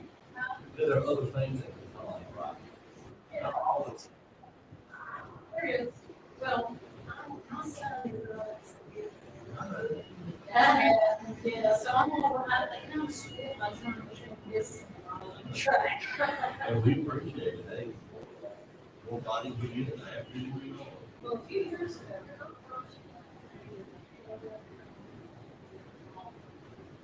And we enjoyed it. That's what they don't say for this company, we have, everybody knows everybody's situation. It's like pain. It really is, I mean, it's what you do. When we have this, it's homecoming. Yeah, and then the people who work, I mean, nothing, which you heard all our crap, but you probably reside in Willoughby. But at that time, the manager or everybody, it's really good, it's obviously good. And it got in, and you learn stuff, like,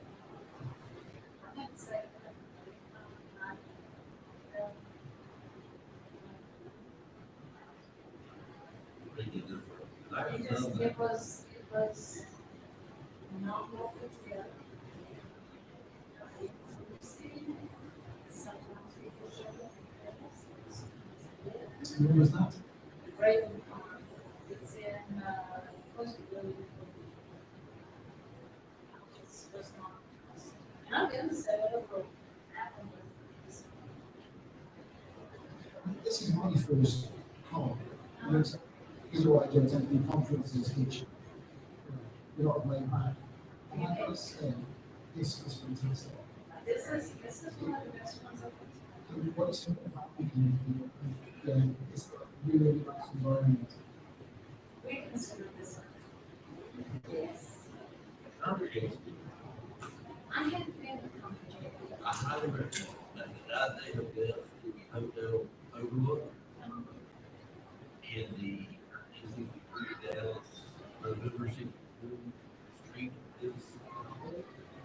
I really recommend it. You're in Winston, there's stuff around it. Real good. I've been trying to go to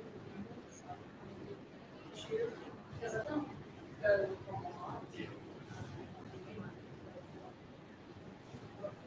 But yeah, But I get to go for the dogs. and that was about half the size. See, I think this is a good one. It's kind of girls, same kind of size. I've been to that. Attractions, is that something a little?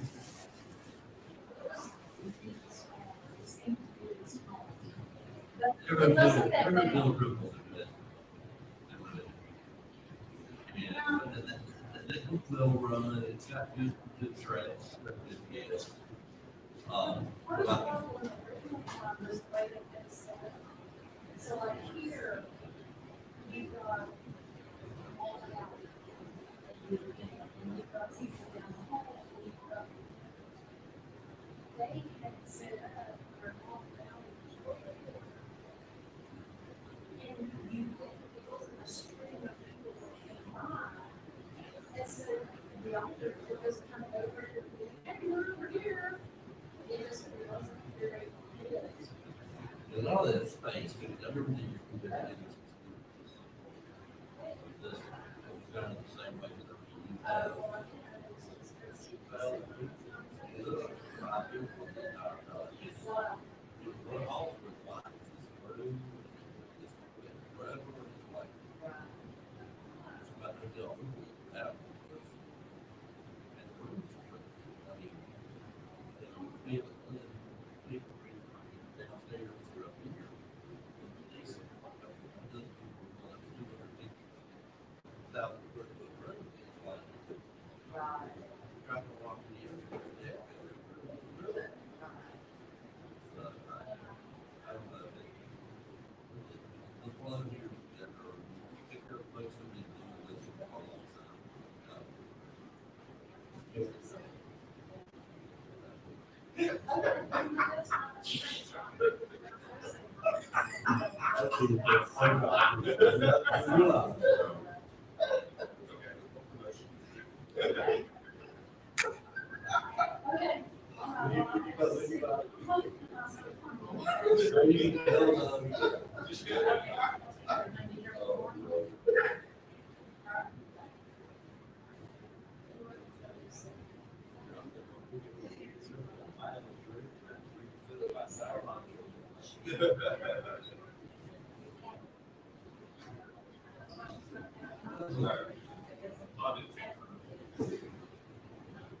We're gonna tell you all, we're gonna sum up this panel in so many. One sentence. Climate TikTok is paid. He's fishing. There you go. Yeah. Well, while you guys are here, would you like to hear about an experience that I had? Yes, definitely. Okay. I used to live in a place that was in the middle of the cemetery. And this cemetery had parks that were so old, that were like rocks. And I was, the way that the house was situated, you could see from the next bedroom all the way down the hallway to the kitchen and living room. And at the back door, there was a light that streamed in the present. So, well, my sister's been out with this, and I heard coming down the hallway, you know, when you're in the dark and you're feeling your way through something. So I hear fingertips, you know, scraping down both sides of my hallway. I thought it was my sister. And I said, if you need to turn the light off, turn the light off, you know, it's okay if it bothers. And you know, I was in the bathroom. And she didn't say anything, so I just went down the hall. And I was like, hey, turn the light. It's okay. It's all right. Well, instead of turning in the bathroom, she kept coming down the hall, and she hit the light using that cord.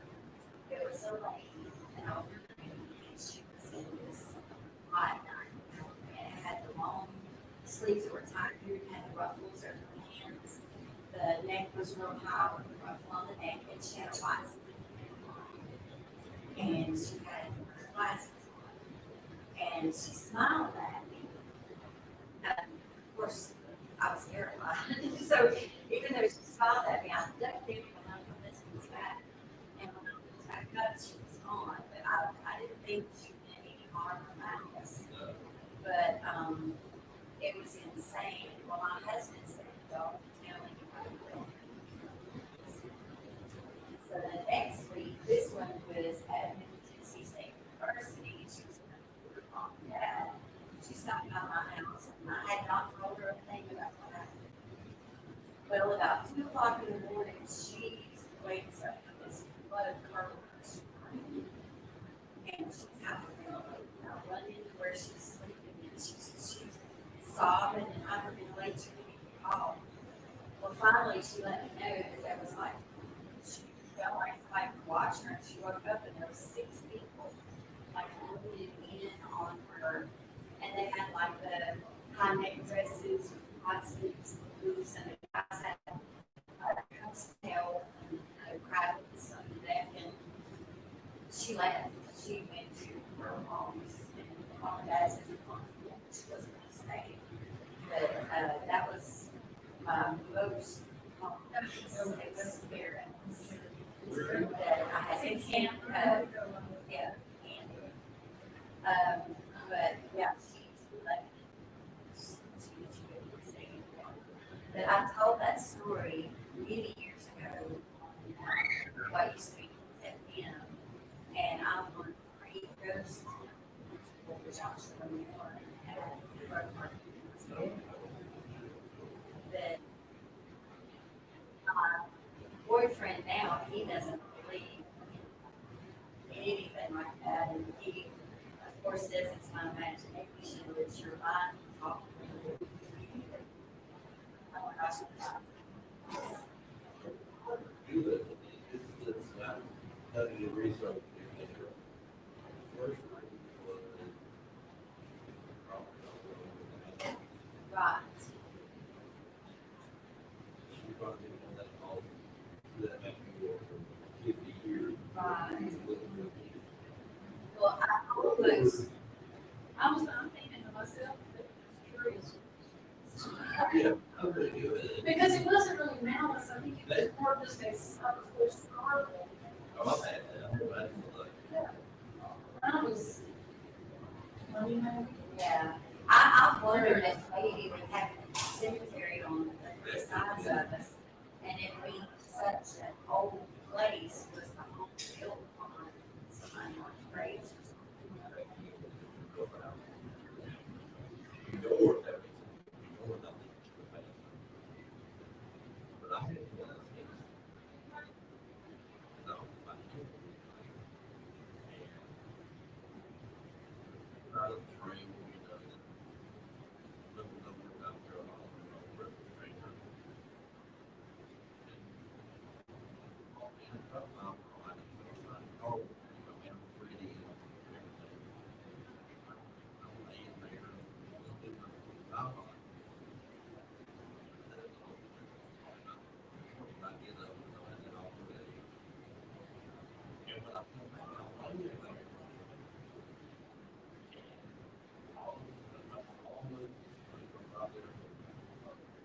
And I'm thinking, I looked at the guy's face, like, cut off the forehead, and he beat up, like, that's how I feel like, so, I was very good about it, he's like,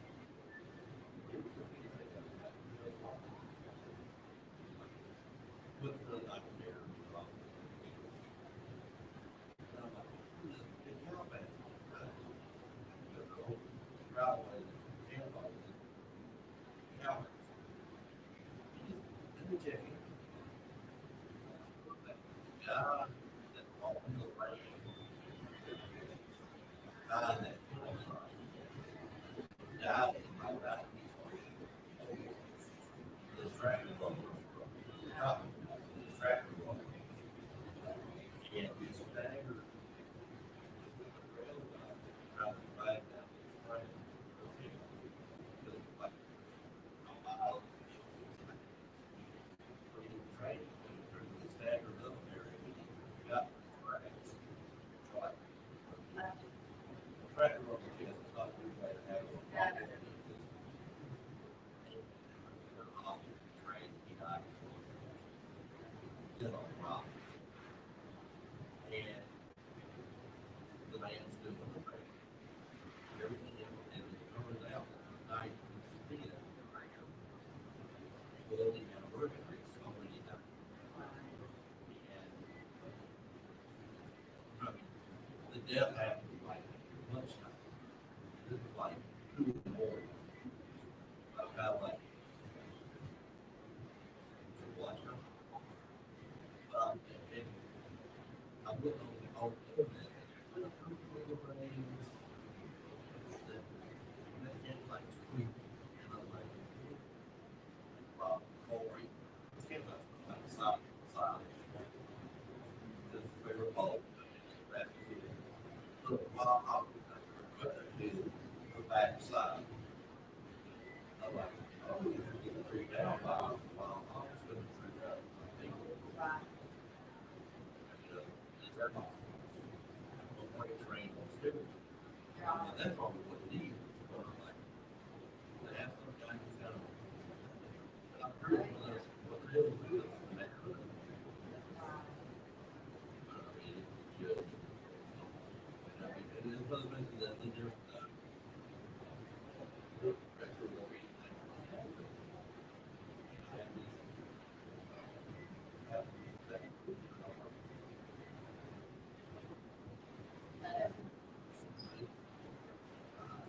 I see stuff and I'm like, what yeah. But,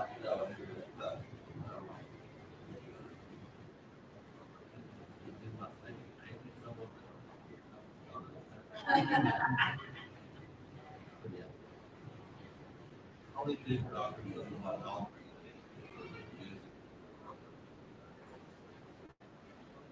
We like it and stuff, it's like, I did all that. They have to fight, like, 400 times, and they ask Mary, I'm like, if I have to fight a good bit, and it was I replay it, then I keep that happening with your hair. And it's like, they call it.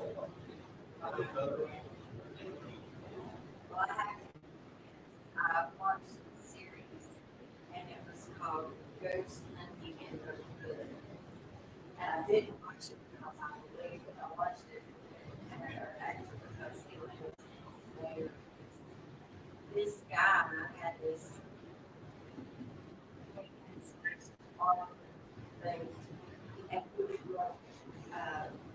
people like find someone on the street here on hunting, and they would go around stores and homes and cars and stuff like that. But it was like this, but it's called Ghost. Is that on YouTube? I think so, yes. It was too funny. It was Okay, too. with Ghost Brothers, because I. Oh, no, it was like 10 times. It was 10 times more ghetto than. But they seem like they have genuine reactions. It's not, it doesn't seem fake. They're doing that, that's, they run it by their vision on the disco, great big, oh. Well, I watched one of their shows where they were on the main stage. We're probably not a team, but the next guy, you know, we're bar and all that. My best is like, more food, but we need.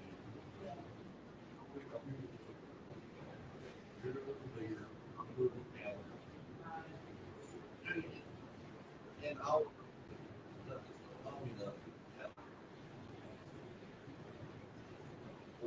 here it comes, yeah, there goes the liquor. And 4:30 up, there it goes.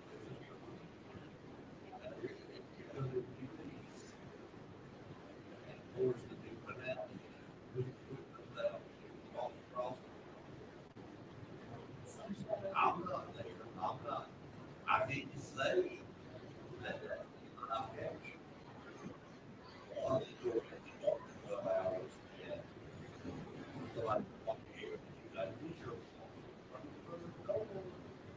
Now, what do you think? Right. And they find something. Every time. They would have a big set. Ratings are kind of doing this. Yeah.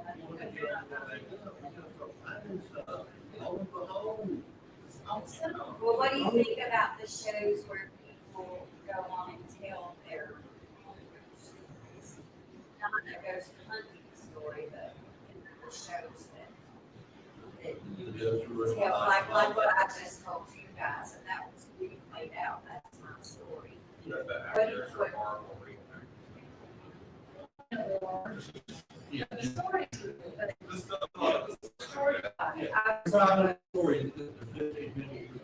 yeah, yeah. It's got, my ghost stories or something like that, where Yeah. Fear of the woods or that kind of Yeah, those are good, I mean, it's not how good, it's raw material. But you can then go and say, okay, and, of course, it's like, Stacy, so I'm not saying, tell here, where you're at, North Carolina, that's a huge problem. But it gives you a little thing to go chase down the rabbit hole. Those are good, yeah. It makes it unbelievable sometimes. Like a show, called Monty. Yeah. Those are.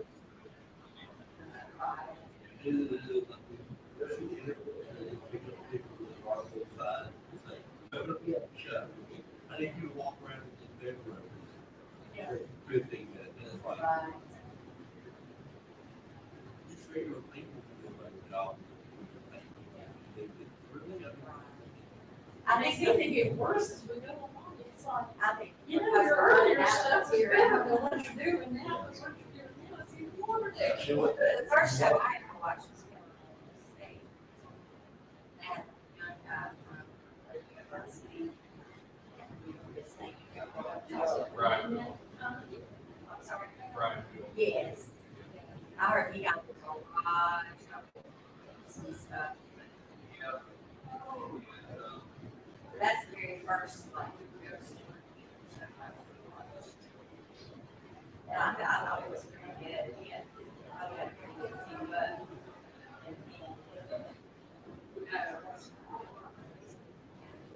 I don't know how much I do want to think, because so it's not just a screaming mill hall and that kind of thing. No, it's more of a, Oh my gosh, the that history, this is what is happening here. This is what is happening. I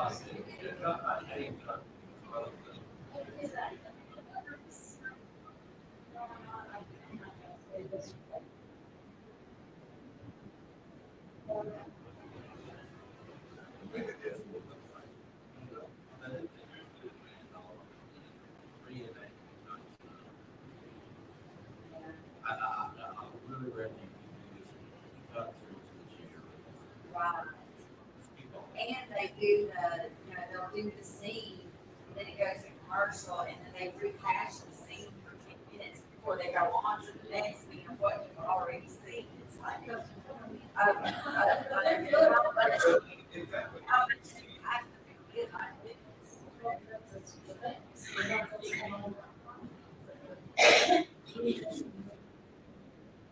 She wanted me to tell you about my experience with my son.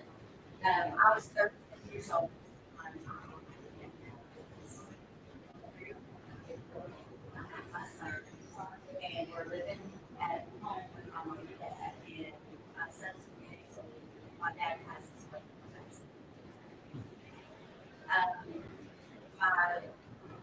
I don't know, there was always just this connection between my son and my dad.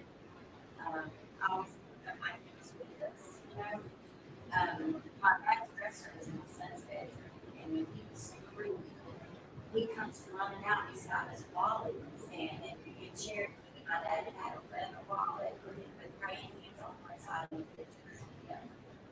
My son's waving his wallet around, he's so excited, and he goes, Mom, and I was like, what? He's like, I'm just 18. He told me how special it was to be born with his special.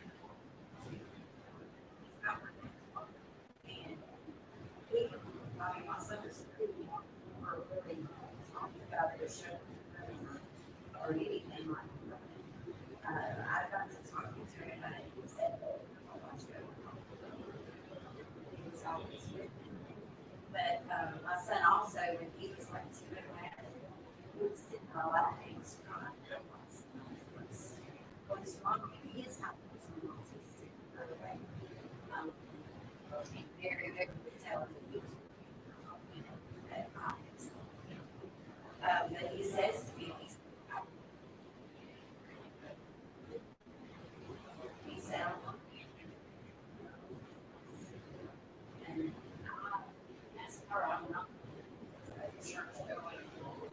was raised that way, but I don't practice that, but, he was saying, he was crying, like, I just want to go to Jesus, I don't know.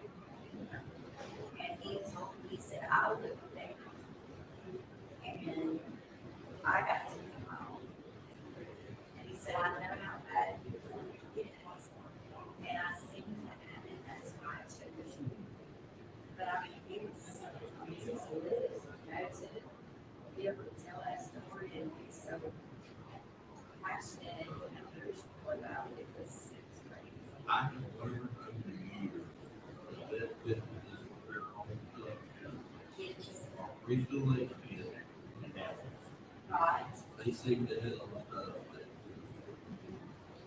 I bet back then, who's going stuff was in the technology back then. Right. And I think we got like, two things way out of the world about that. I mean, so about like story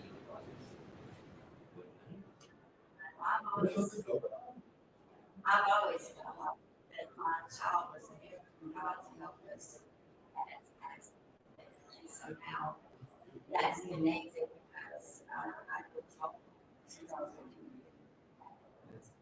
So I do think, and I mean, he's a special kid. She's his fairly odd mother instead of godmother. He calls her his fairly odd mother. He's so special. Just last week I was called into difference. But she needed to be watched that happened around my house.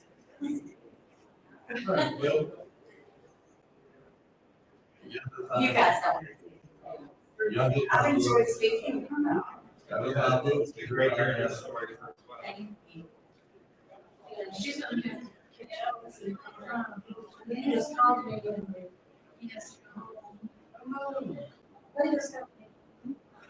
And now we have. She can be very strong. And a little dramatic. And apparently, and she's got to never destroy that.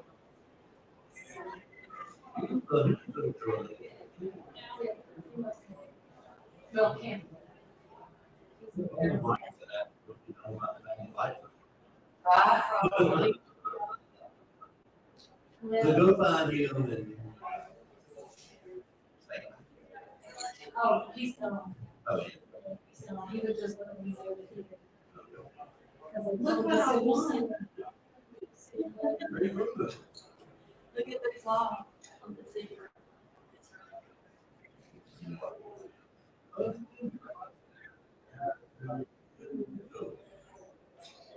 Rather, talk to you. Thank you for coming by. Thank you. I'll go see you on the 8:30 and the Joseph.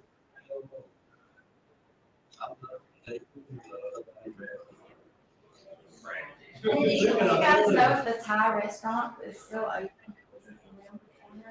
It is. If it is. She was wanting to go, but I think we can't. I'm not. Yeah, they still, I think it's the Thai house.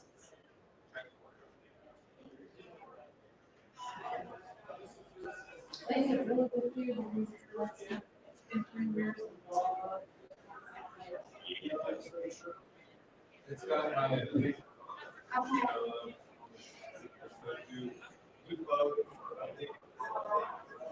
It says it's out.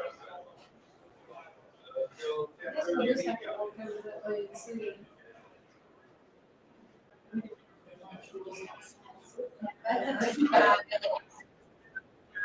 Yeah, we'll be done. We'll see you guys. Nice to meet you guys. Great to meet you. Yeah.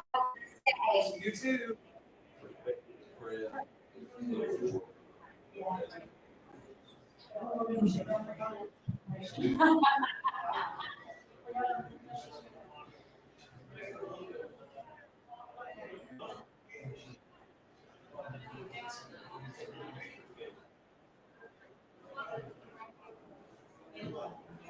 So do you have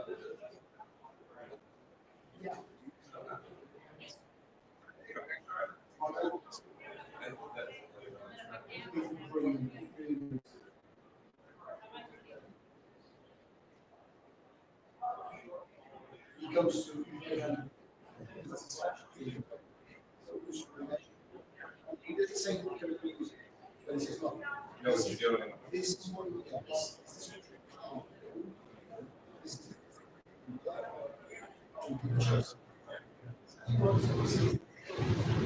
is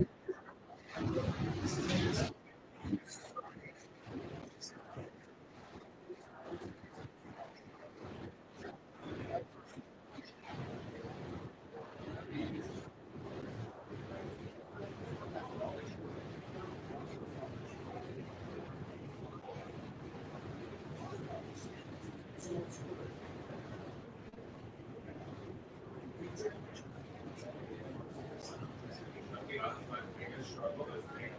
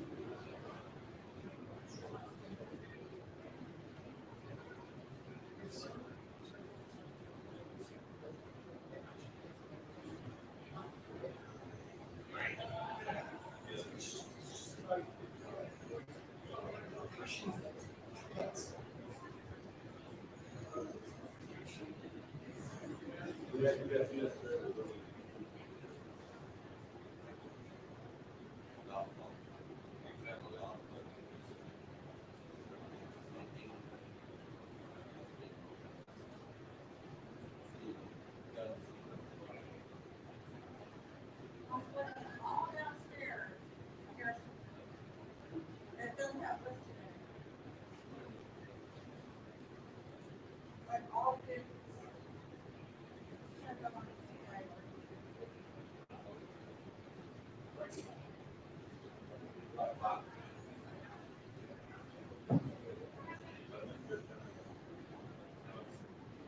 But yeah, that's something that I want to.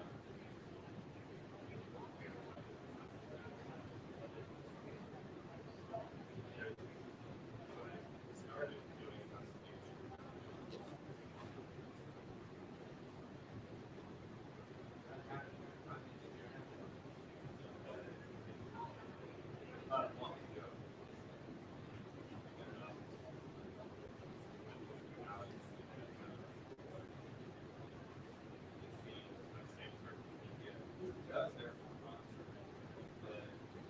she was going against that night.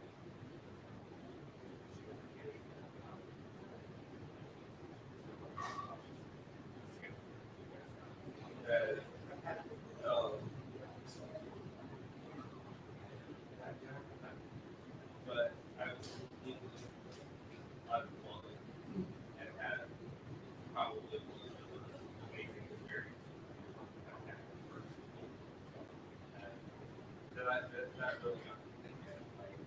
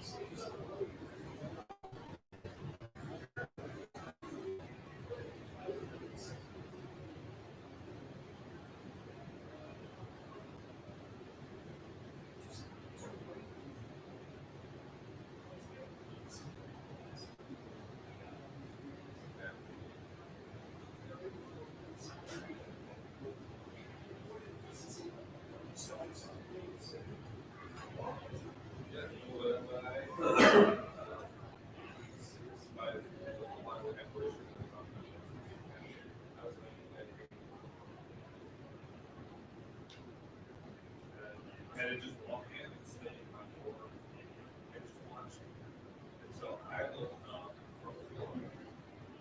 So out of the peripheral vision.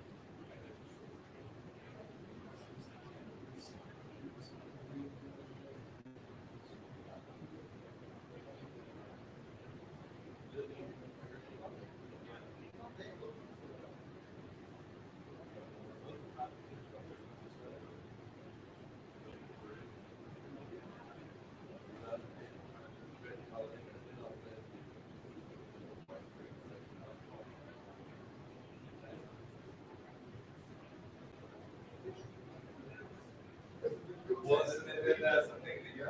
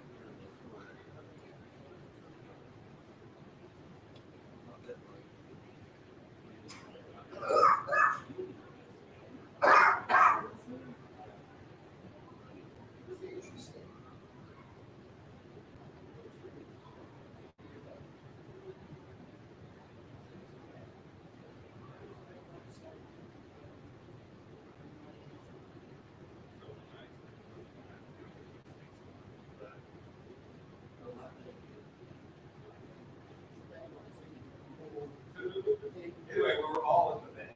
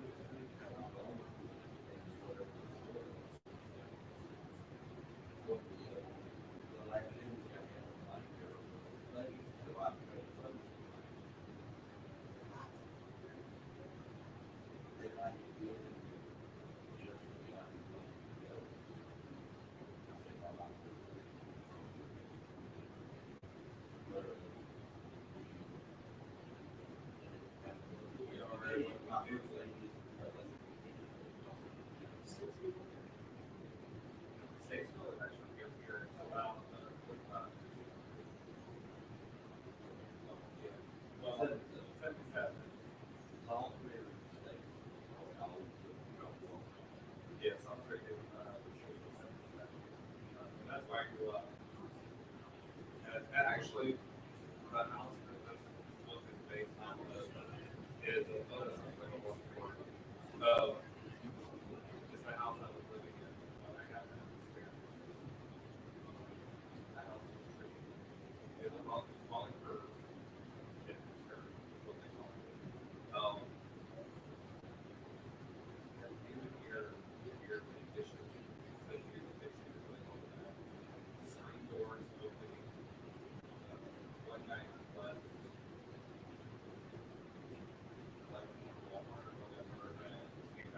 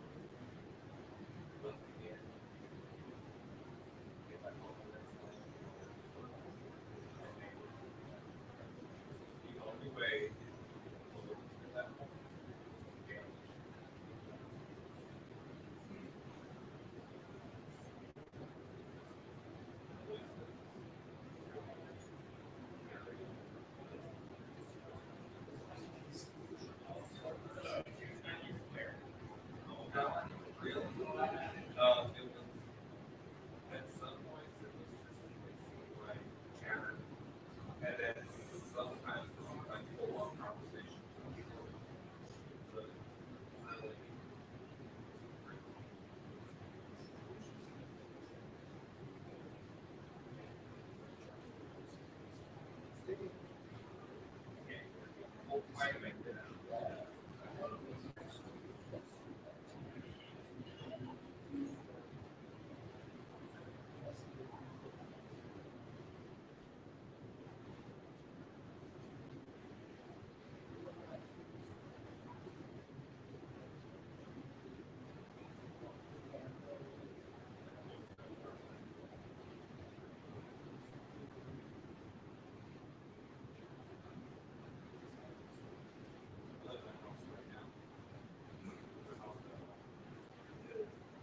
Sometimes you walk in.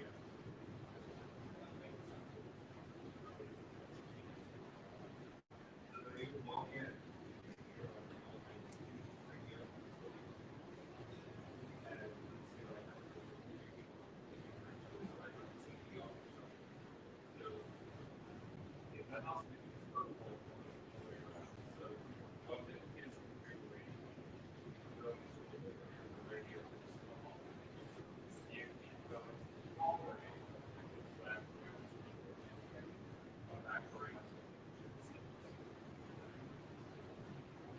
So, and it only happens like once or twice a year, but.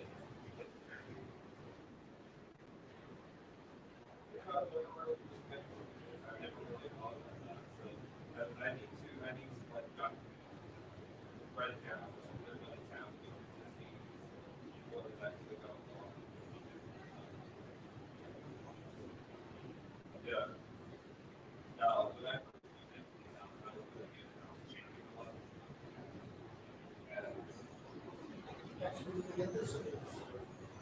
Yeah.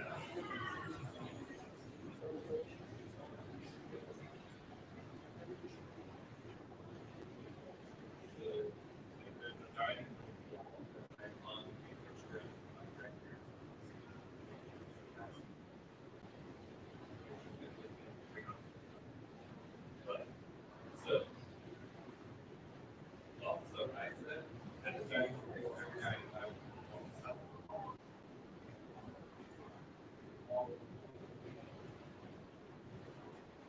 One night, so yeah, scribble.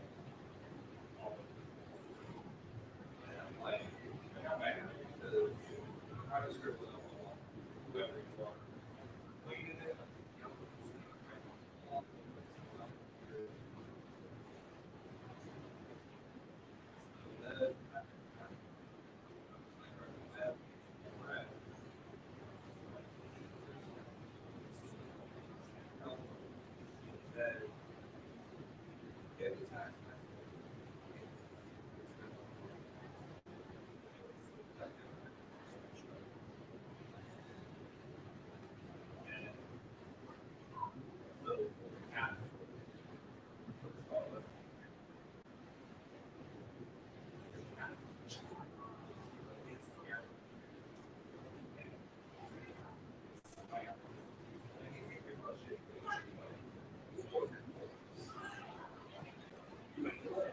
Yeah.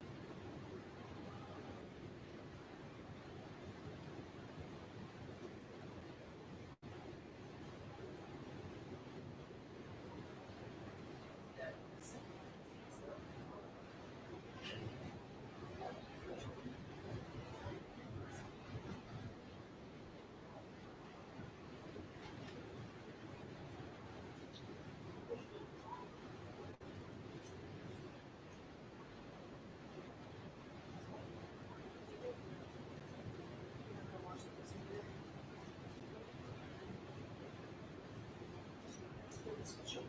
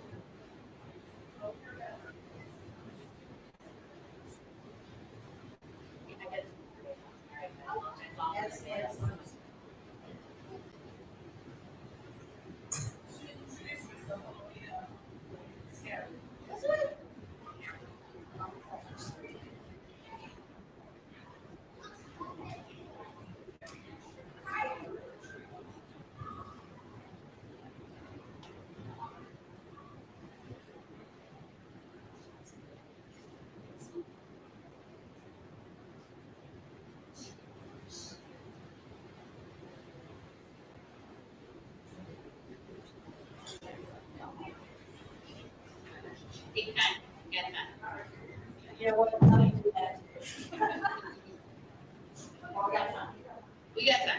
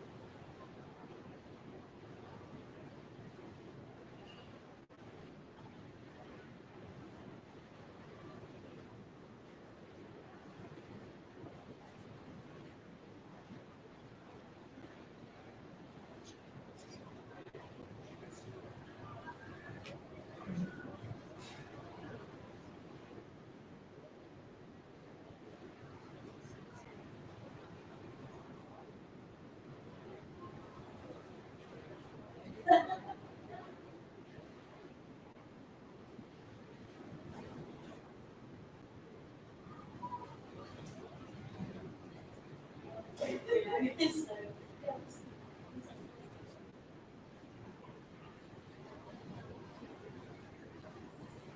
My question is,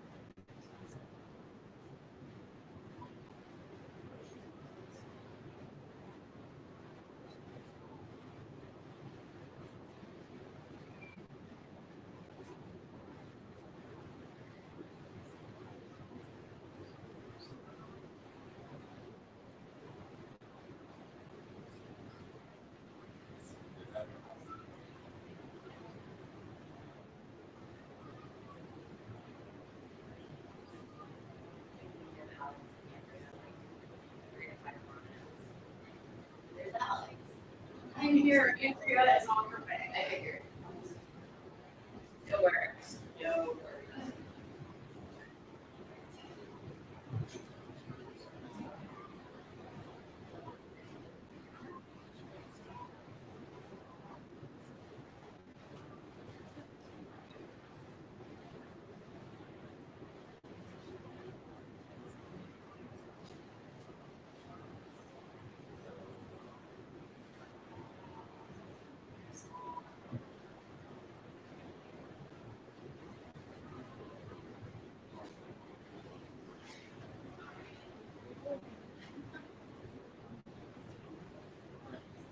I was just saying, like, 3 to 5 more minutes.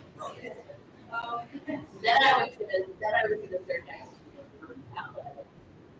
Sure. Good. Sure. That's not too far out. That's really not great.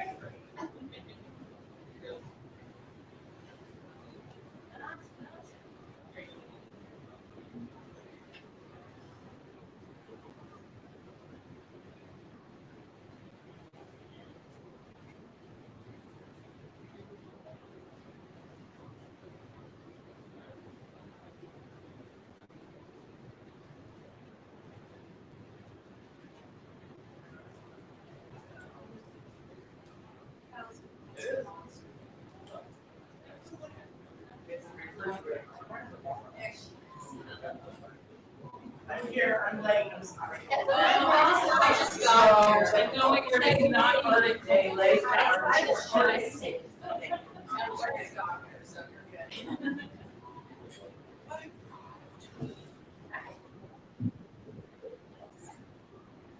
So welcome to the Women Paranormal panel. My name is Valerie Waldford. I'm a ghost hunter and an author. I'm gonna let all of these lovely ladies introduce themselves and Okay.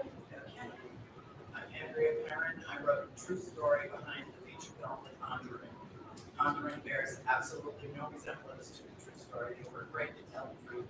It was too intense and too compelling, and so they toned it down and watered it down so that it bears no actual resemblance to our story. And that's my story, and I'm sticking to it. And hi, I'm Susan Swain. I'm the founder and director of the Charlotte Area Paranormal Society.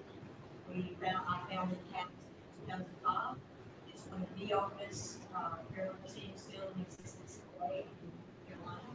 We travel north and south Carolina as well as some of the more famously known haunted places throughout the country, and we've also done some international travel to Ireland, to Mexico, that Castle, amongst others. Hi, my name is Dean Norman. I'm the author of Candle and American Grimoire. My family is all people, and so I grew up with it. I am the amateur part of the amateur ghost hunter, and I haven't had as much experience as these other ladies. I was a part of the Wollongong Ghost Hunters in New South Wales, Australia for about 6 to 8 months, and I've had experience doing videos in the sanatorium in Northern Kentucky. So those are my 2 big things today. Hi, my name is Alice Tatsuo. I'm a paranormal investigator and author. I'm the founder and director of the Association of Paranormal Study, and I also run the platform The Spooky Stuff on TikTok, Instagram, Facebook, and Twitter. Yeah, I've been actively investigating residential cases since 2011. I've been investigating paranormal since I was 16. It's been a major part of my life for most of my life now at this point.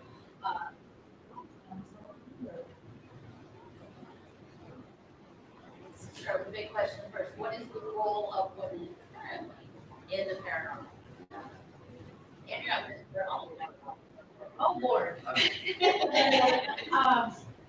I mean, I think the current role does reflect, I feel like the current role has been reflecting where women have been for the past couple centuries.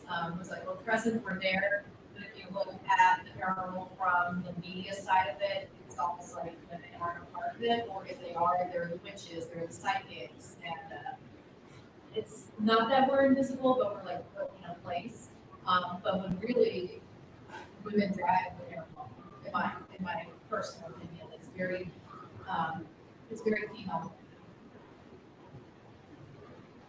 What I can say is that from my experience, I've been watched by the individual level as female investigators on social media have risen in as far as I'm concerned to be the queen of the crop and do some really awesome stuff. You know, not only with this sitting next to me, and some other individuals that I have, watched their careers online grow into movement. It's very wonderful voices. But that's all come from the bottom up, and go up as far as I can tell. And like Alex said, there has not been as much recognition from the top down yet. And I think there's a gap there. I'm agreeing with the, and it's almost like women in the knowledge of almost have to evolve their way. That the world so well dominated, especially if all your shows tend to have men and only men, and you can do that. She's some secondary model, almost like, team stereotype of a second class citizen is what's compared to being in the same role. Well, we've had to claw our way to the top. I brought the claws. Okay, they're real. I use them when necessary. I have a great fortune of being a radical feminist. And so, in my growth and my notoriety in this field, what I have been able to do is to elevate other women. I do a show every Friday night on KGRA. It's in worldwide syndication. 80 to 90% of my guests are women. It is my job, because I have the clout that I have, to bring, and oh, by the way, I need to put all three of you on my show. Okay. Honored to be here. Okay, great. I think that we are the jet fuel, that we are the foot soldiers, we are the spiritual warriors, we are the ones that make this field go and we make the guys look good. I will never be subordinate to anyone in any field ever. And I make my presence known in a very powerful way, and I do it with light and love. And all I can tell you is that how things are now is not how they're going to stay. Because I have been passed the torch by none other than Lorraine Warren. And I will do as I am told. I follow directions well, and my job is to make sure that we, the ones that do all the real work behind the scenes, are elevated to a position of power and authority and notoriety and recognition for what we have done for this field, and we're just getting started. that's great. You have, but to kind of build off a bit of that, what do you feel that women bring to the field as opposed to men? Like, I'll not say we tend to approach things differently as far as investigating. What do you feel we bring as opposed to the men who do the investigations? Or people with lens, and I would say with the more commercial ponds. We bring, I think, a level of sensitivity and sensibility.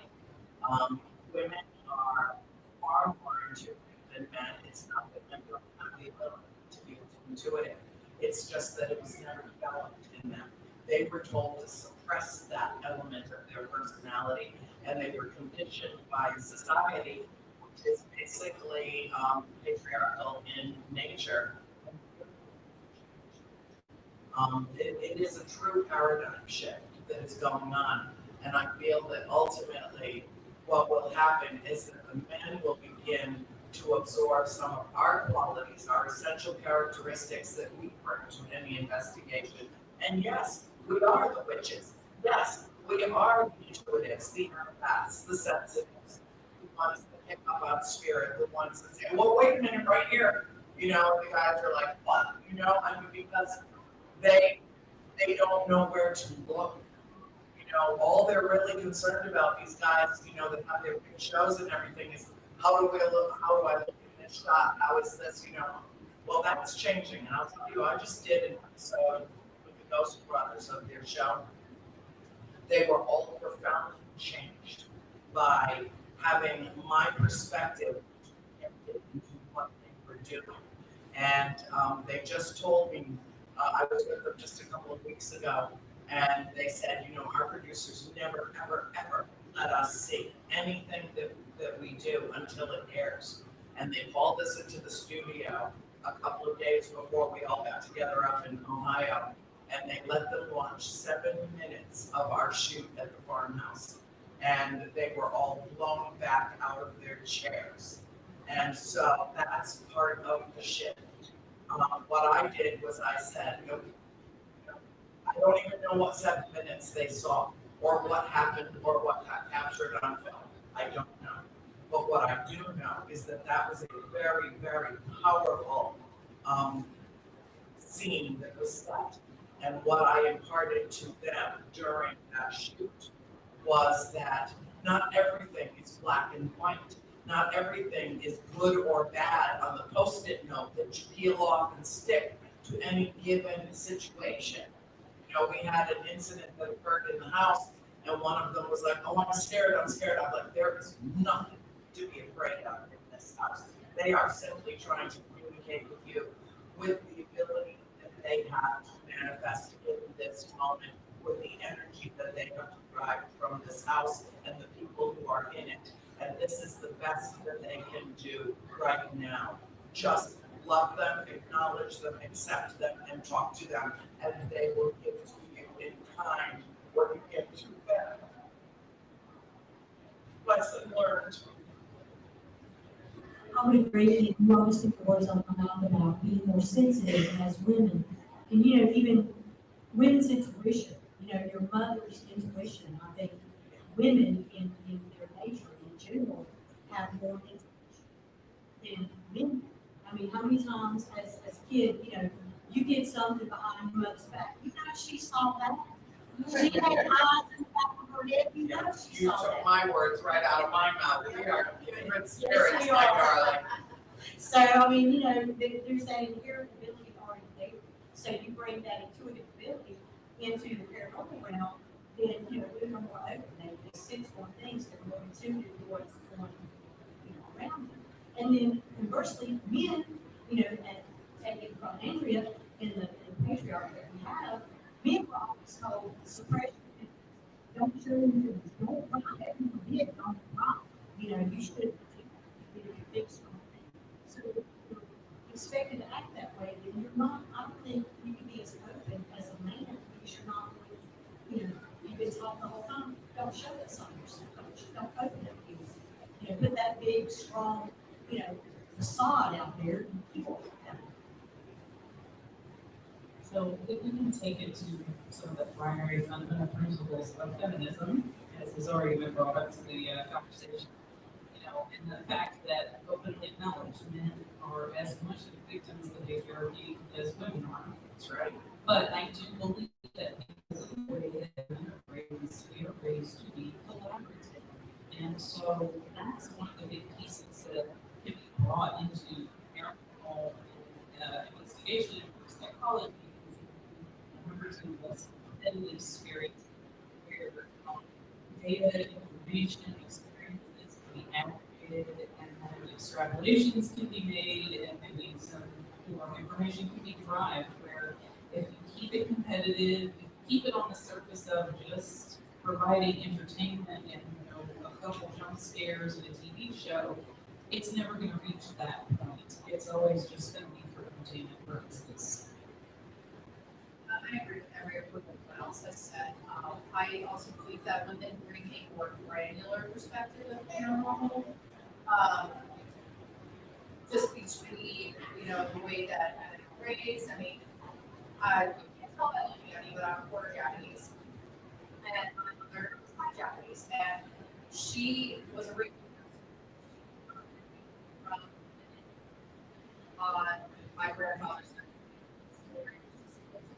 Of collaboration, community, and feelings of one. And also, I think there's something to it as well with the way that patriarchy has not only just oppressed women, but oppressed men. I mean, toxic masculinity oppresses men as well. I don't think it's an accident. I don't think it's an accident. I also don't think it's an accident when I do work with male identifying mediums, they have an energy to them. Yes. And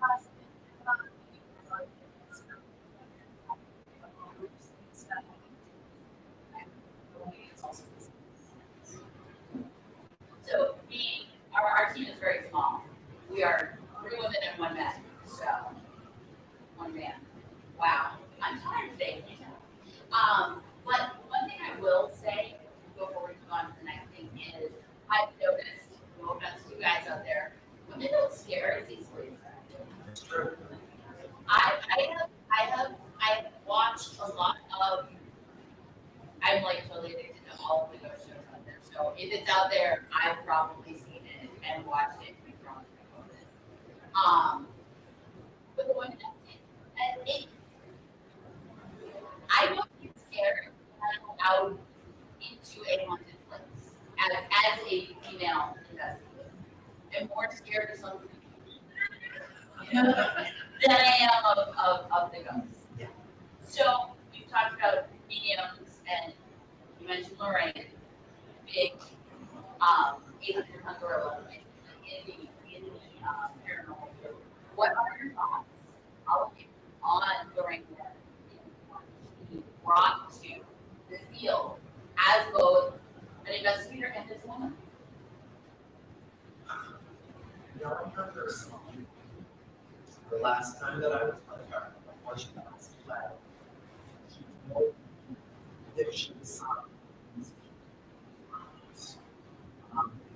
nice with my father.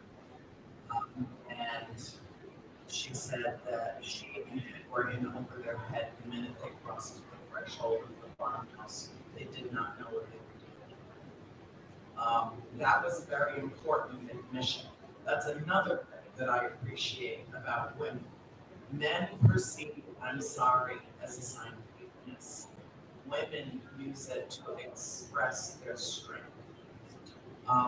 And so that she did that with me during a very long talk. We were together for 3 months before we actually held.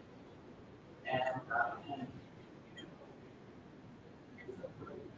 she and Ed came from a very devout family. Everything was broken down to demons and angels. I've never seen a demon. I don't know if demons exist. I know there is pure unadulterated evil in the world. We had that discussion. Her perspective was ingrained in her. Nothing was ever going to that. But I do admire and respect her tenacity. She didn't know how to take no for an answer. She was very strong, and at a time when women were very often subjugated, relegated to a lesser status, she took the lead.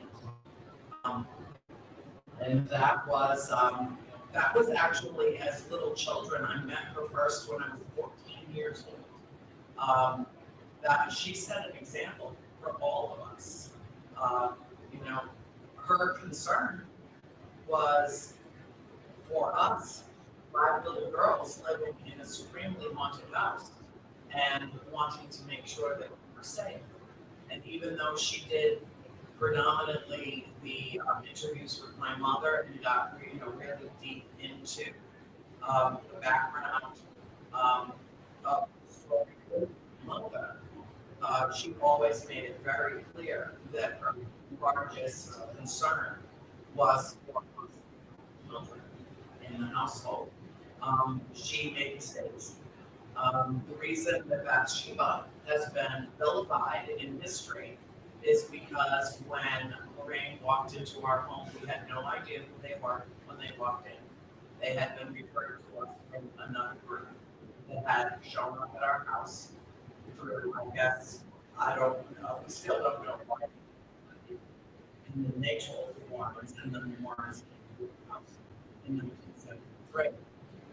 And when she walked in the house, she put her hand on the blankets and she said, I sense a malignant presence in this house for you. She plucked that right out of me.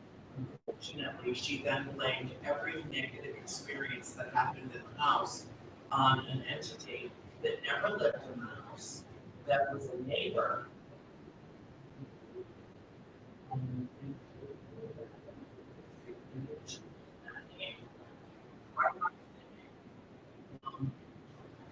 There was something there. And unfortunately, they took it in Hollywood and ran with it and made Bathsheba, again, the woman, the spirit.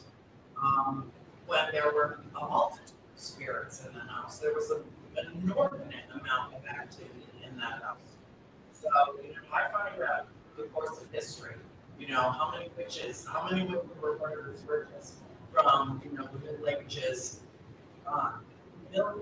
Millions of women lost their lives for no other reason than maybe they were a little different.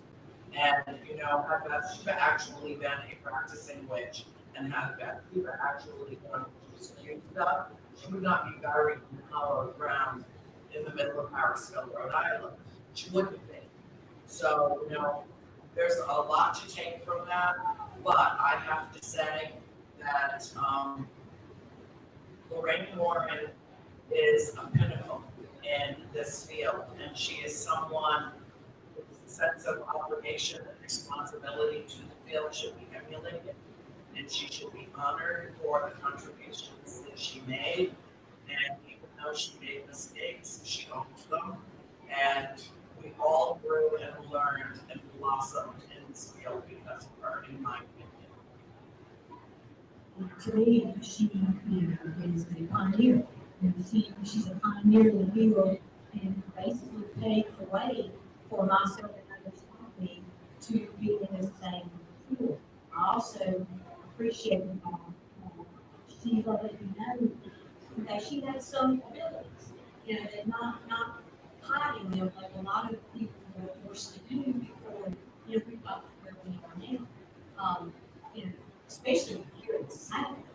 You say something about being intuitive, sensitive, or even use the word psychic or medium. Back in the day, when they were about to, burn you at the stake, just because you have different abilities that didn't, the next one. To me, she's a pioneer, and I applaud the fact that she was willing to put that part of herself out there and into the public. Well said.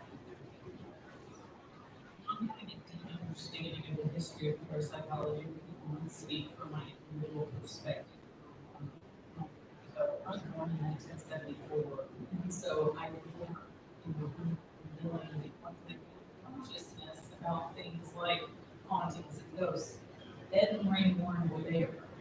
the beginning. And Lorraine Warren was really the only woman's name I saw associated with parapsychology for years. I saw Colin Wilson, I saw many other men's names associated with parapsychology, but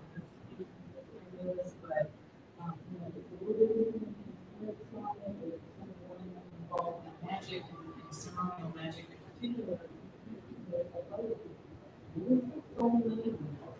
And she was the person that, I got to go, okay, there's someone like me doing these things, interested in these topics.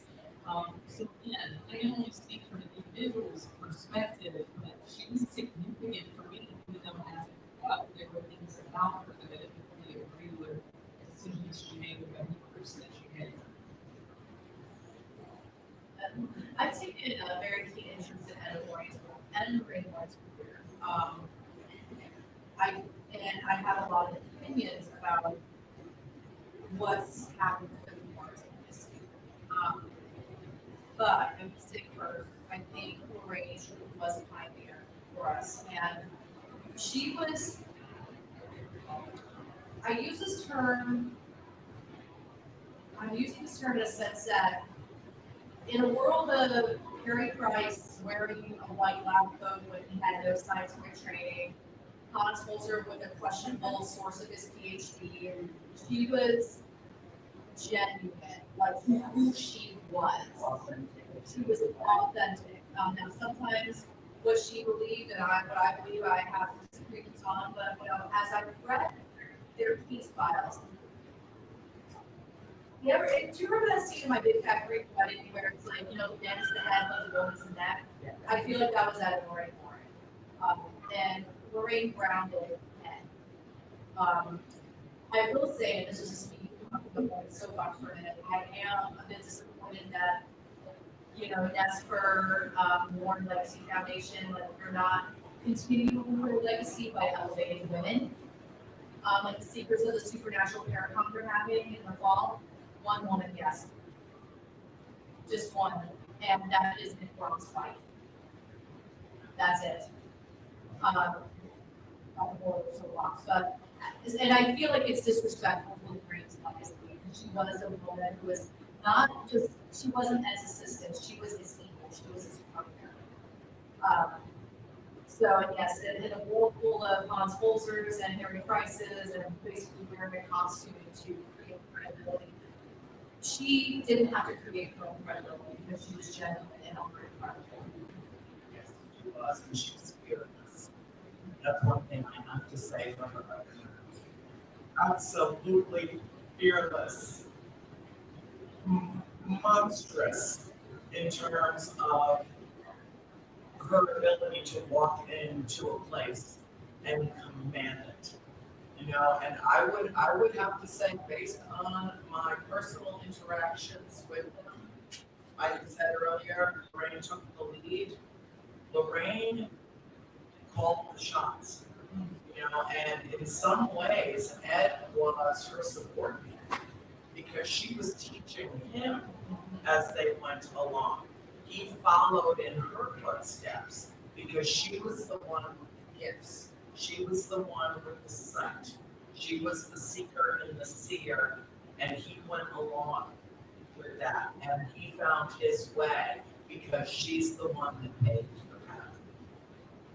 I was lucky enough to actually get to be at Lorraine Warren. I went to high school, Halloween, and they came out every year. The Halloween is this massive lecture and everything. And 1 year I was lucky enough to get to interview with the school people. So I can say, as someone who grew up on Harry Price and Hans Holzer,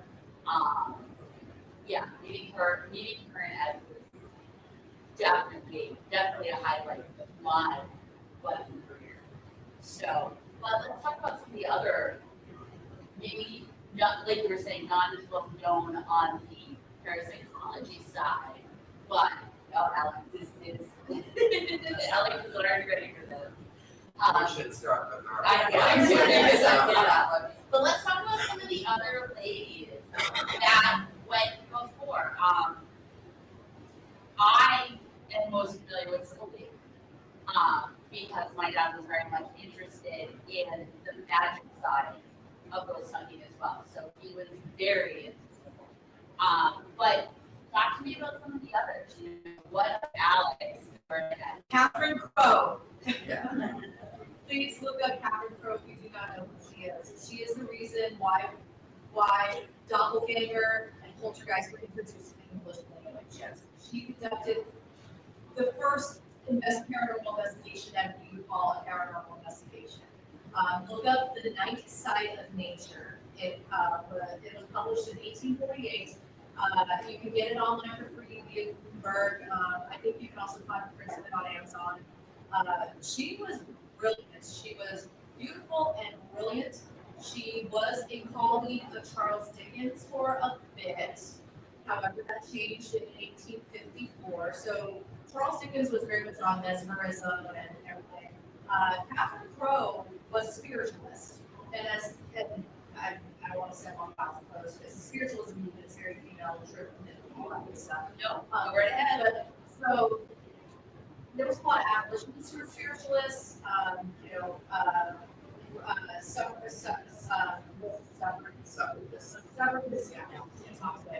too brought up on Catherine Crowe. See here, Charles Dickens did Catherine Crowe. Because he's the reason why her voice got silenced. So they were all spiritualists, but those who were into mesmerism did not like spiritualists.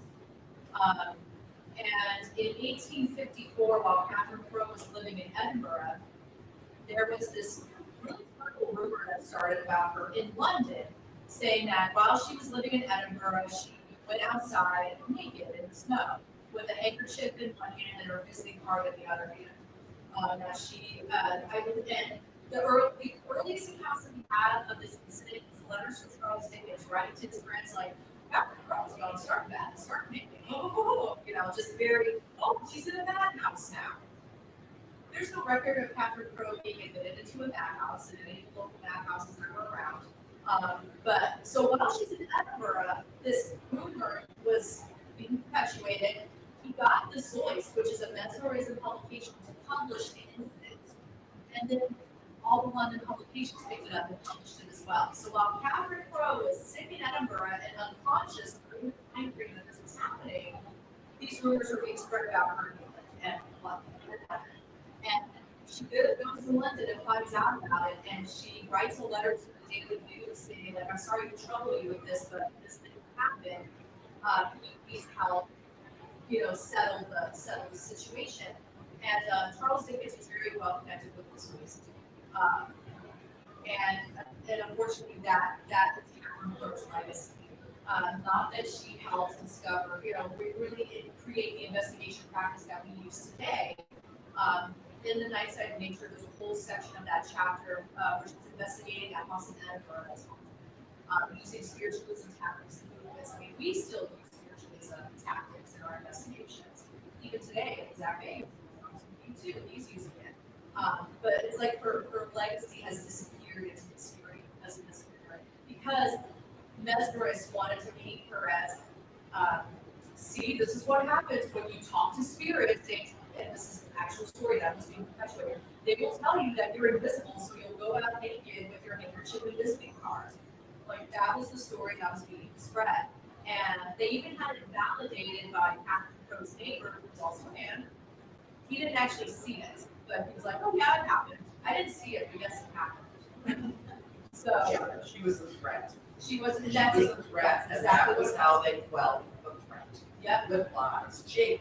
Yeah. Haven't we seen that happen 100 million times in our lives? Yeah. So Catherine Crowe, I think she is amazing, and I have a theory that maybe Dickens was thrown by her because she's a very good woman. Just to have that switch of being colleagues and praising her to one.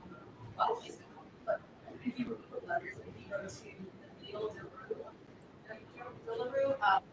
Delarue, it's infuriating. She believes she's psychic and she's a nurse. Like, it's just like, oh, nice about her. And his favorite Charles.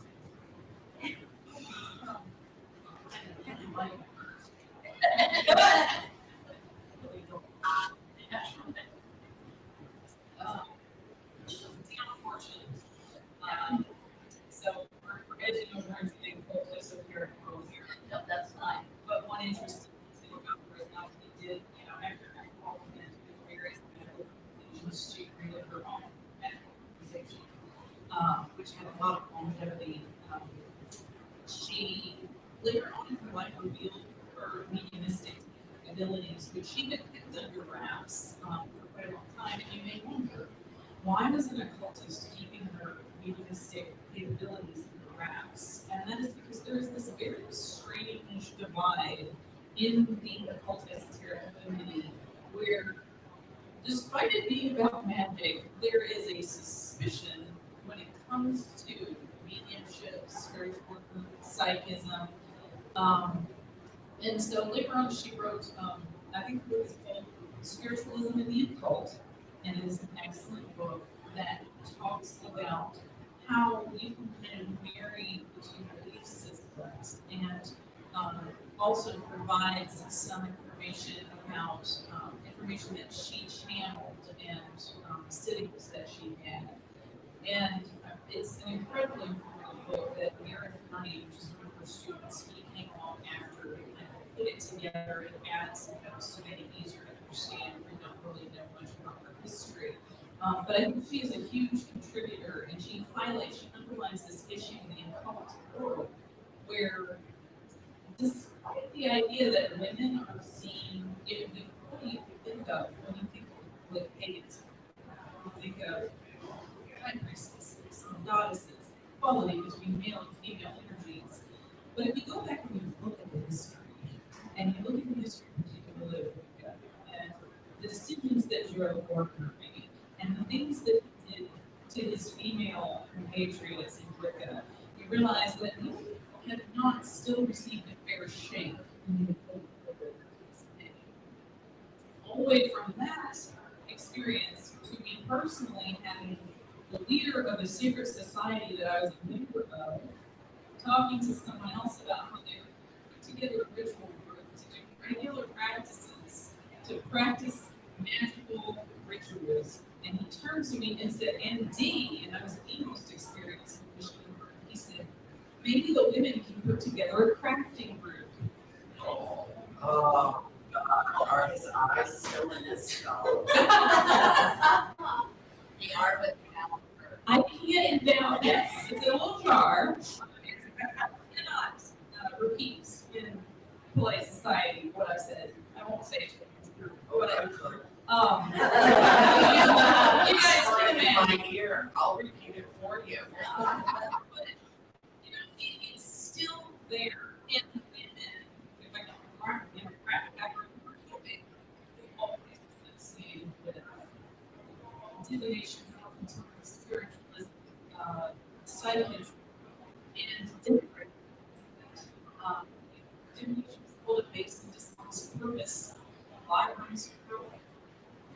Aleister Crowley, bad-mouthed divination.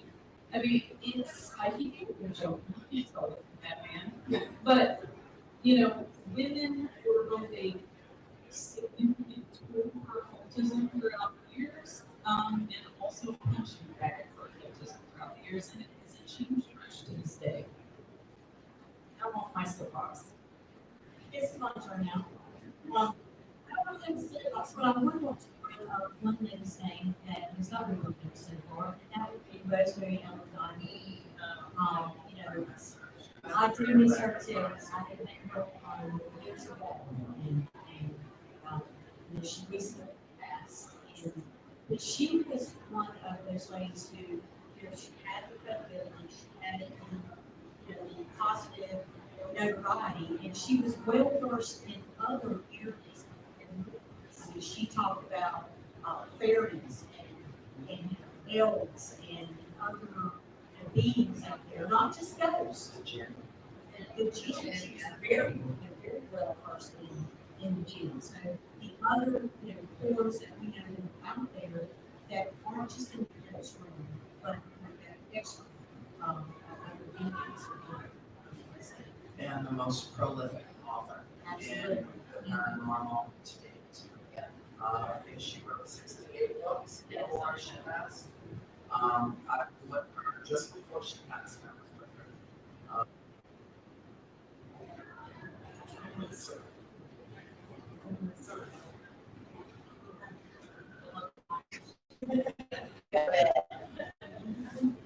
She was my mentor. reached out to me when nobody knew our story. And she sent me a copy of the encyclopedia of ghosts and spirits and told me what page I could find our story on in her book. And I had no idea that anybody had written anything about our experiences.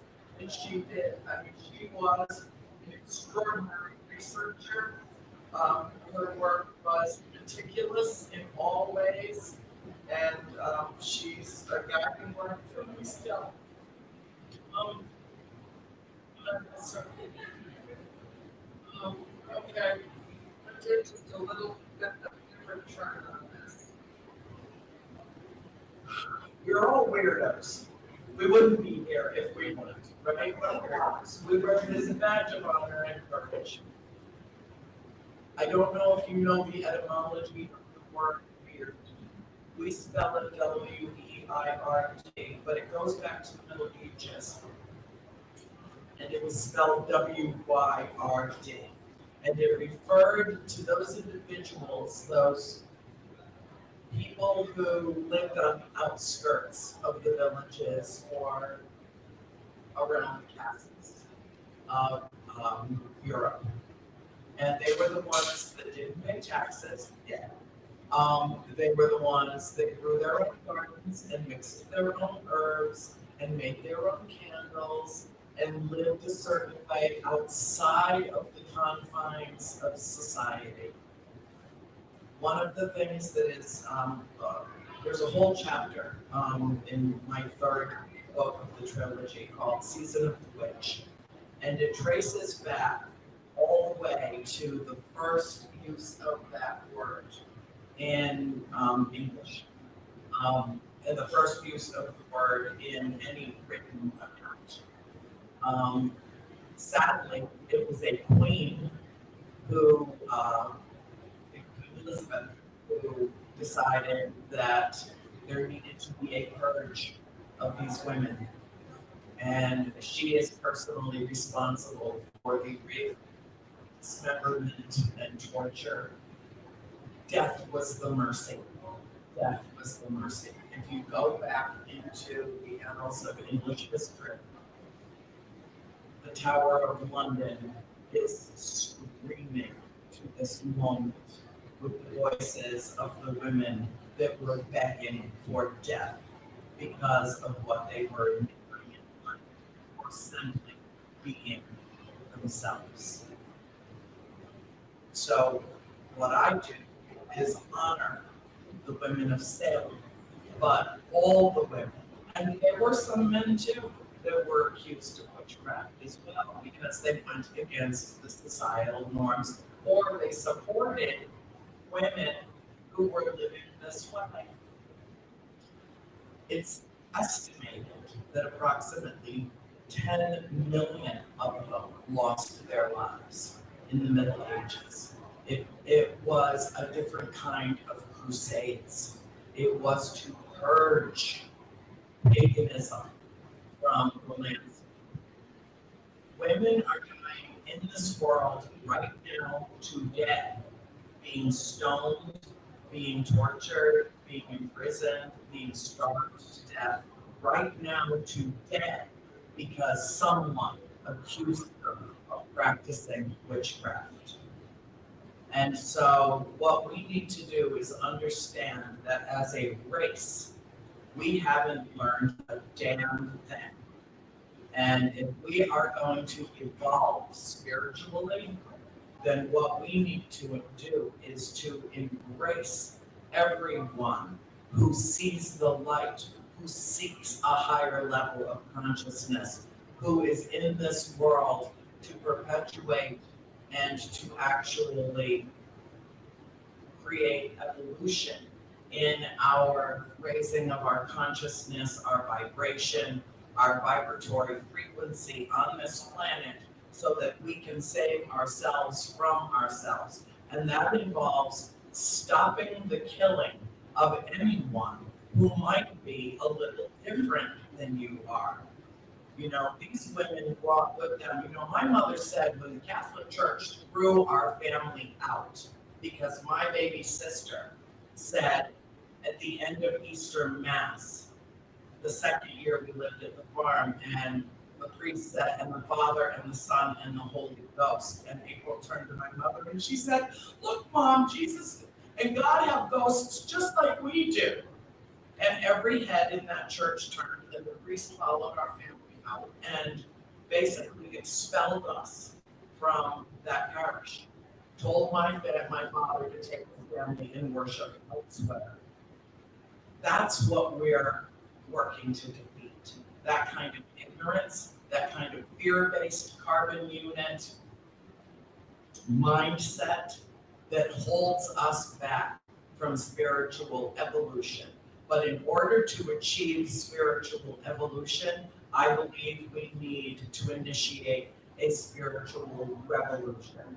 And I'm carrying the flag at the front of the line. Join me. Coming to the end of the panel, is there any quick questions before we go to the final, or go to my final question? Anyone? Oh, yes. Yes. What do you think it will take for women? Because I feel like women really are. What do you think?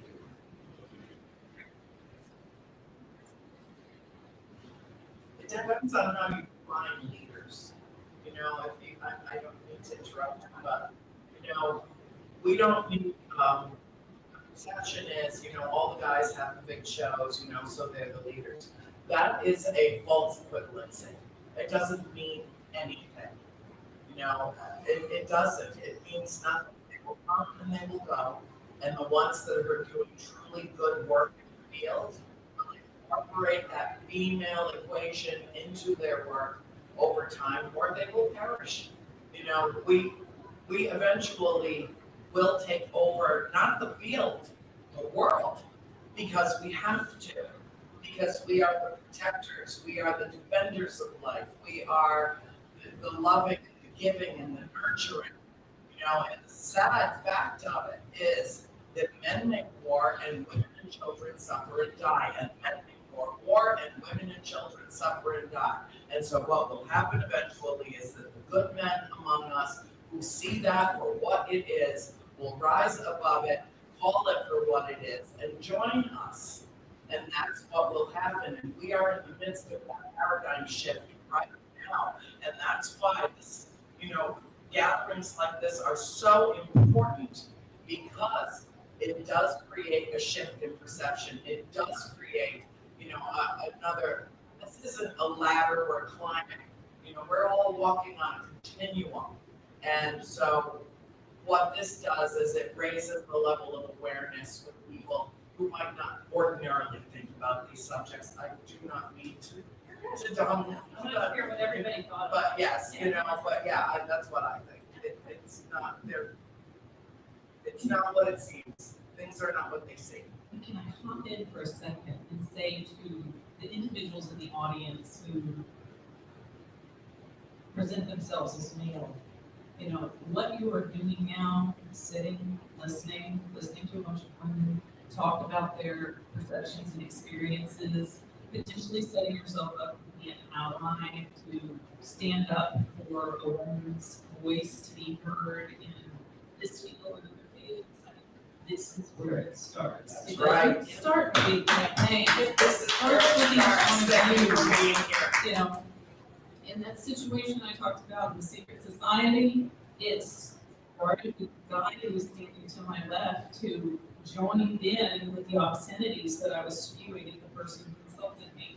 I mean, we complement each other, but women need men to be an ally and to join us, so that we can join with you in your world and place. Andrew's right, there's a paradigm shift. And I think it's going to cross into media soon. A couple years ago, my team was all female, and we were being fielded by a British production company that works with Travel Channel, TLC, and all these shows to develop a TV show. And they were working with us, being essential.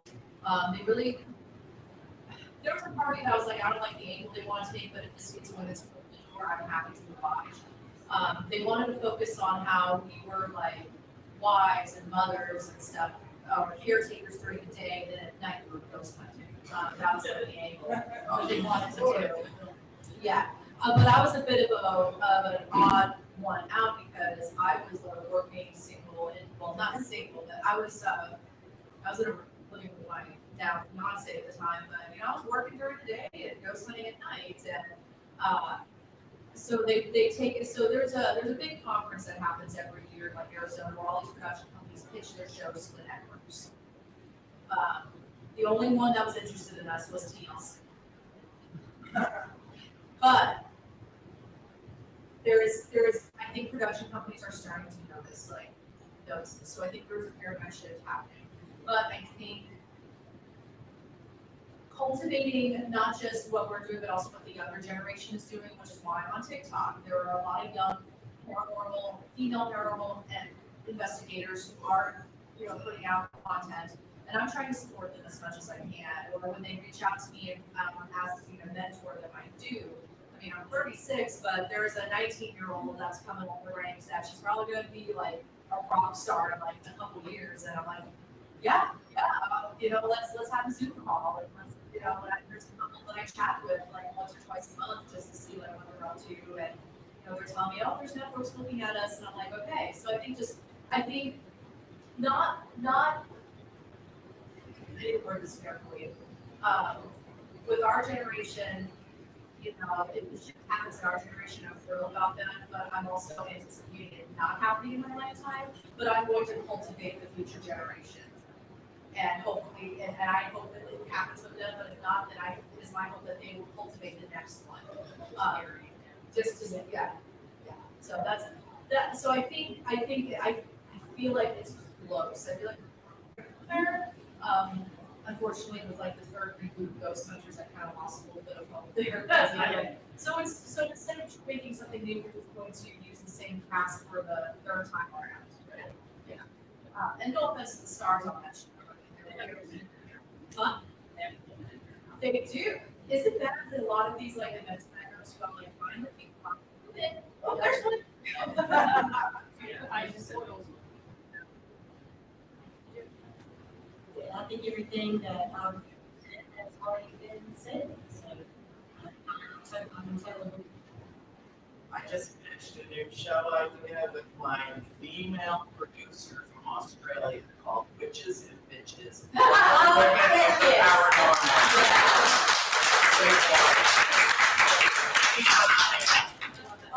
I told them if you any of you are problem with bitches, I'm fine with that.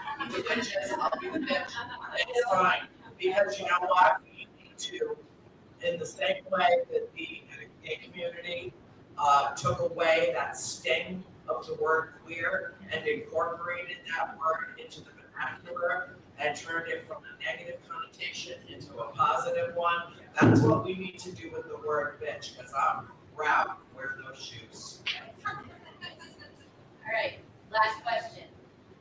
5 words or less. On the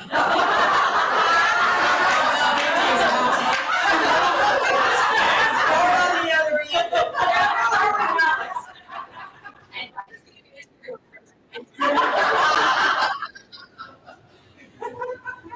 Advice to the female paranormal investigators out there. 5 words or less. I'm going first. Okay. Keep doing what you can improve on yourself. Look to the future. What can you do to make yourself better? And out, amongst everyone else. I got mine. Be the light you seek. Support each other. Never, ever, ever give up. Yeah, there you go. And be true to yourself.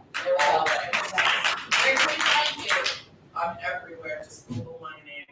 Google me. I know that sounds dirty, but really. Just Google me. There I am. Stroll over here on Society. We have a table downstairs. We are actually right beside her. So come see us. Yes, come see us both. www.blackcandlecottage.com or at Black Candle Cottage on Instagram, and I'm super friendly and I love answering messages. You can find me at alexmatsuo.com or spookystuff.com or spookystuff.handle. I do want to take 10 seconds of my time to promote the Feminine Macabre. This is a paranormal journal anthology with articles about ghosts, haunting, witchcraft, magic theories that are all contributed by female and non-binary writers. I have one copy of each left, but you can also find it on Amazon. So feel free to take a photo. This helps amplify women's voices in marginalized groups. I'm downstairs at a table. I have a Ouija board workshop this evening at 7 with Dee. I have like an early 1900s full Ouija board from all in history. It's not on her check. And yeah, I'm downstairs and I'll be around tomorrow for writing paranormal nonfiction. And I have a couple of free buttons and business cards too. Awesome. Awesome. Thank you all. Thank you, everyone.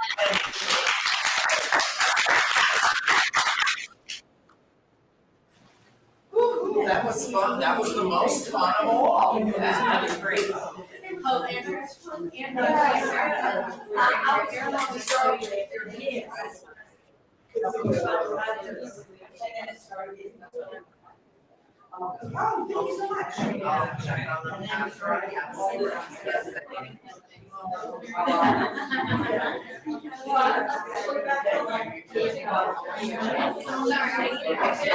take a photo.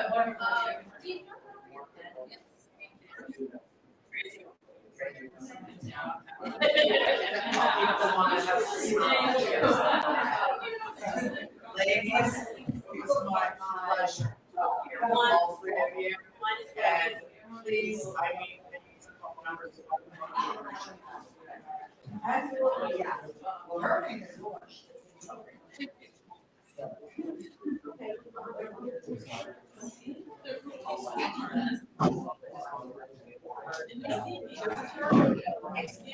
Yeah, I need somebody on operation.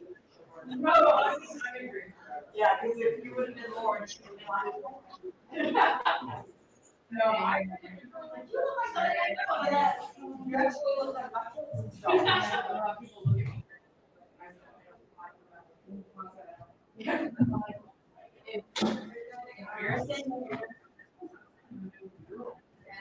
I know, like, I can't live not well, you're different. His work. His work on my phone. But like, we're a bunch of. Very frowned upon. I'm looking at one page, like 7 environment is on teams. They all know who to do, every zero person. Thank you. Like, they just say. Here are the books. So this is only one, one I think we should use this. Well, that, and it's just like, you know, it's weird because we just moved into our new house and it's the only house that ever spent a lot of time in hasn't been active. And I'm like,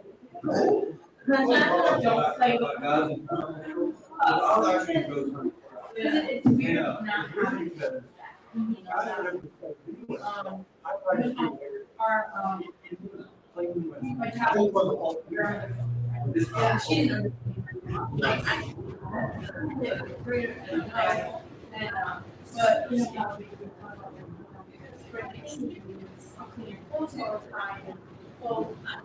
know, yes. Oh, wow. Right. So,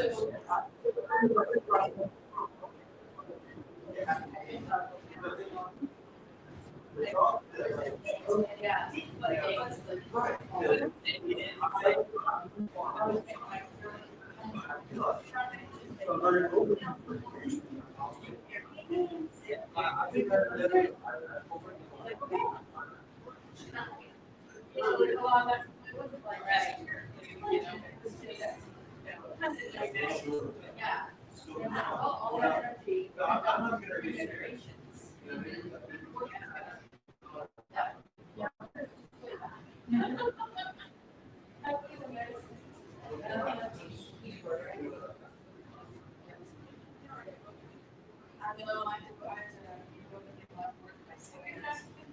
to be here. Well, if they don't, if they don't. Well, that's what we're all saying.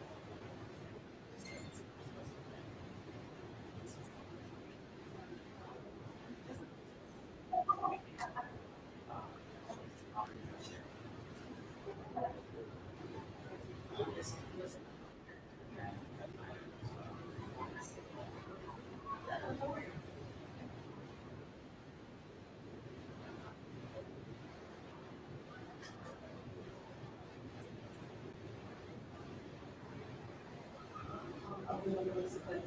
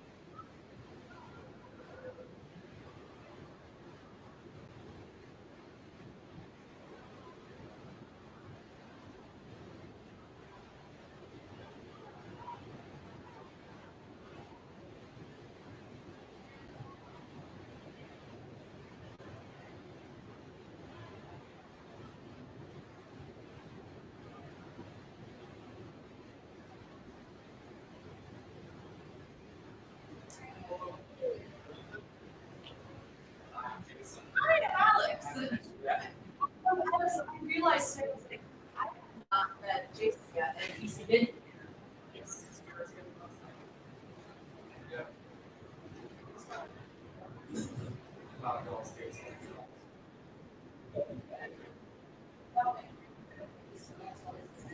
That's awesome. So Both volumes of feminine dogs, a haunted actor, and I have 3 copies left for you, one was next person to take. Ooh, there you go. All right.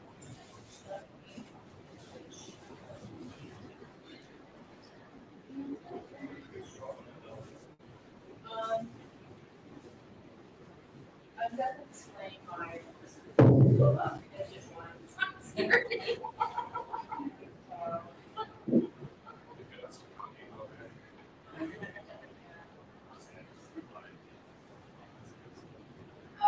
Like, it's an original page, so they need to convert it to yeah, I got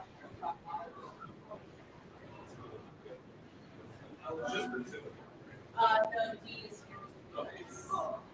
Yeah.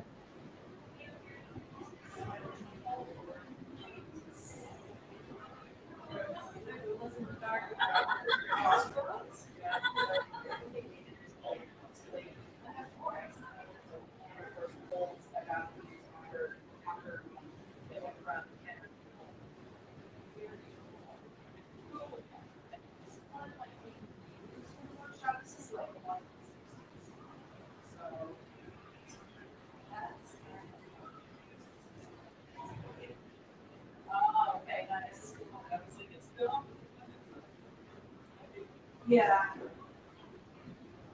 Oh, my sister. And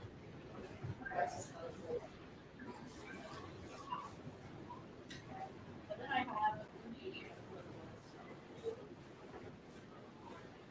That's probably this, but I think we use shares. As I say, we probably use shares to, yeah. It's like, alright. Yes. Let me get the one that we used.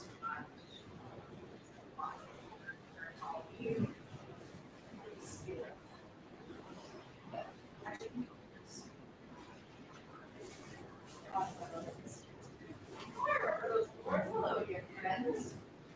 They're back.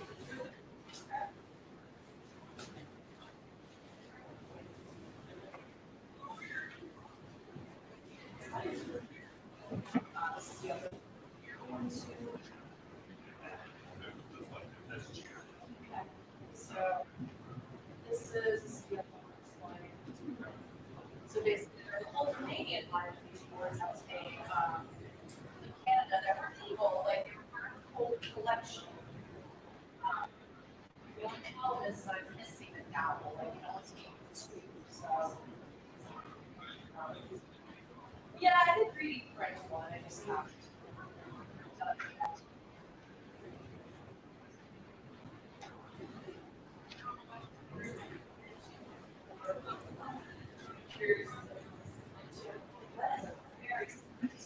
That is a very 70s version.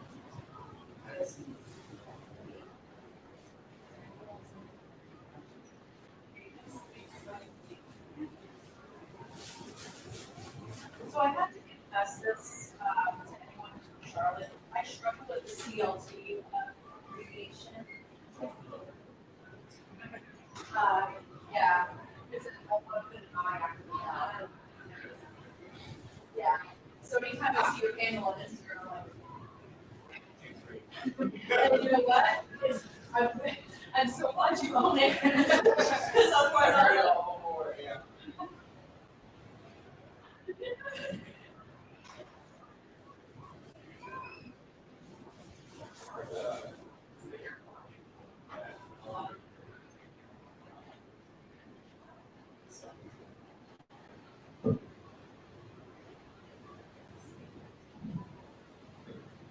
I just use my books to answer the books I sell out.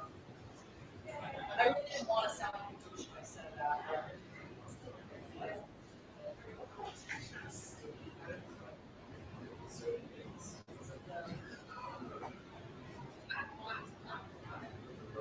Yeah. But I also got collection of dust on. I think there's 3 years this guy.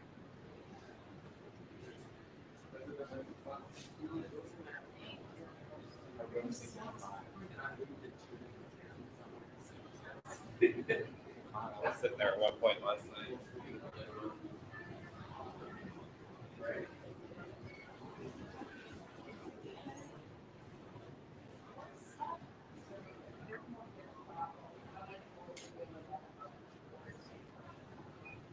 Yeah.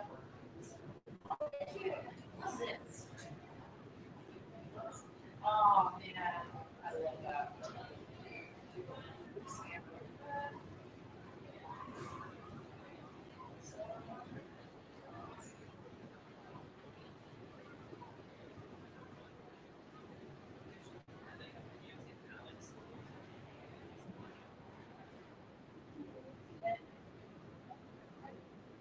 Fish fry. How often can you say that you're in a room with 1, 2, 3, 4, 5, 6, 7, 8 Ouija boards?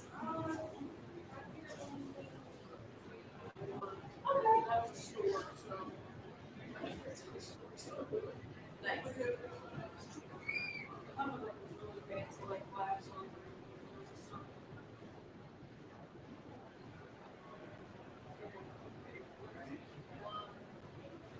Jason. Oh, wow, I can get 2 versus 1 stone. I meant that, Jason, but that works too. I always get excited for these workshops. Alright. Cool. Now it's-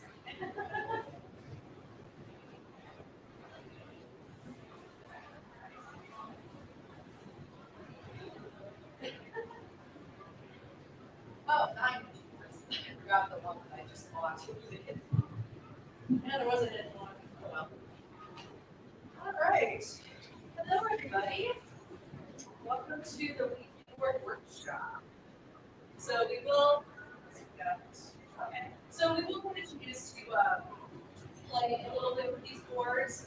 Actually, let's start off with introductions. My name is Alex Matsuo. I guess I'm the official moderator of this panel. I don't know. I did it to myself. Bad examples. Yeah, so I fell in love with, I'm just looking at this for the first time. I fell in love with Ouija lore and history about 6 years ago. And I just recently started collecting them. I'm fascinated by their history. I think they've probably been stigmatized. I think the picture that media paints about them is not fair. I think they go much deeper than, portal to hell. I think it goes way. I think it's much more than that. And basically, I kind of made it my mission to destigmatize the Ouija board and make it more accessible and less something to be fearful of and more something to be curious about. Hi, everybody. My name is Dean Norman. I am that's very rich. I also got a hold of Luigi game when I was about 9 or 10 years old, and was fascinated and very delighted a few years later there was a slumber party. I mean, you can't get more stereotypical than that. So the slumber party at a friend's house, and they had about a 1967 version of that. And not long after, I convinced my mother to get her brother's version because it was pretty easy to do since we were imagining family anyway. But over the years, I have really come to love not only as a tool with entities, whether they be internal or external, but also as an art form. As I think it's really gorgeous variations seen by the boards up here on this table. And I just think it's really cool to look at the different designs and permutations.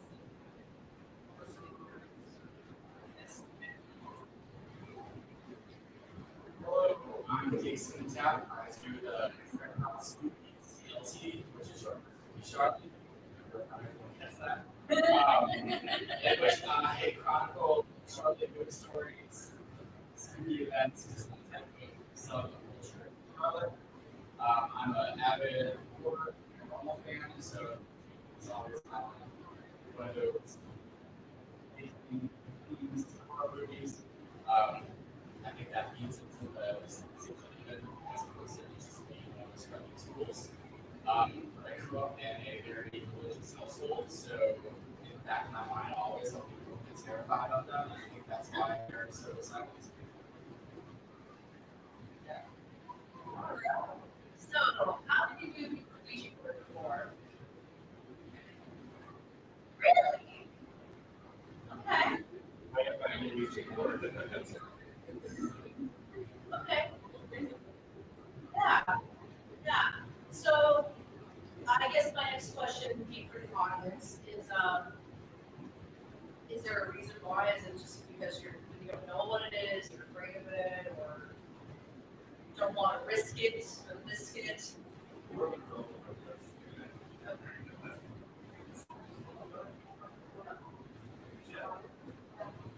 Yeah. Yes. When I got it, I was 10 at my peak. I was very into horror TV movies. My mom was very family, so I got it anyway because it was really. I never use it by myself. I use it with my sister. reason to skin color mascara. And we never like.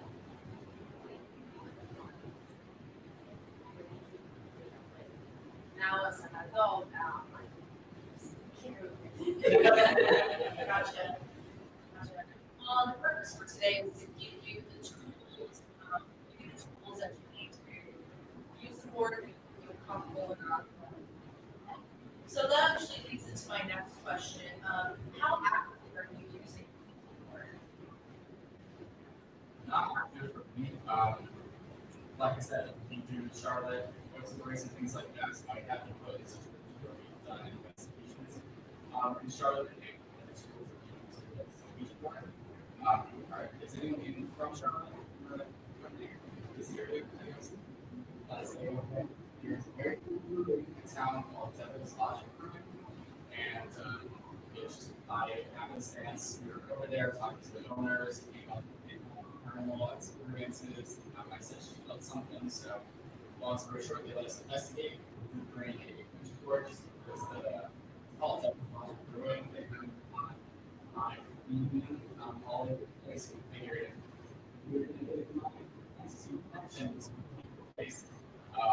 when we use the Fuji board, I'm not confident that we made a strong connection. I think that it moved with the group of four of us. That does not mean that it's not someone but it's a tool.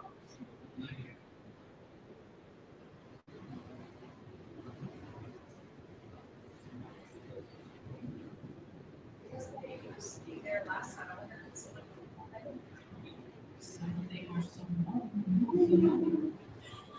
So previously I've used the board quite a bit. Usually with friends, I'm the token scoop friend that gets invited to do all the scoop things, especially around Halloween and other scoop times.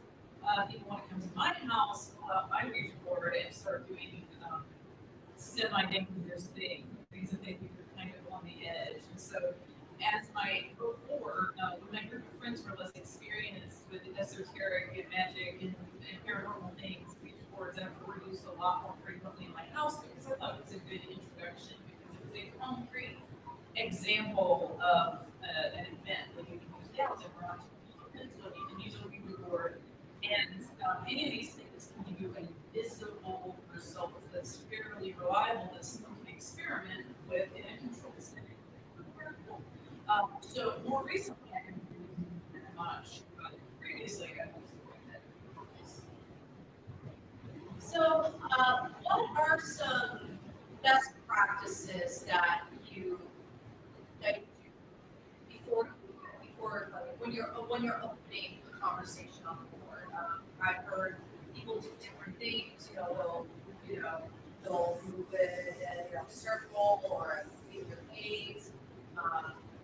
What are some of the best practices that you guys? I would say it's simply get it out of the box because it's all about mindset and intent. And you can approach a board in a jovial manner, like, hey, we're going to have some fun.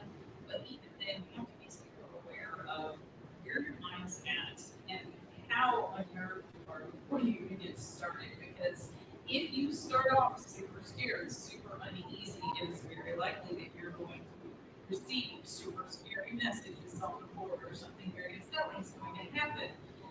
Do I think that is because that will attract negative entities? Not necessarily, but a lot of times if you do attract an entity, it's going to channel its energy in the direction of the least amount of resistance. And so it's going to pick up on your mood and your how you feel, and that will make it the easiest thing for it to express. So, keep as, positive,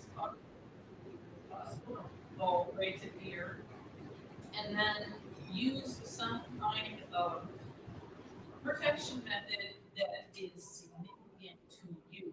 So I'm not going to prescribe and say you should do white light cleansing, or you should pray, or you should do this or that, or circle of salt, or it has to be significant to you, and you have to be comfortable in that protective practice. Do that before you even touch the board, so that you feel safe while you're doing whatever you're doing. That's awesome.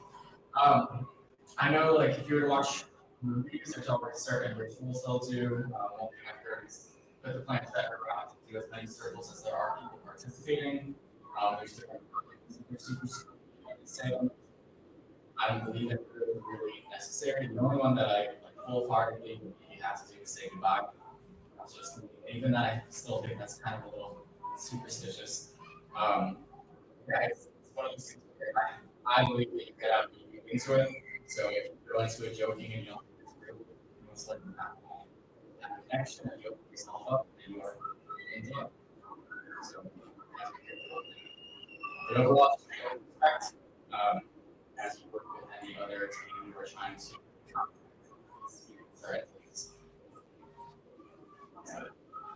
Yeah, I agree. I think ultimately it's kind of like with tarot, and you know, I don't want to step on the next panel's toes with that.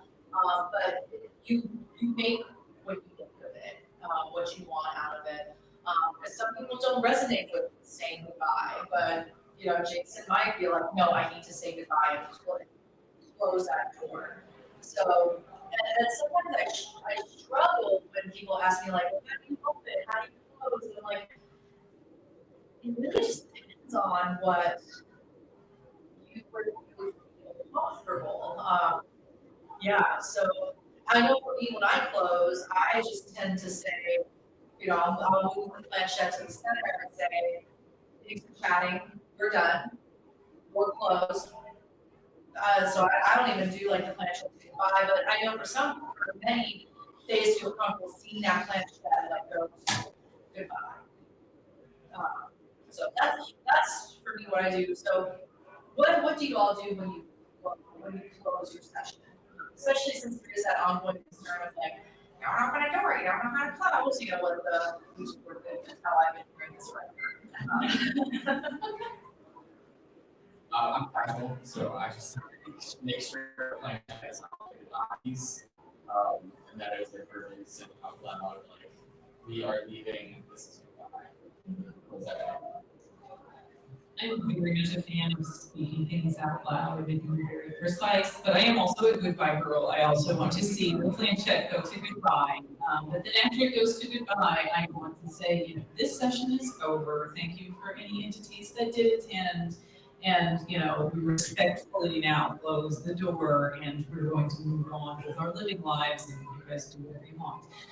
You know, but in a respectful way, because I feel that not only for whatever entity that you might be connecting with, but on a subconscious level, you want to shut the external door, but you want to shut the internal door so that you don't leave yourself prey to any influences, even if it's just on a subconscious psychological level. You want to make sure that that internal door gets shut too. And I think speaking it out loud and making it a verbal truth really helps with that. Yeah, it's a good one. What are some of your favorite questions to ask during your sessions? Just the starting open one, is there, like, are we alone, or is there anyone requests? We talked about this a little bit last night with Ghost Hunting 101. I'm a big fan of kind of just doing very basic questions and seeing what happens. Don't get too specific. I hate when people say, are you dead, or do you know that you're dead? Thank you. That's not how I want to it's broken to me. But yeah, it's reading the room a little bit. The last time we did this, we also had the spirit box going as well. So it's saying questions off of things that we put on the spirit box, like confirmation policies and sometimes as well. Vendors once. Nothing that you see Zach Baggins or anything or anything. I will say that one favorite question, I'm a history buff, and so I try to kind of hone in on the history a little bit. If I'm using a which board with a friend or friends and I'm trying to contact a specific ancestor for something they knew, you know, I want to ask questions about what their life was like when they were alive, the connections they have with the individuals that were and stuff that individual might want to know. If it's a situation where, we're just using the board in a particular location, I want to know about the entity's connection with that location and why they're there and, other information about the location that we may not realize, living waking world, information about the energy and how it moves in the location and other paranormal or psychological details that, we may not be perceiving. Those are the kind of questions that really, get me excited about using the tool. Just for context for this evening, how many of y'all are comfortable using Ouija board for this evening? Okay. Okay, cool. I'm just asking to help you plan out the rest of our time together. Okay. All right, so what advice would you give to our audience for obtaining a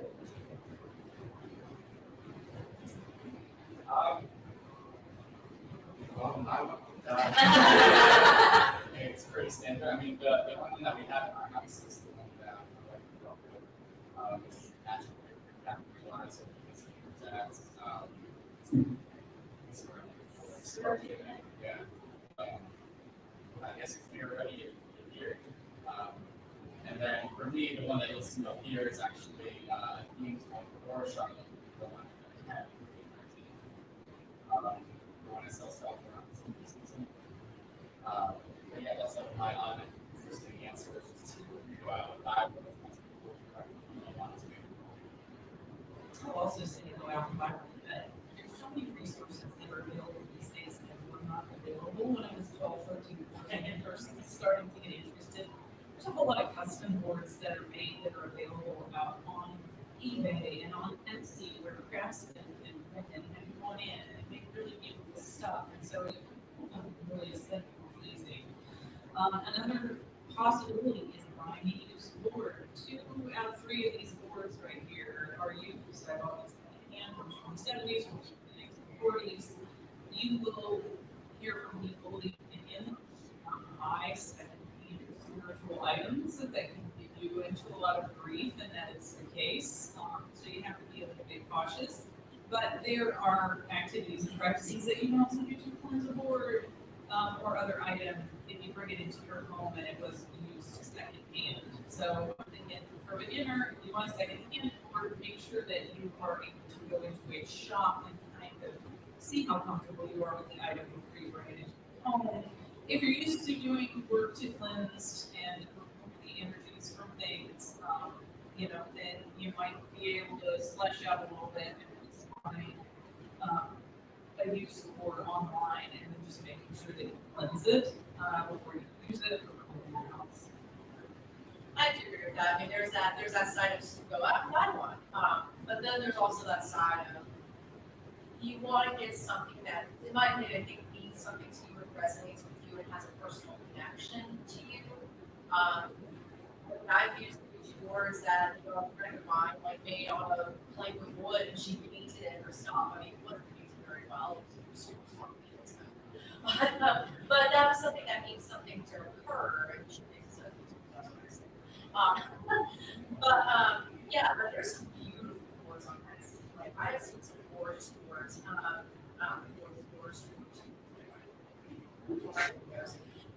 Anyway, but I got my first official Ouija board. Like I said, I only started collecting fairly recently, but then I did my first collection that I had, and then I started collecting again because my husband did school at the apartment in Chicago, and when she moved in, the entire apartment was empty except for this Ouija board.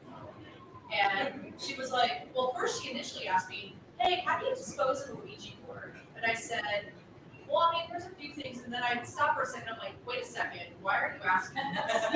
And she's like, well, and she told me about how she moved in and everything. And I said, can you send me a picture of it? And I saw the box, and this is a board from the 1960s, and it comes on eBay. And I told her, I said, you can sell that if you want, or, and I told her how much it was worth, and she was like, do you want it? I'll make it your wedding gift. And I'm like, oh, yeah, I'll take it. And so that kind of started it. And then I found this board on eBay. It's actually the Canadian equivalent. You go into the history of like the Ouija board. Ouija board is basically the commercialized version of the speaker board or the talking board. Basically, these businessmen got together and decided, hey, let's capitalize on this trend that's happening in the late 1800s and make some money. They did. And then after the Kenner Novelty Company kind of separated, took the company and became full Ouija boards. I can't do math, but I know this stuff. And so they had a plant in Canada that was producing boards, and I found one of these Canadian boards, and I was like, okay, I think I got this. And then I was at RavenCon in Richmond, Virginia, and I saw this board with the vendor, and I saw $35 on it. This is a board from the early 1900s. These go for a couple thousand. And so I thought that $35 was $3,500.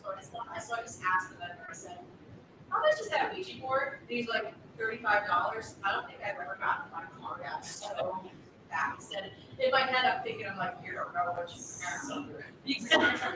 Exactly. And but he said, he's like, oh, no, looks like it's I sent it to my friend Bob Murch, who, if you ever want to know more about Ouija board history, and look up Robert Murch and the Talking Board History Society. They are great. They're a nonprofit organization, wonderful people.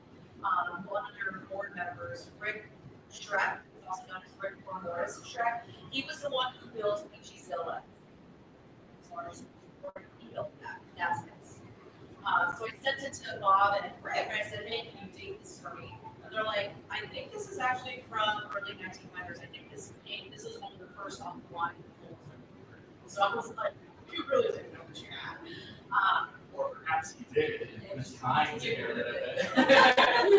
You know, I will say after I got this board, some things kind of ramped up in my apartment, but I also have a haunted doll. So my home is a bit of a, between haunted doll, my mother's ashes, and 4 boards. It's like, hey, you got it. I could just say, it's not coming back now.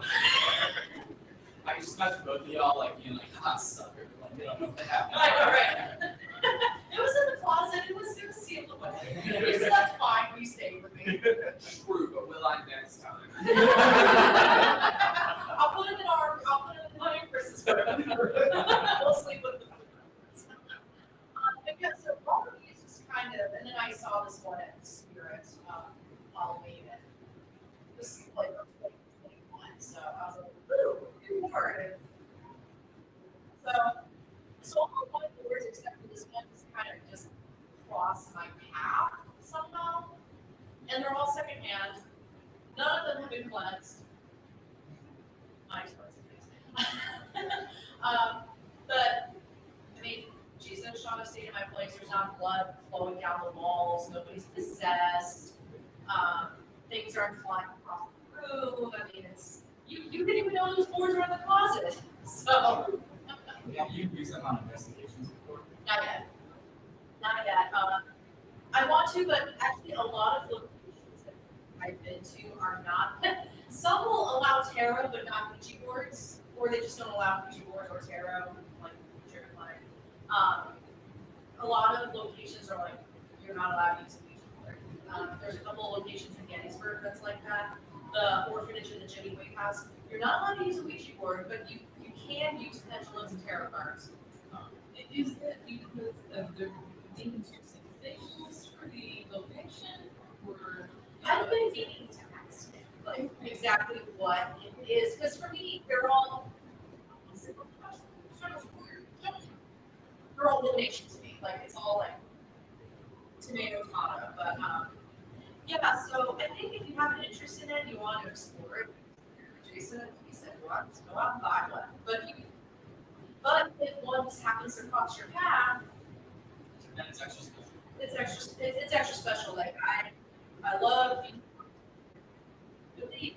It's weird to say that they all have each their own personality. I think to point out is, of the boards up here, 2 of them are used, 1 is new, was new to me, and for quite some time to use boards at home. I've never cleansed my everything.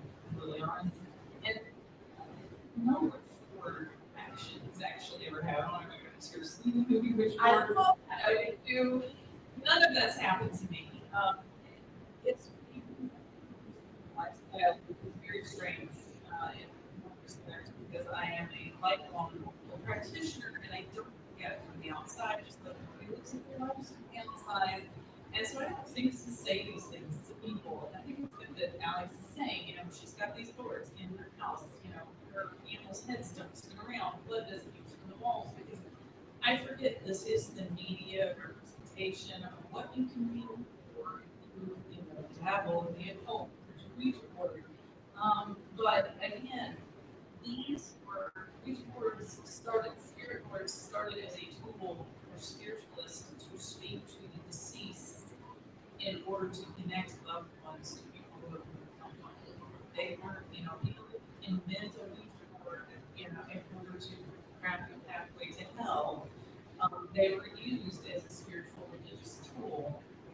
And I think we have blossomed into, you know, all these beautiful variations and more that you see in front of you.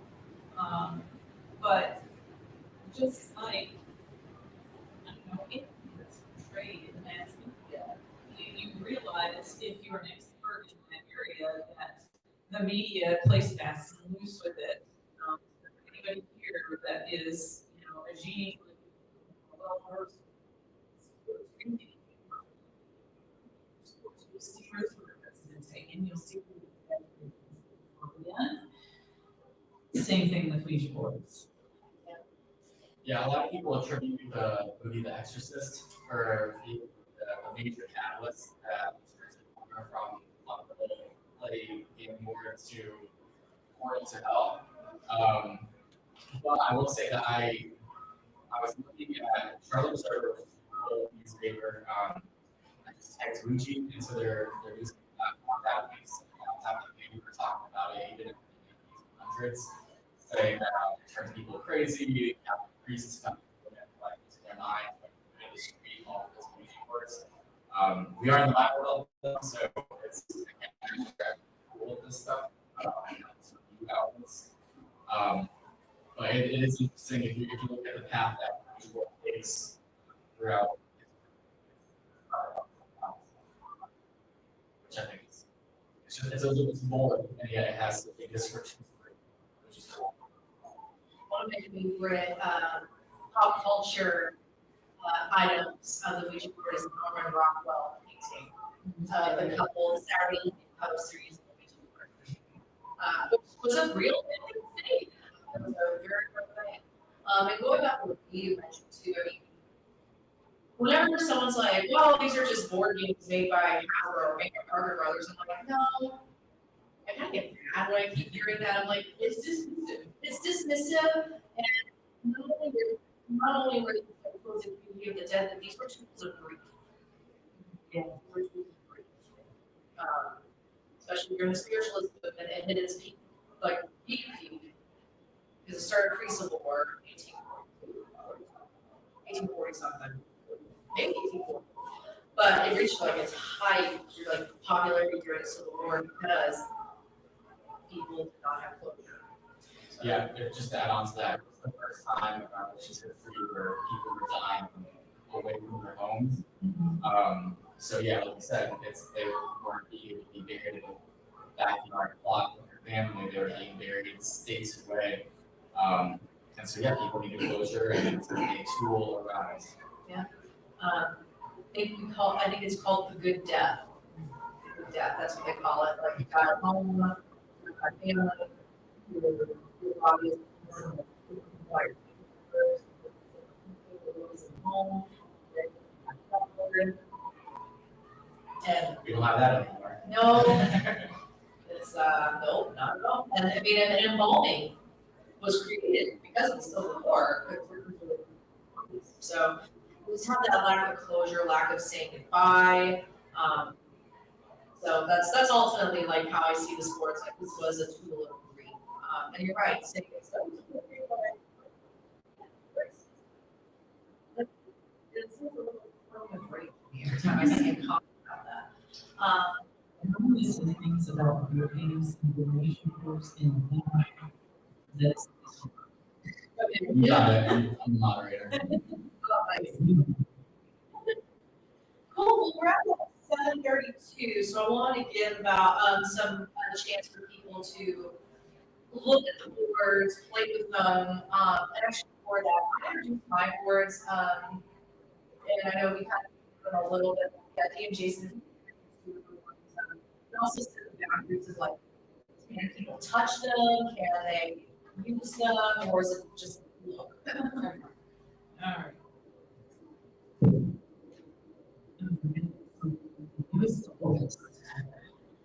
The newest here and only has been owned by me is the special edition Ouija board that was made for Hellboy. Because I have a deep, deep love of the Hellboy comics and Mike Mignola's art, and so it's got some of his art on it, and it's got the Hellboy logo on it. I bought it at my local comic shop, and sometimes in the early 2000s, I guess.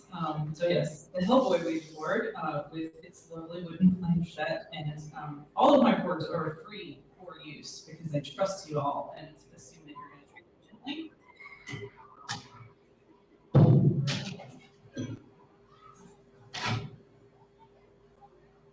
This gargantuan board dates from the 1970s. It is the Ziria board. I'm not sure why it's called that, but in addition to having the alphabet, it has tons and tons of individual words on it so that it can make it like a shortcut for spelling out alphabet. It has this very 70s plastic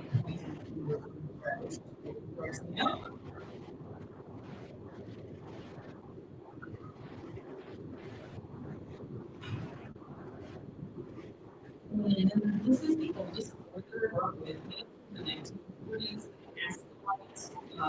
Company who made our Hasbro created its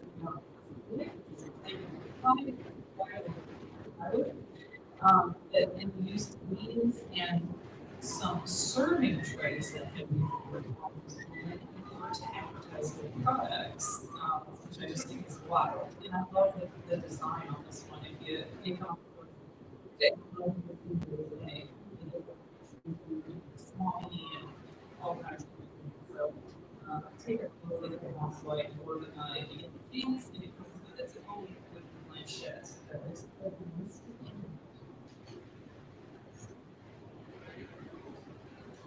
All right, I still have one for me. It's obviously a little bit dark, which is really cool. Mine's a little bit dark as well, and then I have that custom made one I told you about here. Go crazy with it. That's all. But I will take this opportunity to say I also have Charlotte's spooky t-shirts with the Ouija board design on it. I think they're pretty cool. They're available on our website, spooky.clc. Yeah, and then one last thing, I was okay. So my whole shtick is talking about Charlotte, North Carolina ghost stories. One of the main hotels smack dab in the center of Charlotte. The whole reason people believe it's haunted is not only is it next to the oldest cemetery in town, but it's also coming up on its 100th year anniversary. And then during the 80s, it was about abandoned for 8 years. They started renovations at the end of the 80s. They found an intact skeleton at the bottom of the elevator shaft, which is pretty spooky if you want to see. Now, a lot of people have paranormal experiences in the building, and one of the main stories is that room 906. It's known to be the most haunted room for a number of reasons. But one of the recurring things is that Ouija board was used in it, and the people that had it had a very strong connection to someone who said that they committed suicide in that room, which kind of checks out because that building was known for having a number of suicides, unfortunately, and the time it opens up was right around the Great Depression. And it was nearly the tallest building in Charlotte, and the public could access. Put two and two together. Yeah, so even the Ouija board has a strong connection to Charlotte ghost stories, which I think is cool.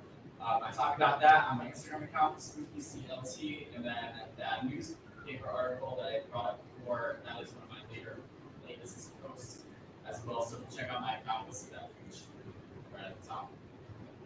And what are the boundaries with your boards that you brought? Like use them, touch them, use them, touch them, ask questions, the highest one. So just saying goodbye. using it while we're Yeah, because you gotta go home with that board. exactly. It's going into a future nursery, so hopefully we can move it. Nice. And so for my boards, like, feel free to touch, feel free to touch.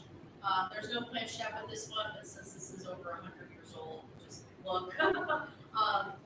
The Canadian board, there is a wooden dowel missing on the planchette, so you're welcome to use a different planchette with it, because that one's pretty sturdy. I somehow got a cut from this board, like, I joke that it bit me, but literally I got like a paper cut, like a wound while I was touching this board. It was very weird. And I wonder what I said to me. Anyway. And it wasn't even a splinter, it was like literally like a little clean paper cut. And I was like, huh, I guess you needed a blood sacrifice before you came into the home. You know? But I say the same thing about my blood sugar meter, so. It needs a blood sacrifice to function. Or a blood offering. Anyway, any other questions about the Ouija board that haven't been touched on yet? Fun fact for the board is that the name Ouija was, as they asked the board, what would you call yourself? And it's spelled out Ouija. But I also heard that it possibly could be a mixture of like hello in a few different languages. Yeah. Have you heard that one? Hello in French, hello in German. Exactly. I think that's more like, I think that was more likely the story with how they came up with the name. But this, using a psychic and having it name itself is also very fancy. Absolutely. Your parents talking about it or Yeah, I think it was your parents' niece that was the psychic. I'm trying to remember. Anyway, like I said, I don't know how, but I know this. Cool. Yeah, so for those who are comfortable with the Ouija board, feel free to come on up, or if y'all want to look, feel free to come on up. It's a workshop, but Can we tend to go to dangerous boards? yeah, if you're brave enough, that's what we need to say. we're trying to destigmatize it. I want to be your friend. That's a great question. Oh, we're gonna find out. I have access, so. Anybody else? That is something, I don't know if anybody has seen the traditional way to use a board, where you would balance and face somebody, use your chairs, you balance the board on your knees, and then you each put your fingertips on the planchette, so it's The same, I like everybody. Give a demo.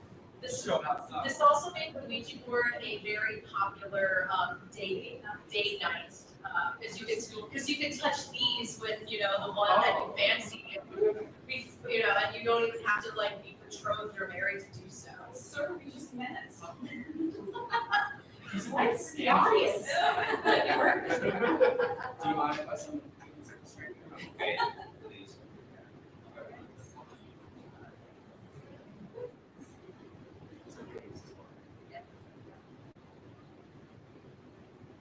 Yes. So always more than two people or more, never alone. You can do it alone. You can do it alone. People That's like all of the thing that you do it alone. So, you can by yourself.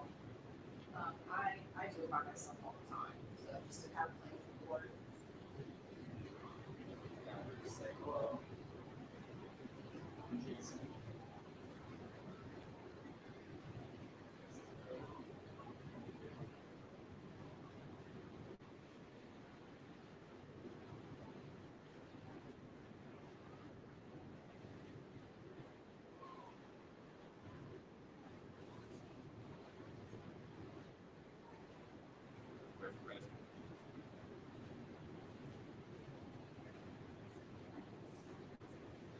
Yes.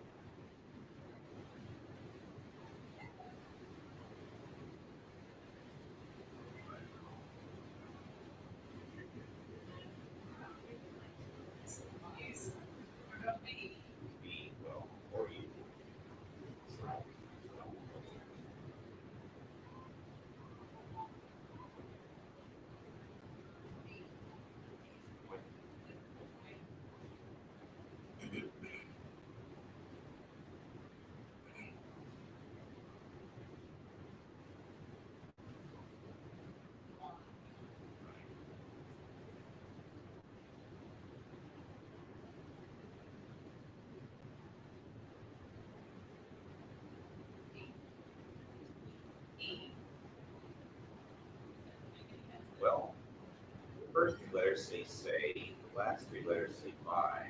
In between, we have WRFV, which I'm guessing is a local radio station. WRFV. Yes. Say goodbye. Does anyone want a 7?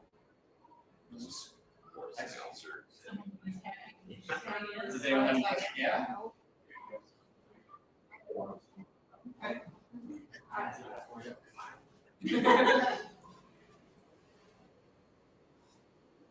Although it is supposed to be better with video and email. I'm still here.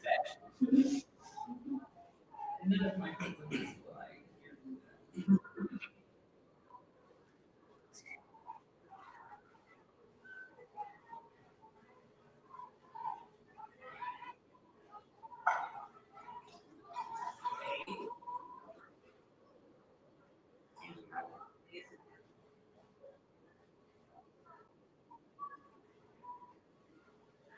B and the big.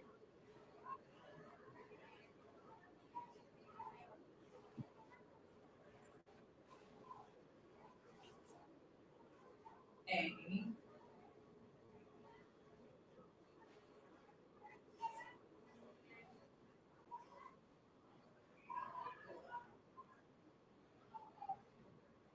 M.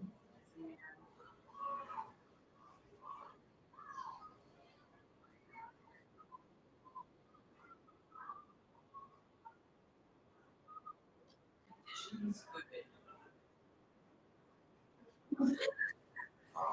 A bomb or Ava M. Is this Ava M?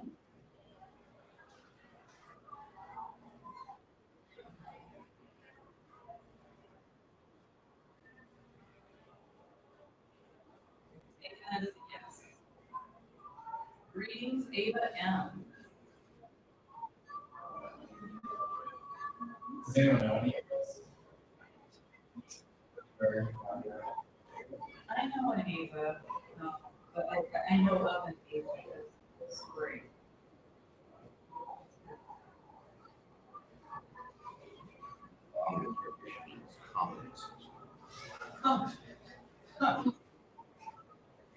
Ava, do you have a message for someone in the room? Okay. Okay. Yes. Okay. Who is it? Who's the message for?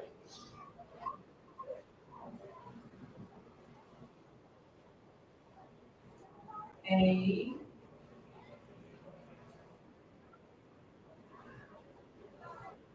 Z. For everyone?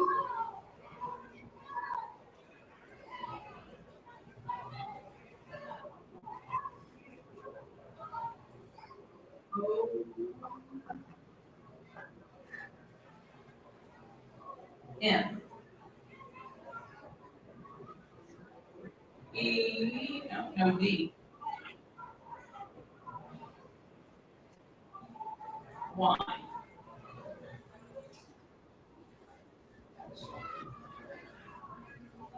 A. Letter A, E, if you give us one thing, then we hold it in E or A. Yes. Or not A.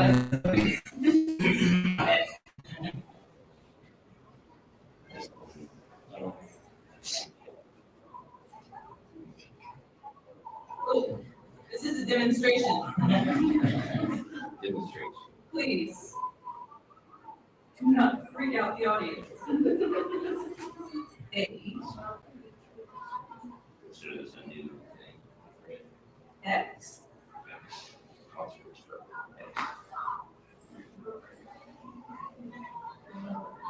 A.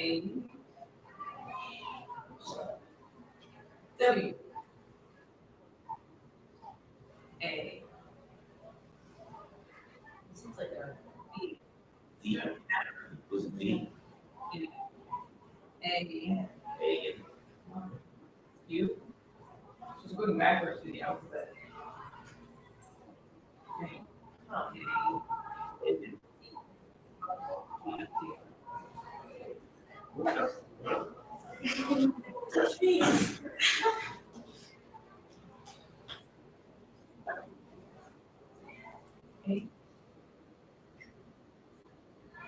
A, B,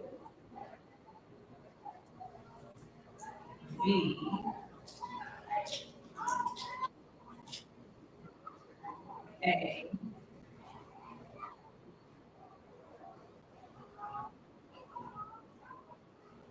B.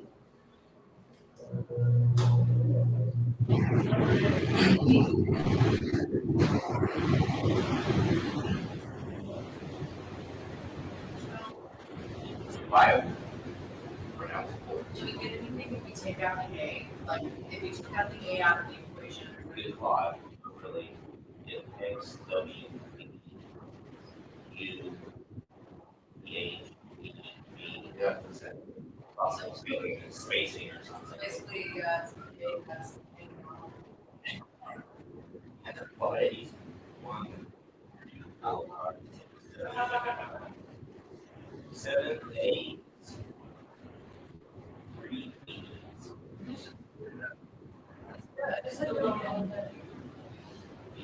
So,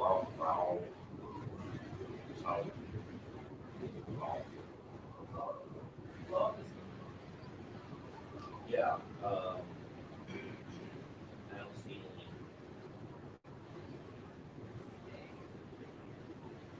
So, Yeah. big mistake.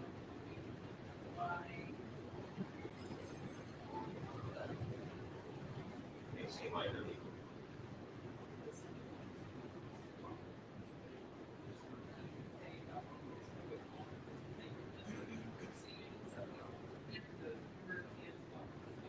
It's happening.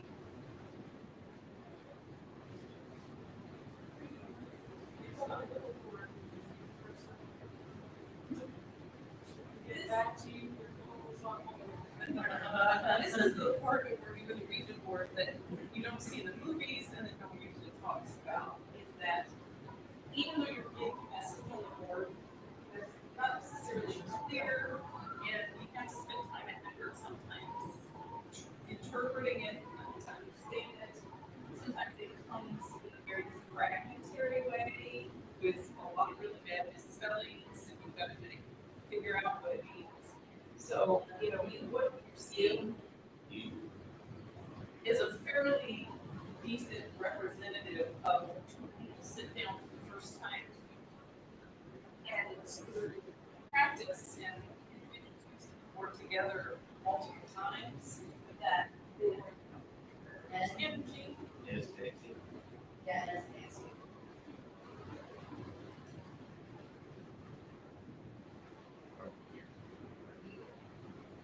He's a dog. Okay.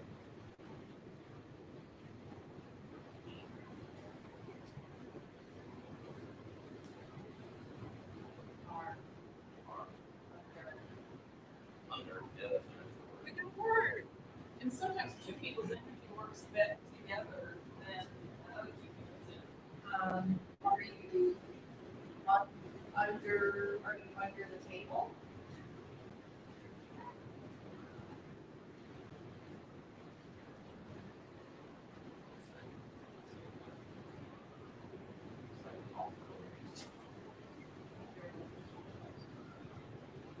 So that was N.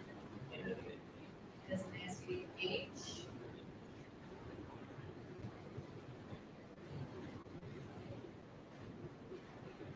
A.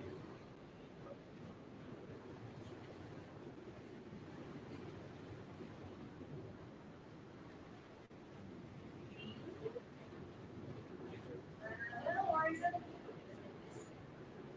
That is B. So technically,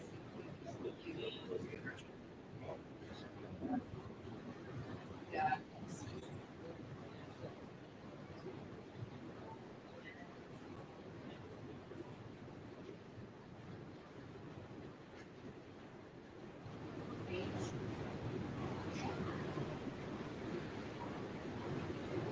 T.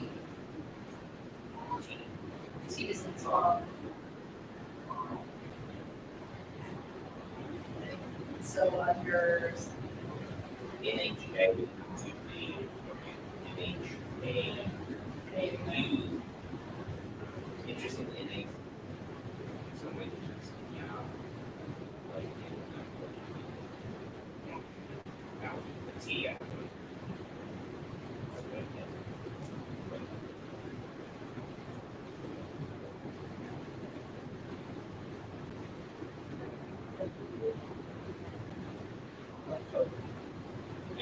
Okay.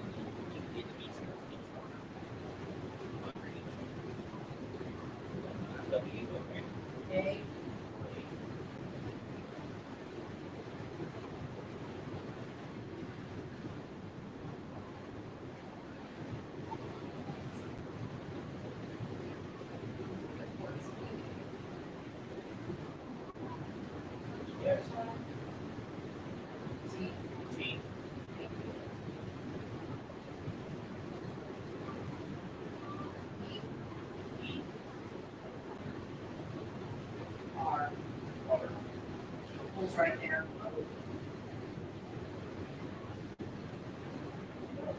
I think this, oh boy. Okay.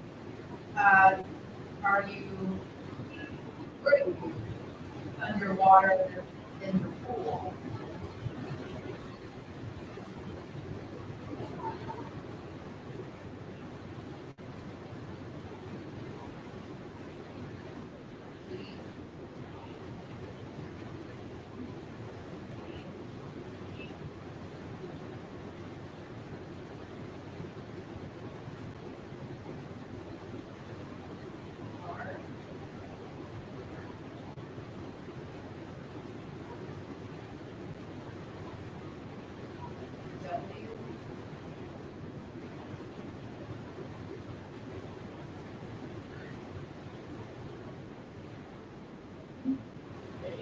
Very butter.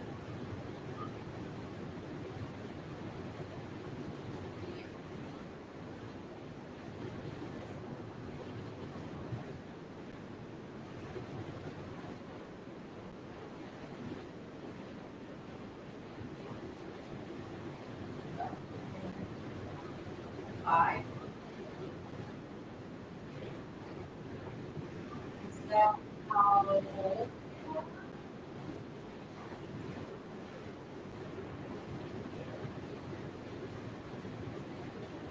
No.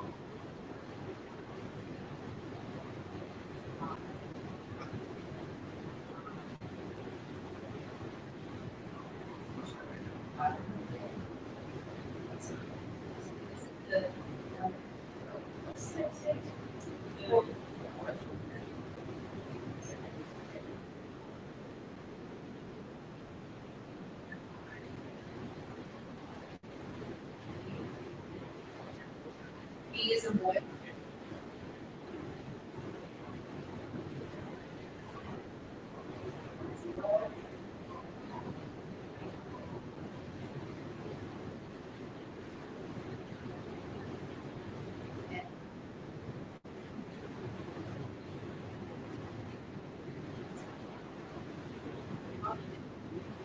All right, well, thank you for talking to us. We are going to say goodbye.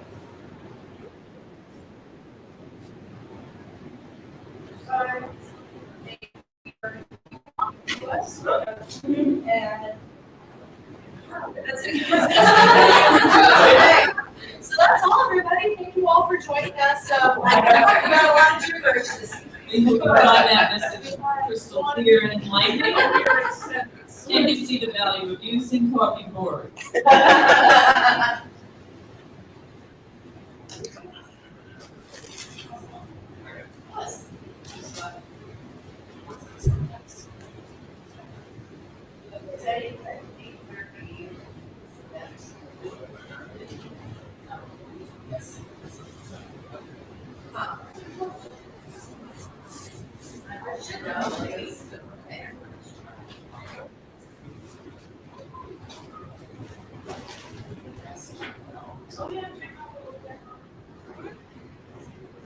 Oh, it's the Ghostbusters. Oh, the Ghostbusters.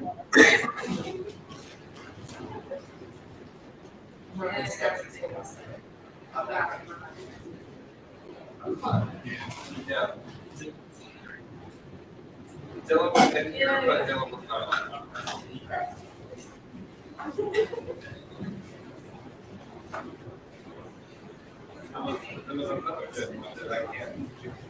There was another gentleman that, yeah, he kind of brought some of the same concepts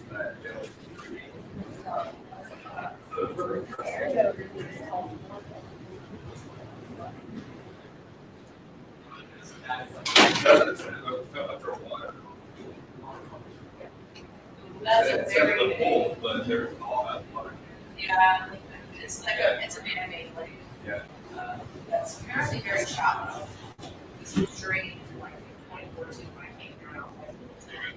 Well, it's like the reflecting fluid we see is, I think it would go up to Sean's knees, like it's not true at all.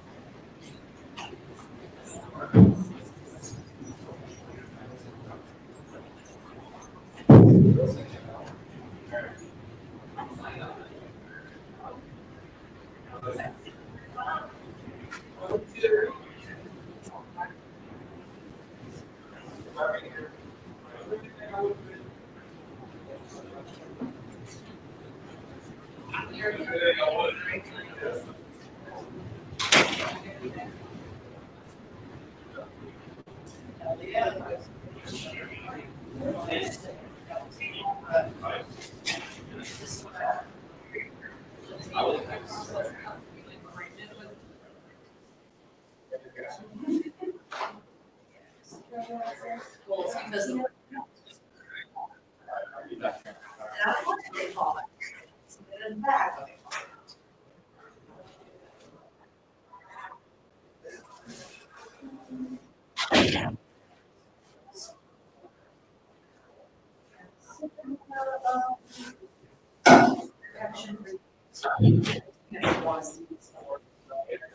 I'll take it down.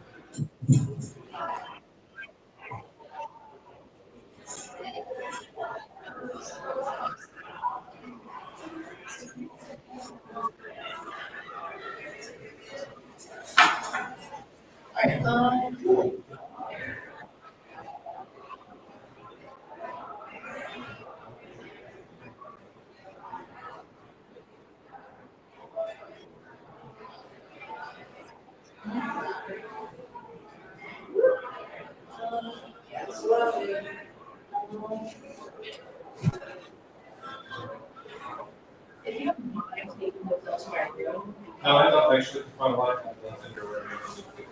Okay, yeah, okay. Yeah, if you don't mind bringing that up to my room on the UV. Because then I can I go don't back have to.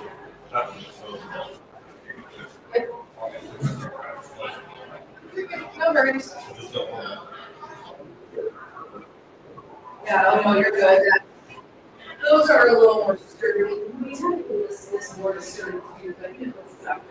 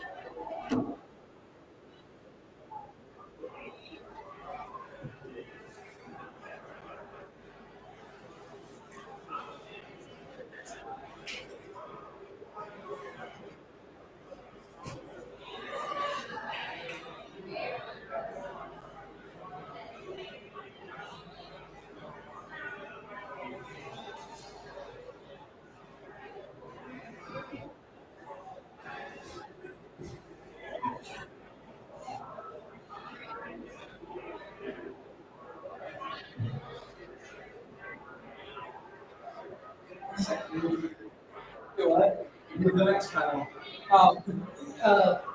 There's his, yeah.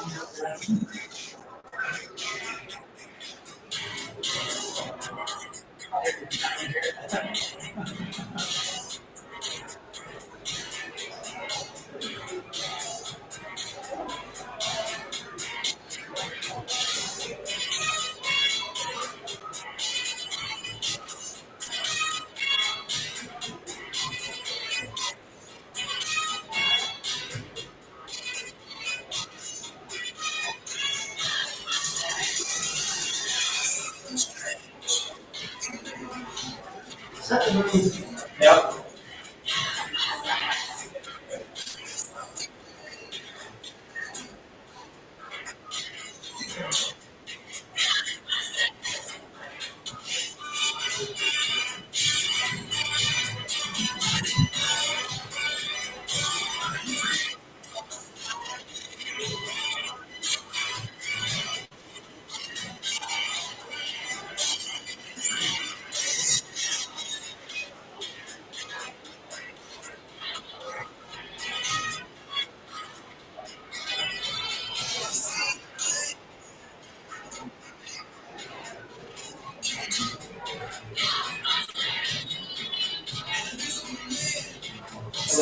Hello.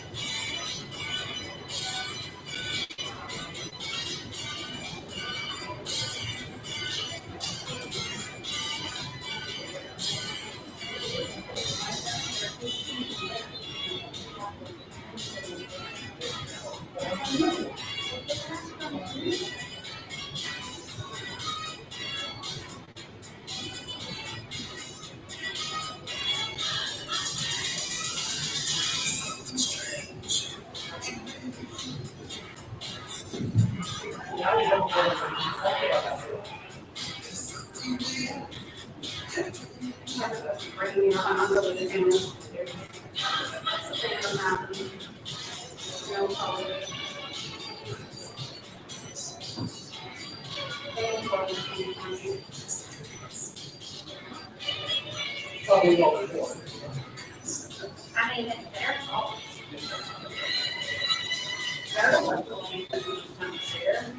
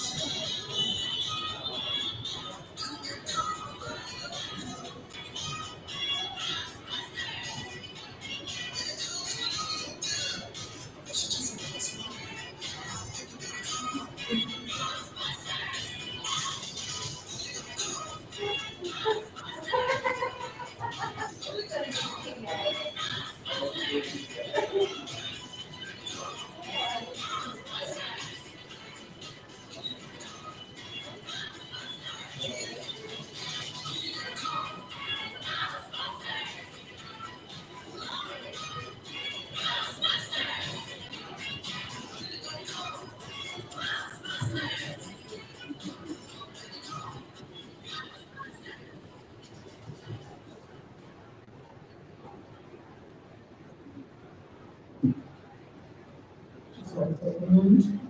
was great.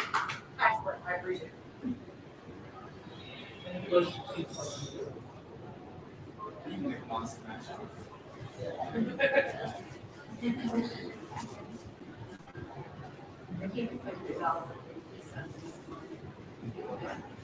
That's so noisy.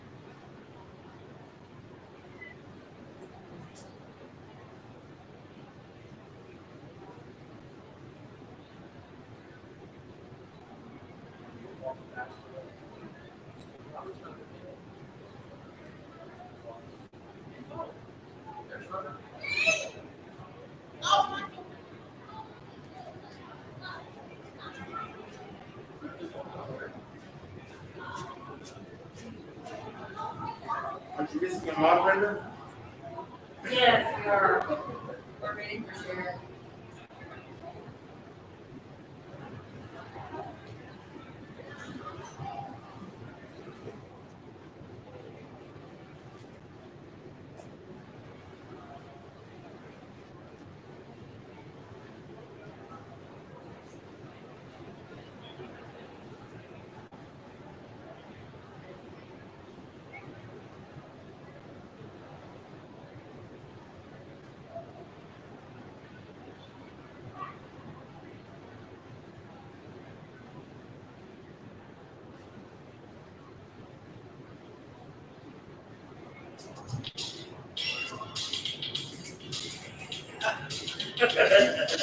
Just to pass the time, you know.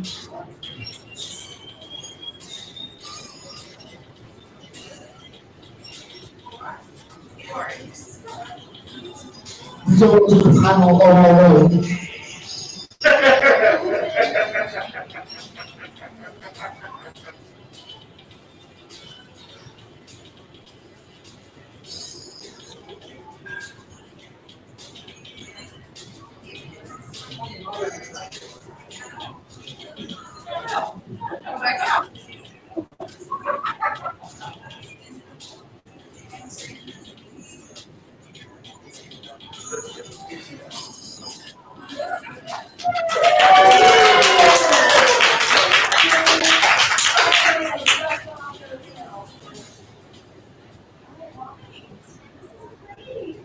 Everyone, welcome.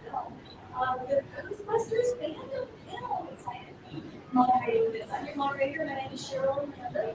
I am a Ghostbuster team captain. So I'm the Ghostbusters team Ghostbusters. Also, a investigator. So it's kind of so I will let our panelists introduce themselves. My name is Dylan Jones. I'm a parapsychologist at Robert Gordon University in Aberdeen, currently doing my PhD research into the media representation of paranormal phenomena and researchers and its influences on the professional practices of modern ghost hunters. If it wasn't for Ghostbusters in 1984 as a 9-year-old, I wouldn't maybe quite where I am today if it wasn't for the influence of that film. Best memory of it, well, the first film, the then comment, we get to world premiere in New York in November, Ghostbusters after everything.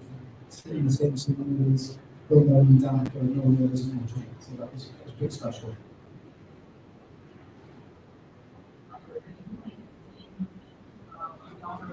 That or a black candle in my room on my family practices and a huge Ghostbusters fan from the minute my parents drove me into the theater in 1984, and I got the pants scared off me by that librarian gift. I've been a huge fan, and it sparked an interest in the paranormal that lasts throughout my entire life. And many months of me going to our public library in Kentucky and looking for the spirit guide. My name is Larry. I am one of these Ghostbusters. And also have a history of occult practice as well. I think Ghostbusters is totally the reason that I really want a PhD in parapsychology because life was. I do too. I don't know so important PhD in parapsychology. And in fact, I will start. So this is what we know about Ghostbusters fandom. But one of the questions I have for you all, which are all basic answers, what we all elaborate on is how were you influenced by Ghostbusters? And so, I'll start with you. We're talking about how the first film basically we're moving on today. So can you talk a little bit about that? How did it be at that your idea? Or did you just go, wow, that's cool, that's cool? Well, it was just before then, because everyone had an enormous experience with your huge in Sony. But then, the movie before, I was seeing adverts on TV, there was this black poster, press stops with just the red circle and the line through it, and all of the ghosts and nothing else. And then I went to see it at the cinema, and the main memory I've got from actually watching it in the cinema was that at the beginning, everybody sang along with the theme tune when it started. I mean, I knew that there was that phrase lightning in a bottle that's often used associated with Ghostbusters. So I knew from that moment it was special. But just watching people on screen for the first time, catching ghosts, and it was just blown away by it. And it was from there that it was that whole, okay, can you catch ghosts? Has anybody ever seen a ghost? It was that asking people about their experiences and what they'd seen or felt or heard. And I quickly found out that my mother had an experience, that other people in my family had an experience. So it spurred me on to start reading about the subject from authors and real-life investigators back in the day, like Peter Underwood, Andrew Green, Tony Cornell, and I go back all those people. So that really drove me forward to try and understand and investigate ghosts from an academic investigative perspective. So, it just highlighted for me just that this was something that I could possibly do, just minus the proton. So far. So far. Well, how about you? Did it influence your interest in your studies?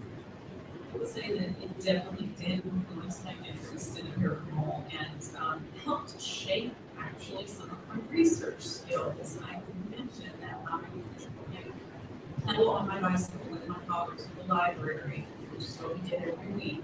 We read out books, and I would hold. So go to the hard walk and try to find the spirit guide because I was convinced. I was both convinced that it existed and also embarrassed to admit to my father that I was convinced it existed, and so I would tell him what I was looking for. But I started to learn the little numbers of the Dewey Decimal System that have all the great books on parapsychology and on ghost hunting and experiences with ghosts, and it really opened up for me the library as a source of nonfiction and sort of family research that has served me my entire life. And so I point directly back to the Ghostbusters for some of the research skills that I use to explore the occult, or normal, and the multitude of topics as a book. I think for me, talking to your seeing different ancestors was something that was a regular conversation in my household. When I saw this movie, my grandma spirit or religion, whatever you want to call it, and science don't have to exist over here, it exists here. And that again, my lifelong passion of I'm going to find a plausible scientific explanation for my experiences. And if one doesn't exist, I want to research it and figure out what is going on, because there has to be a scientific explanation for this, because any sufficiently advanced technology seems to push magic. So am I practicing magic, or am I just scientifically advanced? Well, I don't have a question specifically for you, maybe because I want to know.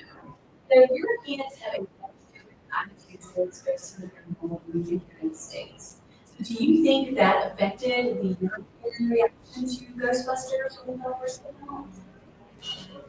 That's a very good question.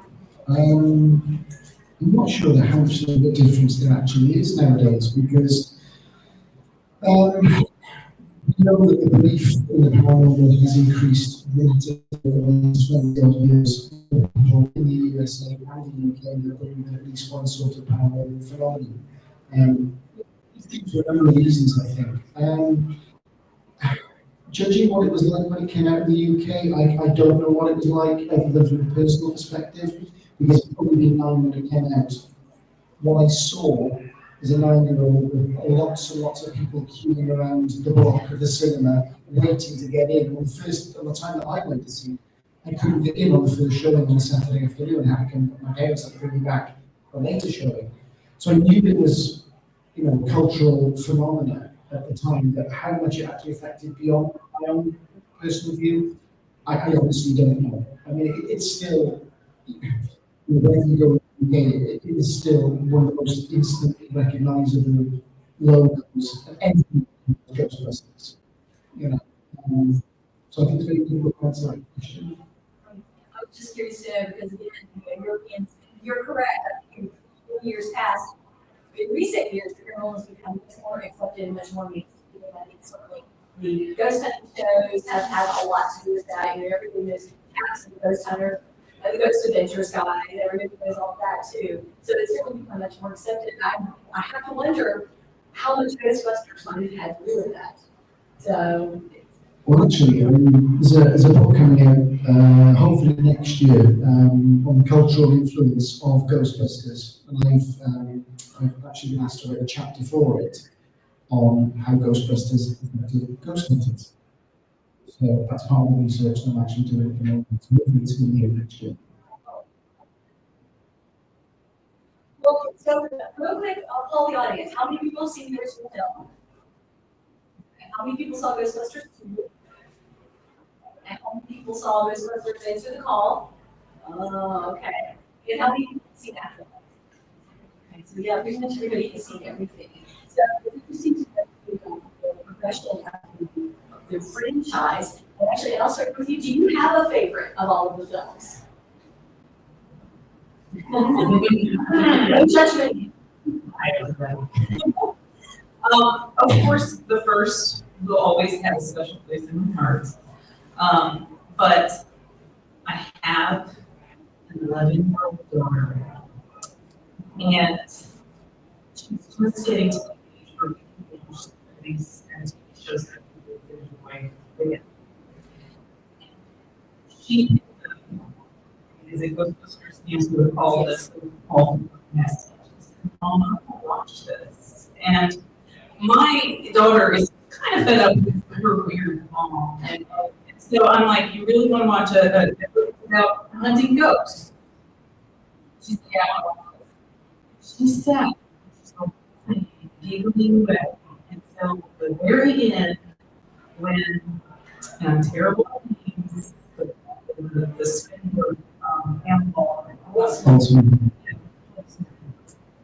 pulled up those guns and instructed like this, and she looked at me with huge eyes and she said, "Mom, I want to be that." And I cried, which is dumb. But I was so moved by, and I'm sorry to see you here, and I was loving Ghostbusters, but I didn't see myself there. I laughed at, I laughed along, I loved it, I adored Anne Aykroyd, I loved every minute of it, but my heart blossomed when my daughter had that reaction. She saw herself on the screen being a hero, being a song hero. That has now become, just recently, my favorite movie. And so, therefore, my favorite movie is I'm gonna have to agree. Each of the movies has their own place in my heart for separate reasons, but Answer Call was the moment that gave me the opportunity to consider Ghostbusters and to put on the uniform. And that moment of putting on the uniform, cosplaying Wonder Woman, as being a Ghostbuster, that emotional reaction to that sort of extra film experiences for the community have made that my favorite because of how it's brought me into the family, into connection with others, and not just emotional empowerment. Favorite franchise? I do. The first one's going to be, it's always going to be, I'll pick up a point in relation to the 2016 one. I didn't dislike it, I didn't love it. I think, and there are a number of reasons for that. It's not straightforward. I think the good job it got was going every way. However, in 2016 film, I felt that I liked Paul Feig as a director. I liked his films, Spy, Bridesmaids, The Heat, and the actresses that are in it. But I think that their humour is better geared more towards an adult, R-rated style. I don't think that they were actually, it just didn't suit what they were trying to do. But I get the fact that they made great role models for kids. I get that. That's what first we did for me. I just, it felt like something was forced a little bit. It felt like a series of SNL sketches stitched together. And I think there was a lot of studio interference which didn't help. So, looking at the film, I can watch it, but I still feel after this when Ghostbusters Afterlife is a really, really solidly good film because I like Jason Martin as a director anyway. I think he's character driven, and I thought for a new female role model, Phoebe was absolutely outstanding. I would agree with that. Like it's, and besides, they are going to a sequel, so we're just going to see the direction it goes. Well, so speaking of Phoebe, that kind of segues into my next question mark on the list. Out of all the franchises, you have picked your character and why? That again is really difficult. For me, though, it's got to be Dan Aykroyd's stance because he encapsulates that absolute awe of wanting to study ghosts and hauntings. Out of all the Ghostbusters, he was the one I wanted to be. I just love that just, oh my goodness, this is so exciting, we're going to go to the library, something's been seen, we're going to go and try and find out what it is. So at the age of 15, I wrote to Dan Aykroyd. I thought, well, I'd seen Ghostbusters 2, I'm just going to write to him, just say thank you for what you've done. I got home a couple of months later from school, and my mum said, you've got an envelope on the table, a substantial envelope, and I was like, Burbank Studios. On the envelope, and you're like, oh, yeah.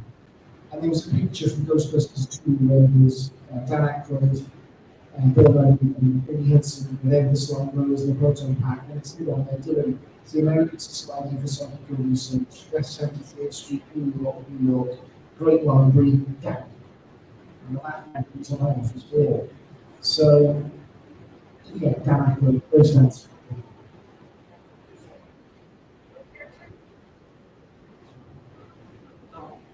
I have such a crush on that it was beyond any form for animated, live action, any type of animation, any sex, because Holtzman's pretty hot too. Just, I don't know what it is, but Egon is my favorite character.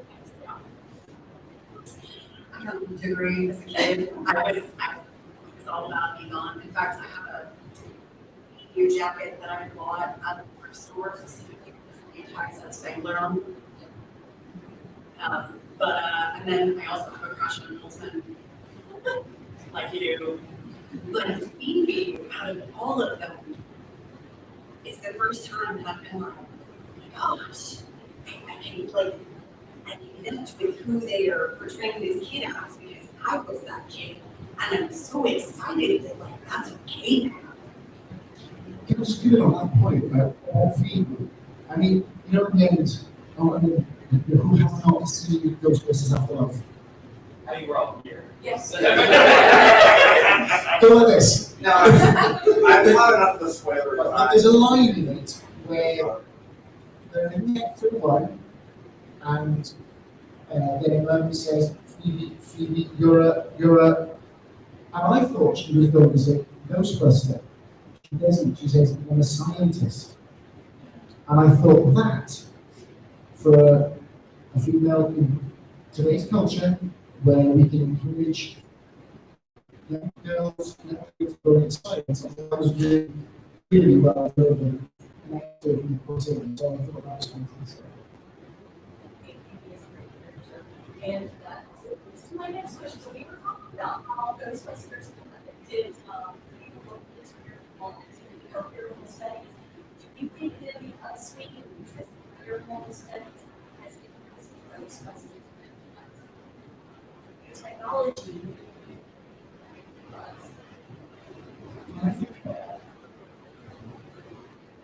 We know that Dan Aykroyd isn't someone interested in paranormal. He makes a lot of science and the equipment that Ghostbusters film all passion paranormal theory at this time. So I have one thing, now we have more paranormal equipment, paranormal action studies, and I have others. Does that come into the universe? I think you can look to, I do think we can go back in the place. I know there's more female investigators than the amateur investigators. I think it's a good argument that Ghostbusters has influenced the way that the ghost hunting groups look. They've got their own individual clothing, they've all got their individual logos. A lot of them have started buying ambulances, especially in the States. With their logos emblazoned on it, they've got this preoccupation with equipment, inventing devices. It's everything that actually works. I think it's a lot of mysteriousness. Because I work with physicists who actually know how this stuff works and does it work. And they're now going to be professionals, and it takes me back to the line where I was walking over the bank and say professional paranormal investigations and illuminations. That is the way that many modern ghost hunters groups tend to work. There's a definite influence there, but then it's influence humans. I mean, how influences them come up with this more investigating, but we can do it. On a larger scale, for Ghostbusters and it didn't happen. I think there's a reason why it all happened in 2016, and it was because of interest in the paranormal. And I think that zeitgeist is probably what turned enough studio heads to change the studio to get that movie. So I think on a meta scale, that the interest that our world currently has in paranormal and ghost hunting affected the franchise that way of thinking that would be possible and afterlife possible after that. You know, there's demographics out there which they end up swaying interests. I would have to agree with somebody who works in marketing. There's definitely a correlation between how ready the public is or how hungry the public is for something and whether or not the people in the purse are willing to pay for it. And also there's a tremendous amount of interconnectedness between where we are as a society and how that gets represented in our media and how that in turn comes back to our system. It's interconnected in ways that social scientists are exploring. On a fun note, because we all grew up heroes from Ghostbusters. I went out the whole toy for Top Hat when I was a kid. Did you have a favorite Ghostbusters toy? Now, it's very interesting to mention that because those kind of toys were not available in the UK growing up. So I had to make my own. So cardboard boxes, painting it black, you know, making it out of what I could source was the only way of being able to do that. Now things are a little bit different. You know, there's several companies out there that make the props. I've ordered 2 from Israel that actually when it comes out. So I'm getting my childhood back. But I'm saying that I don't actually have the first one.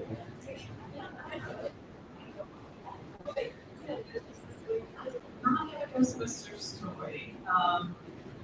Growing up, there was not a cash around, so we had to be thinking with our toys. But what I did love was the actual computers, and I didn't put my own box.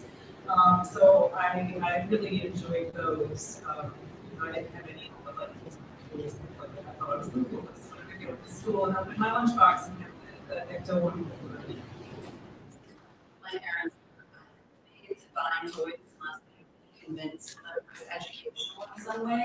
So I didn't have any official toys, but I also sat down and made things out of cardboard and friends and I would steal playing cards and then use like school glue and paper to try to make this epic test cards with each other to see if we could read the symbols from the other side.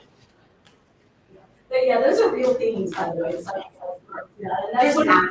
There's an app. That is one of the things I love so much about those, but you know, based on actual theory and equipment at the time. And so moving on to the equipment from any of the franchises, you have a favorite piece of ghost busting equipment. If you could have any piece of ghost busting equipment in the franchises, what would it be and why? I have a big computer. The reason being is I think that more ghosts they just think that's what KT does. You watch them, they're like Econ wandering and pencils, exactly. You can't say there's a you very much like it. So I would love to have one if they were stuck.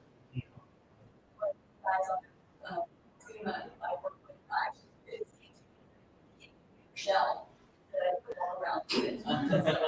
I did actually do an education ghost tour at the school my wife works at, and I took the PPE prop in and actually connected it on to was actually a real one, and they believed it.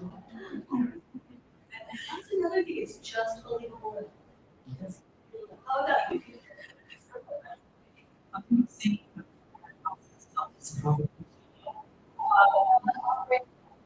If I had to go into one item, race goggles. Race goggles. I don't know what it is.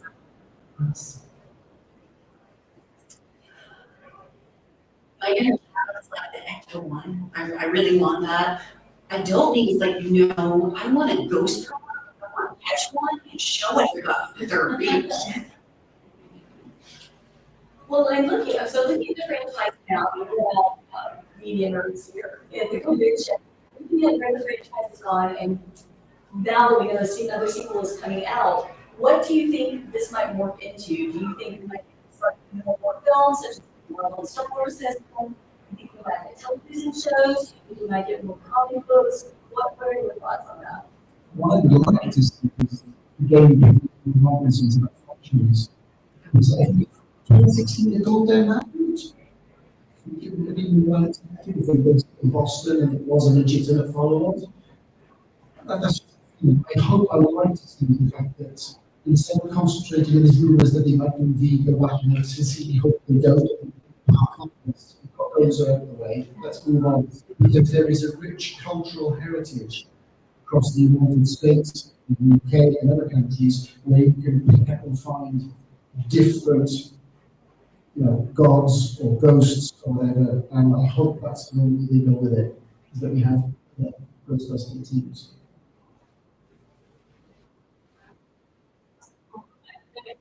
All my life, and so I would like to see more Ghostbusters movies. Either as, maybe the franchise idea with side stories, or using that as a way to continue on with the original story, relating it all together anymore. To have that, the game was awesome. I really enjoyed it. And also potentially serialized character development, because some of that. I think that it's likely that we will get comic books because that seems to be the trend for almost everything. As far as what I was I'm with you on the game thing. I would like to see a board game, sort of Arkham style, Arkham horror style, where you're the team and you each pick a character and have to work together to beat the ghosts before Doomsday, or maybe a digital version of that, sort of done almost like the Fallout mechanic style, where in this first-person perspective, capturing the ghosts, solving the mysteries, creating their own Ghostbuster character. Both of those, I would invest ridiculous amounts of time in. There is a new game going on. Yeah, Ghostbusters Spirits Unleashed. The trailer is available. It's due out later this year. You can choose to be any member of the team, Dan Aykroyd and Winston, Dan Aykroyd and Winston doing the voice of the story, and you can also play as a ghost. So yeah, the trailer is out there, Ghostbusters Spirits Unleashed. Is it PvP? I'm sorry, the trailer may give more information earlier. It's a multiplayer between ghosts versus ghosts. It's like 4-on-4. I think you can create your own Ghostbusters. They're going to announce shortly that you should get your own figure and send in your facial features and they can put it onto a Ghostbusters figure as well. More and more toys and things coming out. My wife is going to be nuts. Another Ghostbusters, so the office. Well, and I know you all have studied history, you've studied folklore, so we're going to move into the future of Ghostbusters Leo. What will be releasing ghosties and what are the ghosties out there? What would you love to see the Ghostbusters take on? Baba Yaga. Baba Yaga.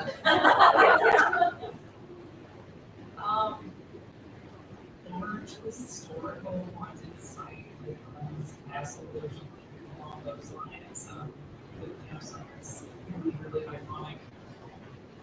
Yeah, I always had this sort of thing playing around in my head as they came over to the UK, because you've got sort of dark cobble streets in places like York, you've got places like the Tower of London.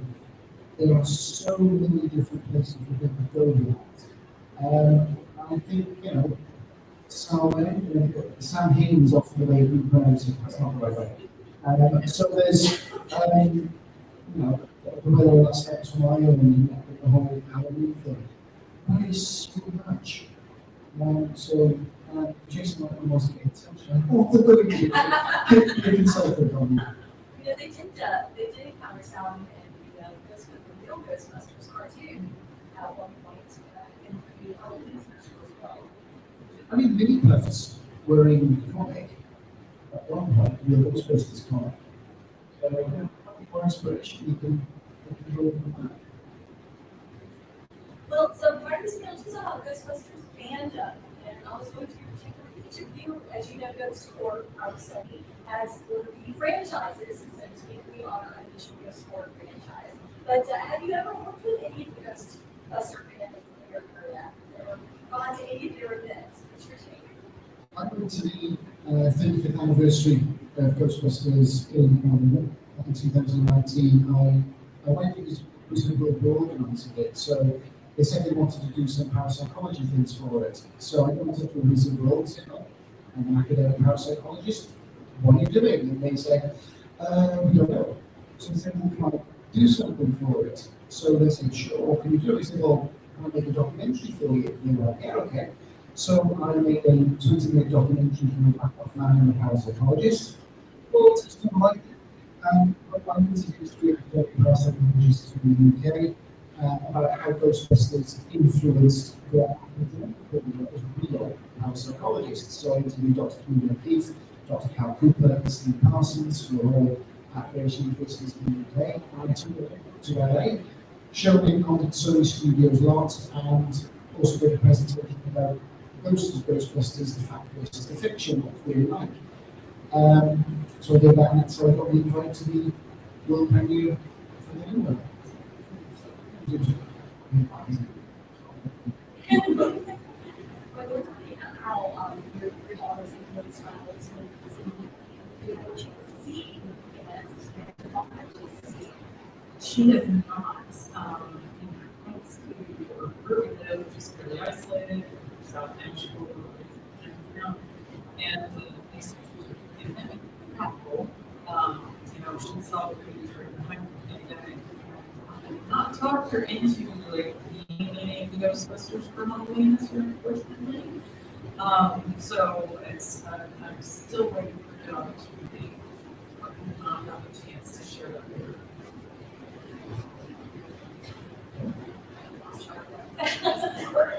What's your love? You're part of the group. Do you have any great experiences of things that we've done? People that we've done? Honestly, I think that the first time when I showed up to shoot the music video for you guys and let me suit up, that was sold. That's a pretty experience because I was going with a friend of mine to do photography for Ghostbusters music video that she was filming, and the team was really generous and let me suit up and take some photographs and stuff that I don't want. And those are still my favorite videos that we ever is. Well, and that will move into another aspect of Ghostbusters fandom, which I think is one of people's favorites, the Ecto One. From the car. From what I understand, you might be able to tell more about this. In Dan Aykroyd's original vision, the Ecto One was actually a personality. She actually was either haunted by a spirit or possessed, but had a personality of her own. And I seem to remember there being a deleted scene where they're parked on the street in New York, a police officer comes and puts a parking ticket on, and the Ecto One looks it off and just go. So, what's your thought? I mean, are you a car person yourself? Are you always interested in the Ectos?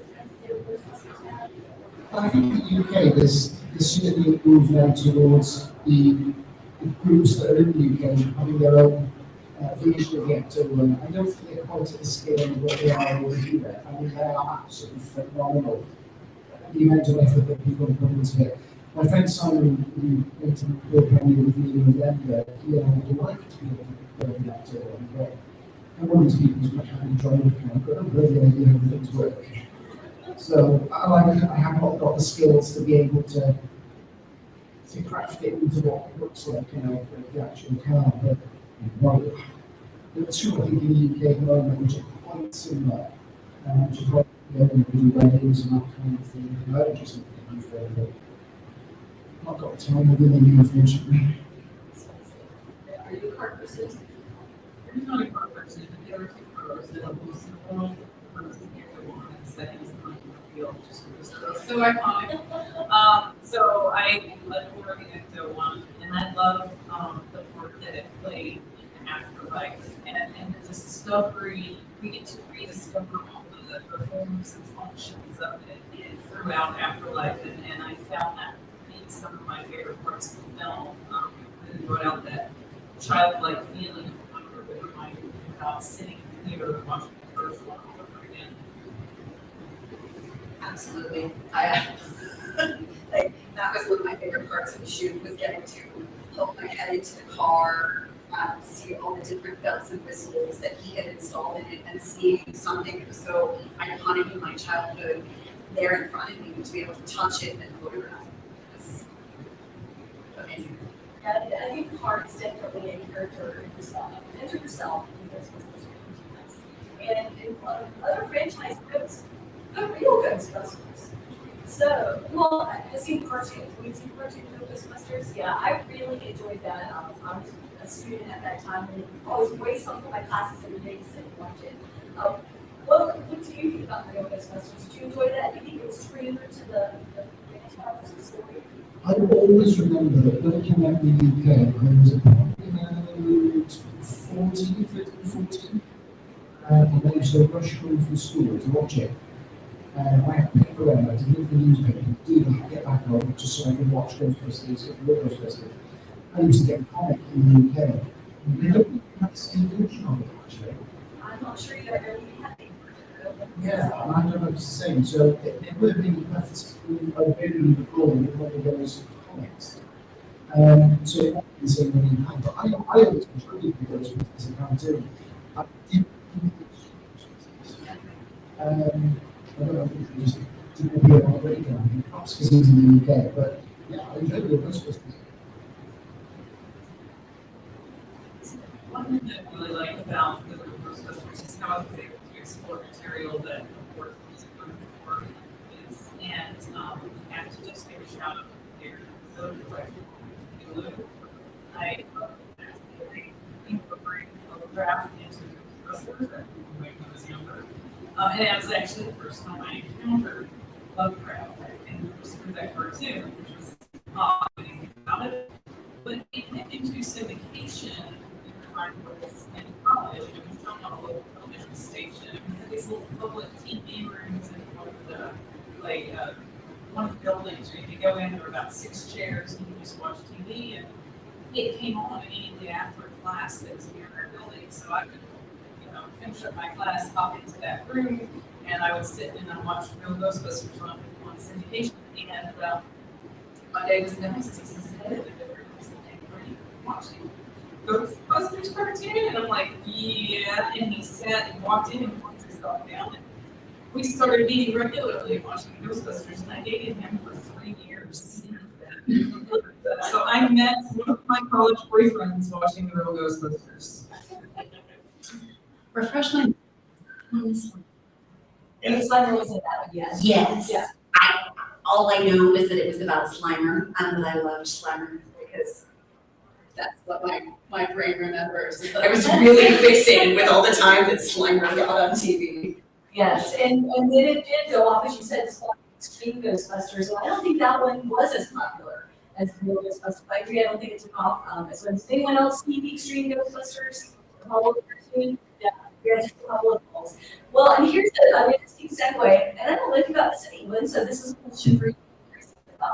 Back in the 70s, when I was a really little kid, you might be like going with this, there was a show on Saturday morning called The Ghostbusters. Larry Storch, Forrest Tucker, and some guy in an 8 suit. Yeah, exactly. And from what I understand, Bill Murray negotiated with Filmation that created that show to get the rights to the name Ghostbusters. But that program also spawned a cartoon of its own called The Ultimate Ghostbusters, I think it was. I can't remember. No, it was just the Ghostbusters. Well, I knew they had just The Ghostbusters, but then I think they even had a follow-up cartoon. Go. Was it Go Ghostbusters? I can't remember. But it was kind of interesting to note that has also moved on into its own franchise. But we have about 10-15 minutes left. Does anyone have questions for our panelists? Yes. Question for Dylan, because I know you are very in tune with the science of the paranormal. How do you think that's represented in the movies? Do you know what? I think at the start of Ghostbusters itself, I think they were trying to do it in a reasonably good way. I mean, the actual experiment that Vanko was conducting was actually done with the electrodes, with Xena cards being used, that still exists to a certain extent, just minus the ethical considerations of electrocuting students. I've suggested to my university that and I think the first ghost that they come across is very how you would imagine a ghost to look like. So I think they've approached it in a good naturalistic way. But then from there, I know Dan Aykroyd adapted some of the theoretical stuff that was going on, but I think that's basically where he draws the line on it. I think there's, like I said, the amateur groups like to think that they're Ghostbusters. But yeah, I think that's as real as it gets.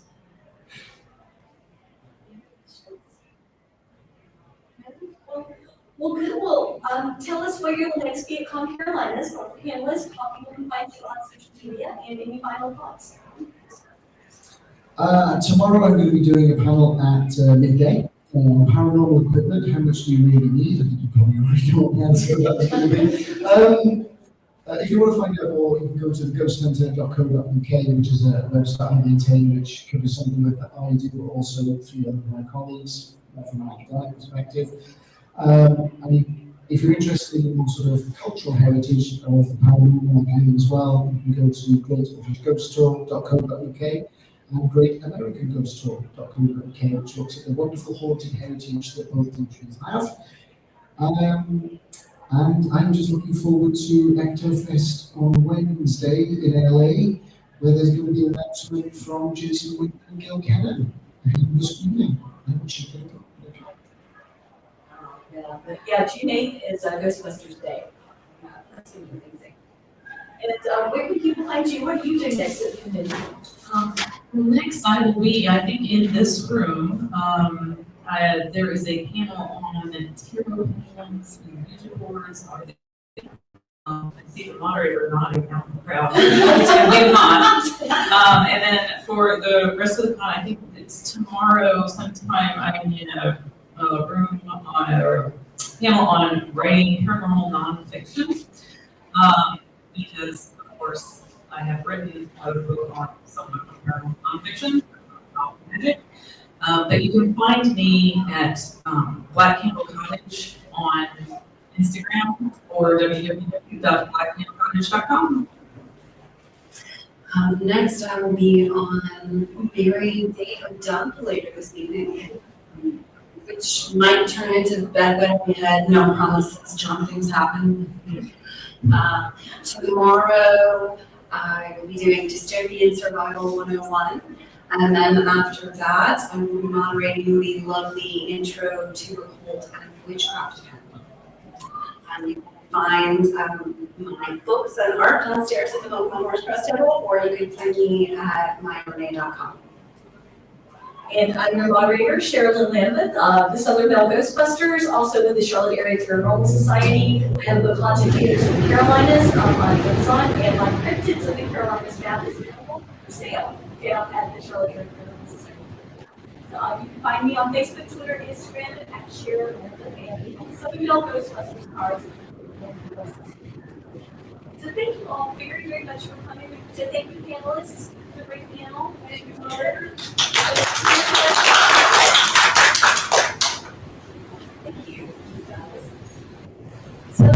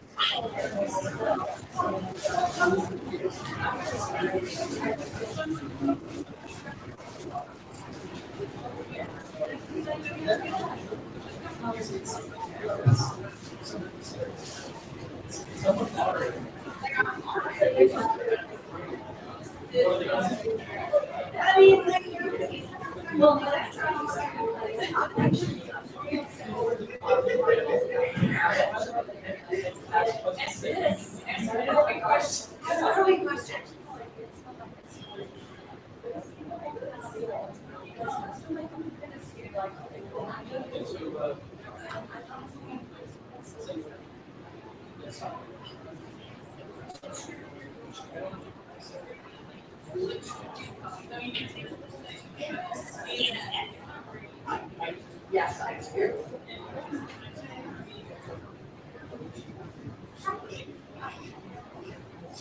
I would love to see you there.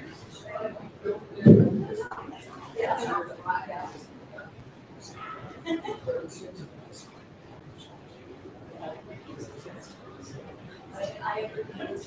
Yeah, it's not something that you want to rush on from. I think so. I would love to be sure for you to want that. I think it's rare to be sure that this place. I'm sure that.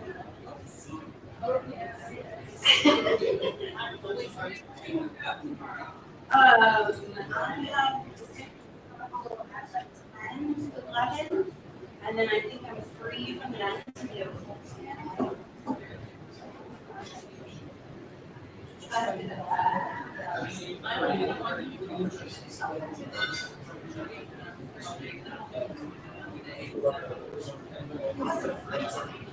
Thank you. So, yes, I have a wonderful phrase on there. I would love to. In fact, I would love for you to. Well, I just because I also adopted into a career and was lucky enough to be adopted by she's from a Welsh tradition, so I'm like, sure, where are we with this?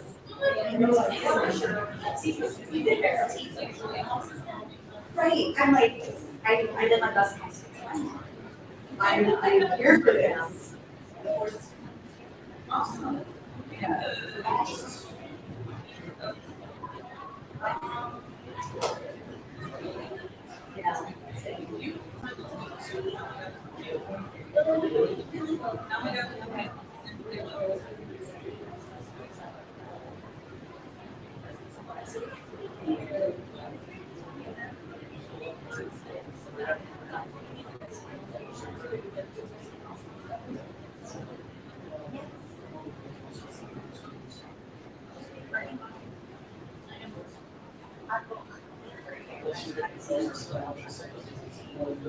I mean, I love lunching.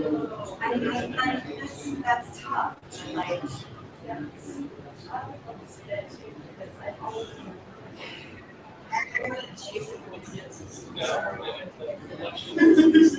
the synchronicity calls to me. No, tomorrow I will bring my minion in. Put her to test.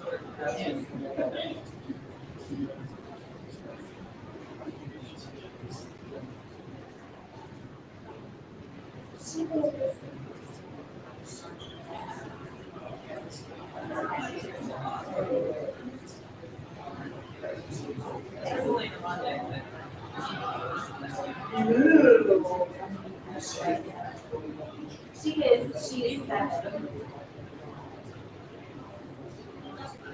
It is such a fun time. I'm really excited to see where she is. She's equally obsessed with yes.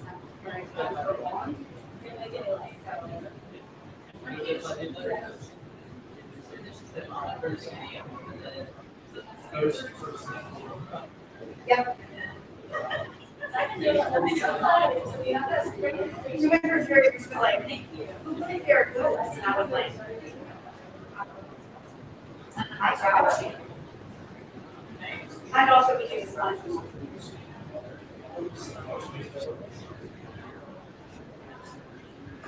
I think I would want to hear about how my sister or somewhere like that.